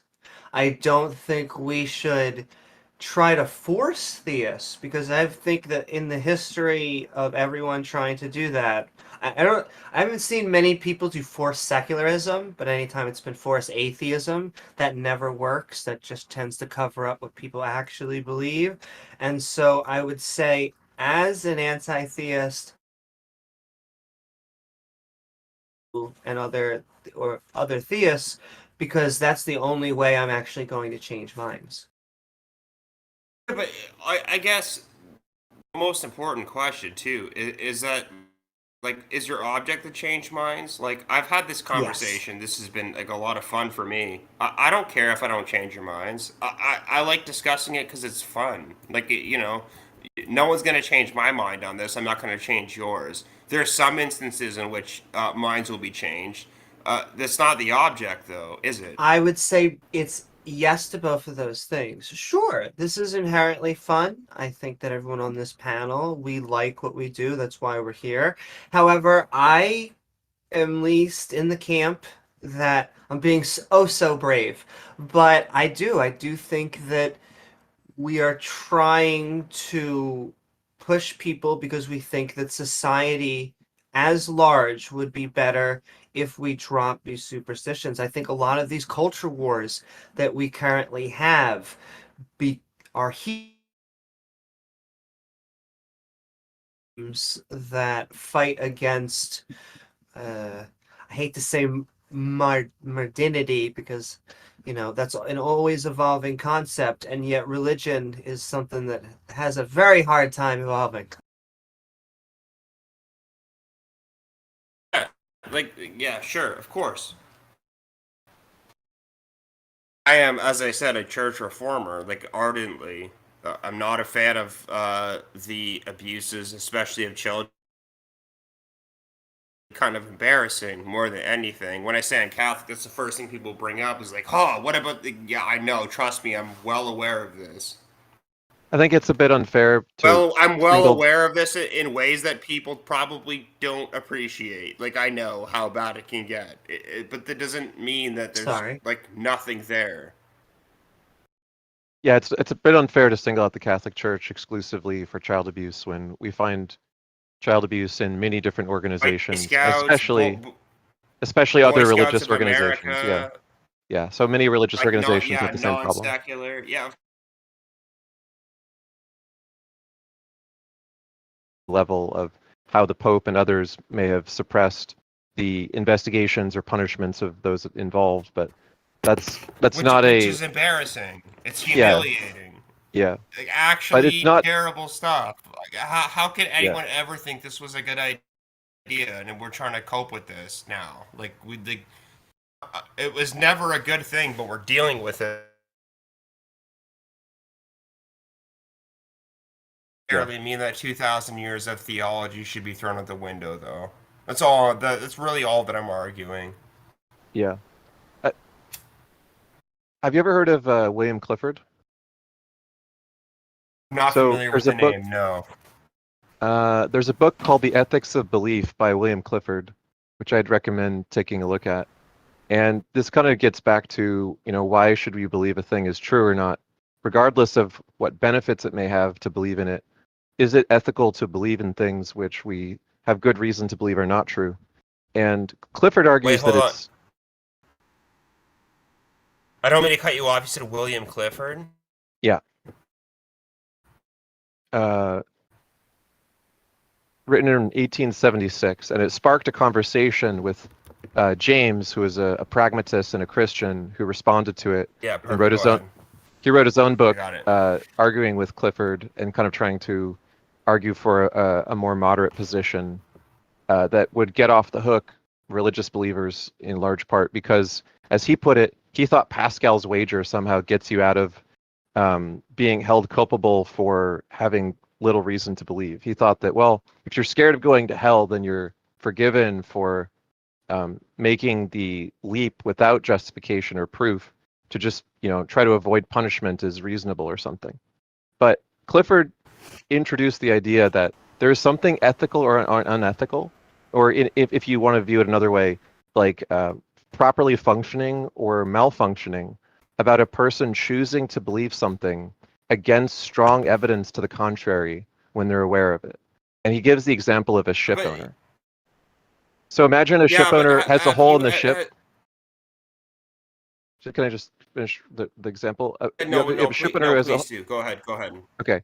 You have a ship owner who has a hole in the ship, and they're trained in all the things to do with ships being likely to sink when they have holes in it. So he can't claim ignorance of that fact.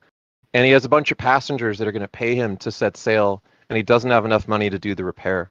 So does he give up on sailing the ship because it's unsafe, and have to go into some kind of help to get it repaired, or does he pray and have a vision that Jesus will save, there will be no inclement weather, and the hole won't cause the ship to sink, and then believe that vision if he thinks that he's had it and sail the ship anyway? And did he do something wrong at the point at which the ship does or doesn't sink due to good or bad weather? Or did he do something wrong at the point at which he formed that belief seemingly irrationally, even by the lights of other Christians? His fellow Christian ship owners would probably scold him if they knew that he sailed that ship for such a flimsy and irrational belief that just a personal vision was enough to justify thinking the weather couldn't be bad. No.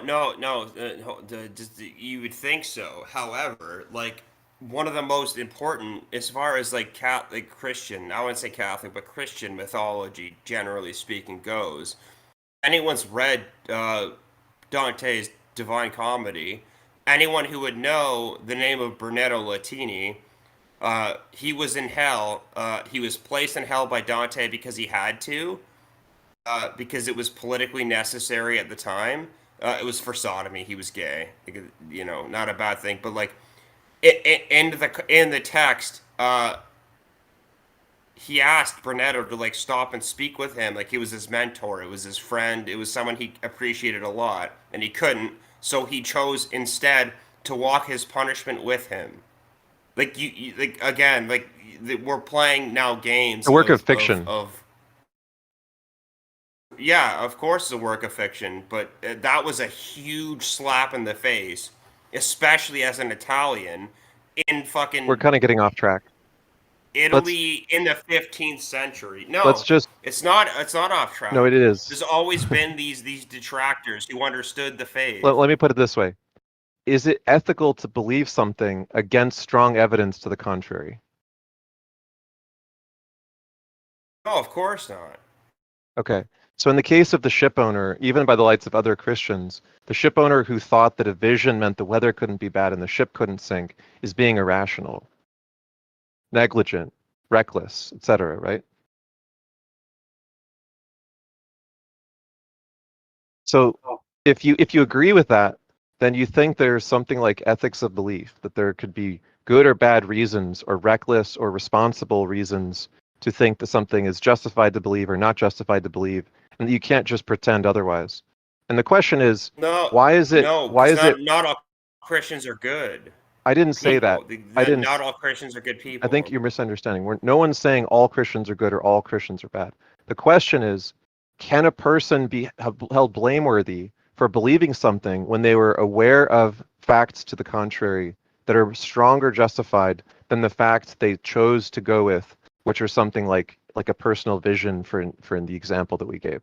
Now, and this has to be the last question because we need to get on to one more guest before we end the show. Yeah. Anyway, I would encourage you just to check out the book. I'll bounce after I'll bounce after this statement. I apologize for taking your guys' time. No, it's great. This was a great conversation, and you don't have to apologize. I agree.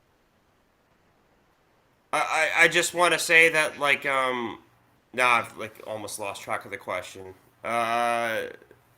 Ethics of belief related or something else? Ethics of belief. You could be an atheist and not a good person. I just wouldn't discredit religious people for being bad people, right? Like, just consider things as all. Anyway, I'll back out. Enjoy your next guest. I will definitely watch. Yeah, thanks for coming in. Fair point. We're not trying to discredit religious people. We're trying to question an idea because we think the religious people are fine people who are perfectly capable of handling ideas and reconsidering them. Ramen. Hello, LOL, said the Scorpion. How are you? Thank you for joining us. I'm good. You could just call me Talcon. So there's a couple notes I took when I was listening to your other guy. I'm just gonna repeat. I'm just gonna look at my notes. Give me a second. So there was one thing you said about Christopher Hitchens. He said that he wouldn't get rid of all religions magically because he's like against censorship. I vaguely recall that. I think that's from a YouTube video, but it was like yes. I don't think he said he would magically get rid of all religions. He said like if he was such a good rhetorician that he could like convince every religious person, he would leave one religious person unconvinced. Because I think his reason was something like because he thought there's value in like arguing with people or value in disagreeing. I don't know if that was a censorship point. I may be misremembering. Okay. That's just the one thing I want to say. It was definitely, he was asking if he could make it just disappear magically is the word I threw in there to try to emphasize the point. But his perspective could very well be about the arguing instead, rather than what I was thinking is that his desire for intellectual sovereignty. So that's certainly possible. That's a good possibility. It was never explained, so I think this is a great thing to pontificate on. Yeah, I think Christopher Hitchens himself said, I don't know, just maybe he didn't think about it enough. The second thing is, at one point, he was in a limousine with his. It was a car ride. I remember that. Yeah. No, he was quite clear on that. I have a pretty clear memory on that point. But okay, go ahead. What is your question or point? I don't really have a question or point because I'm an atheist like you guys, but I did want to bring up an argument that against Pascal's wager that you guys might appreciate. So one point, the guy brought up Pascal's wager is like, well, if I'm wrong, then nothing bad happens, but if you're wrong, you burn in hell. And for you and all the atheists in your audience, I want to bring up 2 points against Pascal's wager. So if you ever hear a religious person making this point, you can repeat it. You can, use this argument. I think it's good ones. So Pascal's wager is bullshit for 2 reasons. One is because not every option is equally likely. So I could say something to you like, give me $100 or you're burning in hell. If I'm wrong, nothing happens. If you're wrong, you're burning in hell. So you need to give me $100. Obviously, that's not likely. So there you go. The second thing is, if Pascal's wager does not take into account unthought of options. So, for example, there could be a God that only lets atheists into heaven, but everyone else goes to hell. Christians go to super hell, right? So clearly the most logical option is be atheist. Now, this is ridiculous, of course, but that's Pascal's wager thinks of it as a binary where it's like either Christianity is right or it's not, but it's actually a gradient. There's a billion different options that Pascal did not consider. Just briefly in defense of the last person who came up, he actually wasn't making Pascal's wager. He was saying that he's a good person and he's happy as long as he dies being a good person. He wasn't making any claims about the afterlife, which I actually think is praiseworthy. And anyone should hopefully hold themselves to that standard of just wanting to live a good life.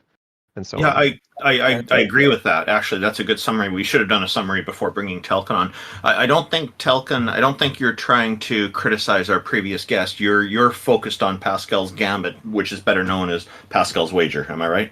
I think he mentioned it once, but it was like a fleeting point. Maybe he didn't. Yeah. But I don't remember. Yeah. But yeah, that's all I wanted to say. I like listening to you guys. I see all the euphoria memes in the heathen hangout. That hurts my feelings a little bit. Okay, that's all I gotta say. Have a nice day. Yeah, we appreciate you coming up. Did you have you encountered people trying to use Pascal's wager to convince you? I've heard. I come to this server mostly to listen to people just because it's fun to hear other people argue. I'm not really a shouty person myself, but it's an argument I hear every once in a while, and I feel it's something that atheists and just skeptics in general need to be well equipped for, because on the face of it, it does sort of make sense, right? It's like, well, I mean, if I'm wrong, I burn in hell, so therefore it makes more logical sense to be Christian. But it's like, not necessarily. So there's another a third point I could maybe add to your list if you think it's okay. A lot of Christians tell me that hell, you are there punished forever. We all know the story. In heaven, many of them are telling me that you're in a state of bliss. And then I ask them what about past trauma that like bad experience I've had in my life.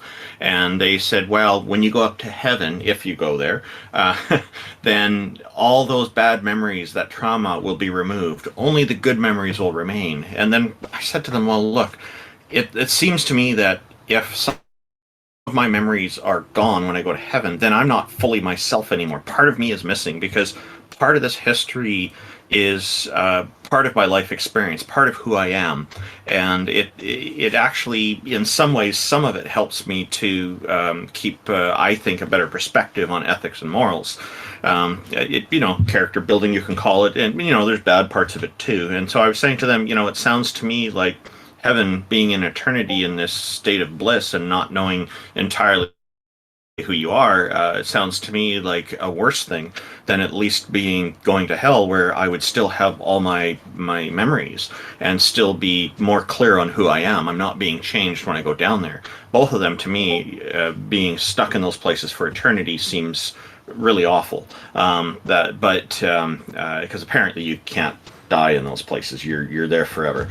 What are your thoughts on this? Yeah, people have a lot of different conceptions of heaven. I never heard the whole, when you're in heaven, you won't have any of the bad parts about you, because there are a lot of bad memories I have that made I learned from them and I became a better person. So it's when you're in heaven, do you just know everything? Do you have all the same opinions as everyone else? Do they not think about anything? Is it just praising God all the time?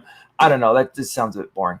There's a billion different perceptions of heaven. I'm sure there's a billion more if you consider religions besides Christianity. Yeah, it's something else. I don't know. I think I said everything I wanted to say. If you guys wanted to take up someone else, I don't want to waste any more of your time. And the last question for you, is that a picture of Luffy? In my avatar? Yes. No, it's from Devilman Crybaby. It's on Netflix. Yeah. It's the 2019 version. So check that out. It's like 10 episodes. It's really good, and it's fun. It's a fun show. Hey, thank you for joining us. Really appreciate you coming up and sharing your perspectives about Pascal's Gambit, Pascal's Wager. That was fantastic. All right, thank you. Love you. Kiss, kiss. Bye. Hello, Daniel Bang. I see that you're interested in joining us. Thank you for coming up on stage. What's on your mind, sir? So, what are you doing here? Inviting you up onto the stage. So do you have... Supposed to be a debate, or? Do you want to try to put forward an idea that could convince us that a god or goddess exists, or did you have some other perspective to share? What would convince you? Well, we haven't heard anything so far. People have a lot of different ideas about what telling us about your deity. Or if it's multiple deities, that's okay too. What part of religion am I? Yeah, you could start there if you like. I'm an Orthodox Christian. Oh, okay. So it would be the Christian God in your case? Specifically, the Trinity that is defined by the Orthodox Church. Oh, okay. And what is it about this God that you found convincing to believe that it is part of reality? That he's part of reality, I should say.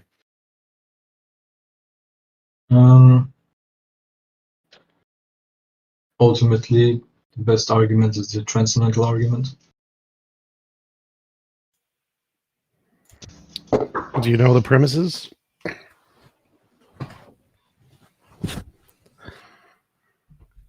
Do you know what the argument is? Like premise 1, premise 2?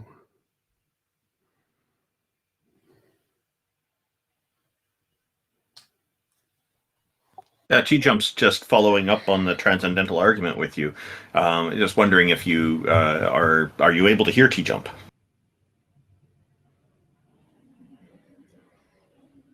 I can't believe you would say something daring and yet so profound. I don't know, Daniel, if you know that you've turned your microphone off. T-Jump, would you like to lay out what the transcendental argument premises are? I have a feeling you've got it at your fingertips. It's a logic and math one's a tag argument. But I want to know if he knows it before I actually tell him what it is. Oh, I see. Yeah. Well, Daniel, I'll give it away. Tag is where one person chases the other person, and that was a fun game. Well, Daniel, I'm going to assume that you've run into some connection problems, and perhaps we'll just bring you up next month. And I'm just going to move on to, thank you for joining us. We're going to move on to our next guest, and this will probably be our last one, Walker. Hello, Walker. Thank you for joining us. How are you today?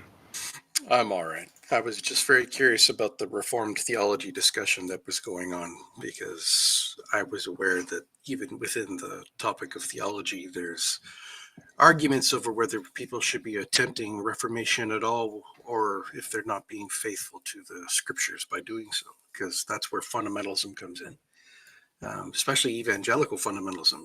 It's very much based off the attempt of not engaging in apologetics and being as literal as possible. And if you can find a way to take it as literally as possible, that is seen as better, regardless of the conflicts. And so in that case, it may be better, because when I look at the Bible, it's very clear what it says on slavery. So unless you're going to edit the text, I do think that's why we need to just push walk away from the religion? I think so. I've always found it very interesting with people who think that apologetics and Reformation is intellectually honest, given how clear Scripture seems to be about not using your own understanding to understand Scripture, about how it's supposed to be revealed through God's grace. It's not supposed to be through any efforts of your own. Because the moment you start thinking that you're being wise, the Scripture says that it's the devil, tricking you. And so I've always found apologetic discussions kind of interesting, because when I was a believer, these are the people who were by definition not true believers. They already were not worth considering. So now that I go on the other side and I'm more a fan of secular values and humanism, things like that, I still don't see any reason to think that they're true believers. At the end of the day, it seems to come down to what people's views and opinions are anyway, and then they often just layer that on top. And so if you are a liberal, you just tend to layer that as your Christian belief systems. And if you're a conservative, tend to layer that as your Christian belief system. And so I'm not sure which is better or worse. You give credit because I the do. fundies will be like, well, we're following it right there. And then, the people who are giving gay marriages in churches, I'm like, well, I want to applaud you because, sure, you are ignoring basically the giant majority of your text, but you're doing the right thing anyway. So, yeah, and complicated. I think you've got the idea when you mentioned Hitchens before about asking, is there anything that a believer could do, like that's good and uniquely true that a non-believer couldn't do? I think that was a very good question, because the point was obviously there isn't. Well, I mean, unless a theist knows of something, but it's the complementary to that position is, now, is it possible for you to use your dogma to do something bad? And that was the point he was making, is that you didn't even really need to stop for very long to realize that there's a fundamental flaw in the belief in a God, in that God can then be used as the fundamental explanation for anything, including bad action. And that is not a step that can be taken if you don't believe in a God. There isn't this extra get out of jail free card. I'm just doing God's will. That's an evil that can only exist from within religion. Sure. I think there are numerous things that if it wasn't for religion, they would not exist. For example, just the defending slavery position tends to just come from religion nowadays. Yeah, I've honestly thought that once people studied scripture to the point when they realized they had to either take it literally or not at all, that was the end of the discussion. But I still find it very interesting finding people that think that, they can use their own understanding and they're not disobeying God's will. They're not opening their minds as a child. And waiting for God to reveal it. They're just so proud of their intellectualism that, well, okay, that's fine. It's a good idea. Be rational, but realize that you're now an apostate.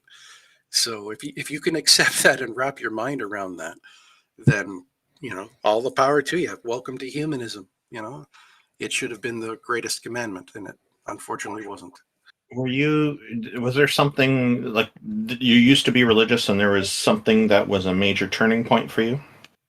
Absolutely, yeah. I was always raised with people using terms in very unique ways. So I was exposed to a lot of equivocations, and I'd get into discussions with people about capital T truth, because we have it, we know what it is, we know where it comes from, all these things. And yet when I'm sitting there attempting to explain, or anyone asks me to define what truth is, it's like I'm saying that which is in accord with God's will or direction, design, purpose, whatever. And when normal people use the word truth in everyday parlance, they're talking about that which is in accord with reality. That consistent thing that we don't have control over, that has control over us. And so it was very interesting when I was speaking and preaching about truth, how you couldn't back it up. All you could do was keep diving into this internally consistent narrative, which was great. as long as you're not ever trying to claim anything foundational to your worldview. And because the moment you're making foundational claims, an internally consistent narrative is just deceptive. And it's auto-deceptive in the fact that the more and more engaged you get into this internally consistent narrative, you think you're making foundational claims valid. When, like, we all know how Agrippa's trilemma works. If you're a foundationalist, you'll shoot sticks and stones at coherentism and infinitism and stuff like that, right? And if you're a coherentist, you do the same to the other two. But it requires that critique to be made from standing on one of those horns. That is what lets you shoot the other two down. So if you're sitting there in the middle of a coherentist web saying, I have now established a foundational point, well, you haven't. All you've done What do you is, think? Sorry, I didn't mean to interrupt. All you've done is well, all you've done is show an internally consistent narrative. You haven't actually made any what you would consider proofs for anything axiomatic to your position. what do you think of fountarentism, or if you've run across it, by Susan Hack, which I actually talked analogizes. with her. Oh, cool! You met her. Awesome. Yeah, I was in Florida once. She was there, and we actually discussed this briefly. And I'm not like an in-depth conversation or anything, but it was very interesting the way that she was viewing something like what TGEM calls the Cogito. This point of foundationalism that you can't be wrong about. But you can't necessarily do anything with unless you use it as a vector to something else. So there's this one single point, I must exist, that then acts as your point of reference for making vectors of inferential analysis to the world around you. Because you also can't deny that it appears, at least, that there's a world around you, that what you're calling self isn't the whole balling game. I don't know how to prove that. There's no way to defeat the problem of hard solipsism. If, am I in the matrix, or is my brain the matrix, that's generating everything that I'm experiencing? I just think that I'm separate from the matrix, that sort of thing. Like, there's no way of getting around that, or at least that we know of. But the idea that you can be absolutely certain of a starting point and then use that starting point as a vector in some direction to start exploring reality around you. But the exploration of reality around you is then a consistent narrative that you're creating, where reality is the subject at hand. And you don't get to include anything into that web that hasn't got like corresponding evidential support. So gods, for example, couldn't be included in that, because if you're saying something exists, you're speaking from a first-person example of what existence means. You have an example of what it means for something to exist. So if someone is going to try to then claim that something else exists, you either have to have them prove it to that level of clarity, or just as close as one can, such that we're all agreeing that all of these components also constitute what it means for that thing to exist, like an objective, something having objective being versus objective reality, right? Yeah. Yeah. So, like, simply put, the analogy that Hack uses for fountarentism is a crossword puzzle. And in a crossword puzzle, like with induction and deduction, we have two different modes of trying to establish what's true. One is guessing based on clues, in other words, observational evidence and theories to explain the evidence, induction. And then we have the other, which is deduction, which is when one of those contradicts the other, and we think that the one that is the more strongly supported is more likely to be true than the thing that it contradicts. So we rule out the thing contradicted, and we do deductive falsification. It seems like this addresses a lot of the concerns that people have with epistemology and ways of justifying beliefs, with naive coherentism, which could be circular, or naive foundationalism, where you claim there's some ultimate justifier, but even that seems dubious because you could pick the wrong justifier and just not actually support your beliefs in the way that claims. But the crossword puzzle analogy is a good one. We all have beliefs that are the more strongly supported ones, which knock out the less strongly supported ones. And if you do that, that's close to what Karl Popper and like modern philosophy of science advocated for with the idea of falsificationism, that there should be criterion of error elimination. And error elimination and the process of trying to do that continuously which is a basic concept of critical thinking or any kind of skeptical approach, that's going to be how you eventually solve the puzzle. It's not because you started with the correct guess as your first guess. You could literally have your first foundational belief be totally wrong. As long as you continually apply the twin process of induction about the best explanations and deductive falsification of incompatible explanations, you end up with a method very similar to modern scientific thought. Yeah, it sounds a lot like it. You used to be a minister, right? I did, yeah. I was a Jehovah's Witness for about, most of my life up till about 30.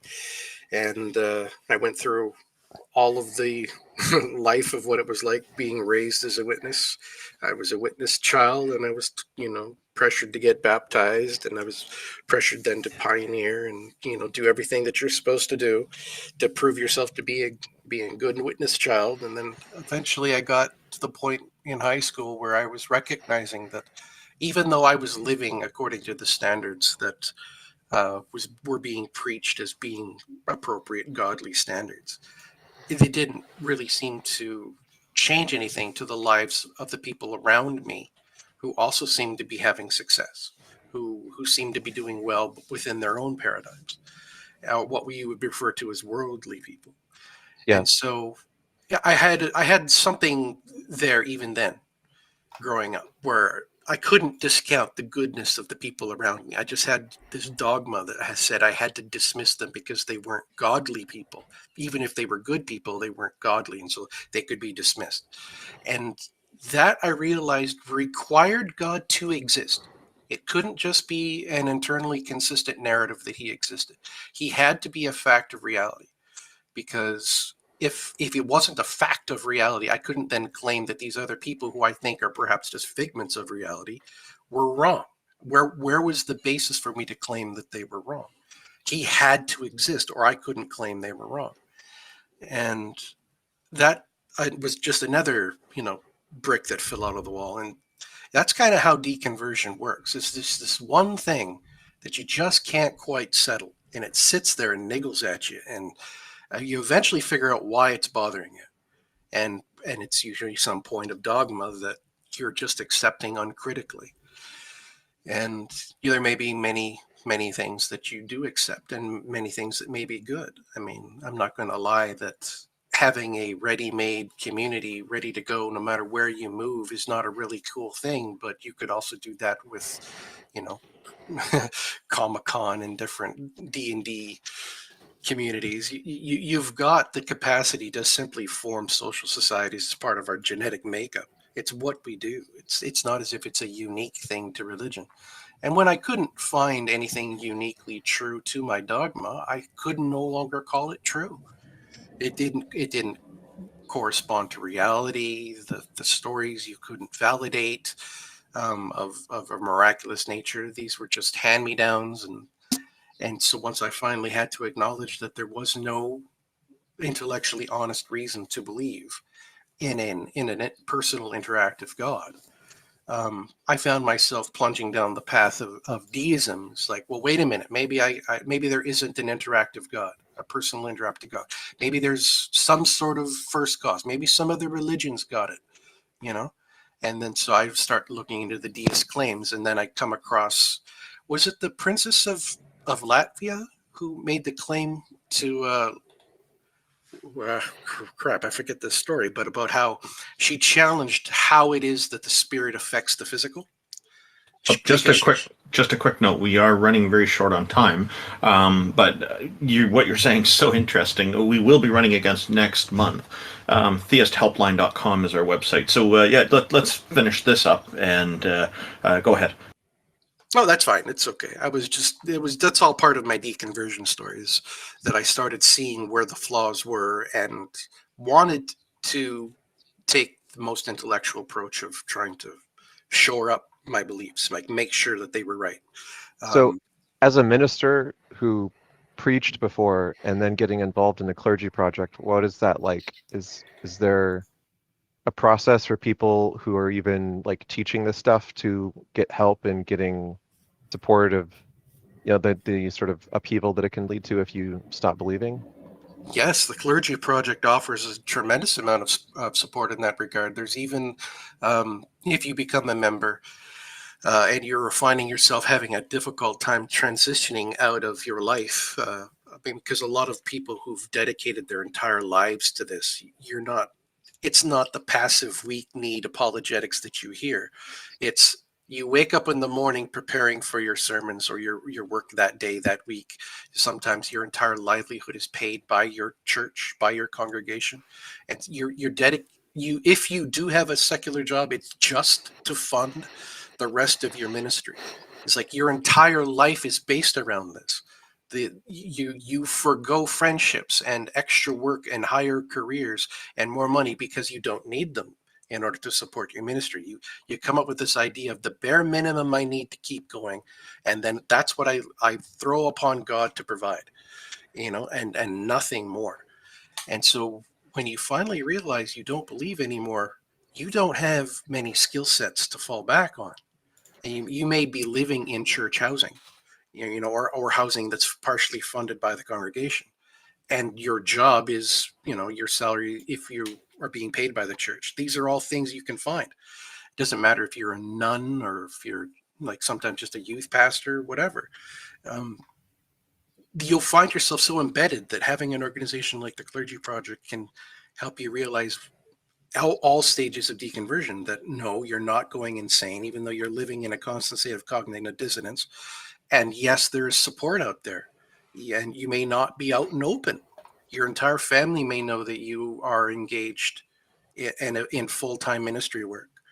And you turn your back on that, especially with witnesses, right? You turn your back on the faith, everyone you know will treat you as though you're dead, unless there's some serious life-threatening thing going on. And so you'll lose everything. You'll lose that's an incredible amount of coercion. And if there's one thing that love is supposed to be, it's not coercive. And so I could not square that circle. How coercion could be part of the problem, or could be part of someone's dogma if they then claim that they're loving, because those are two completely opposite positions. I'd actually really like to help with For me, that. was just how it works. I'd actually really like to help with that with my atheist church, to provide pastor opportunities for people in the Clergy Project so they can transition and still use all of their pastor skills just for a secular morality rather than a God. A lot of us actually ended up doing mental health work, counseling, that sort of thing. It seems to hold itself to the idea of that we were trained to be shepherds, and so we're just looking for sheep, and which is a fantastic contrast from a Jesus counselor. All right, guys. Yeah, exactly. I gotta go. I'll see you later. Peace out. Take care, Happy T.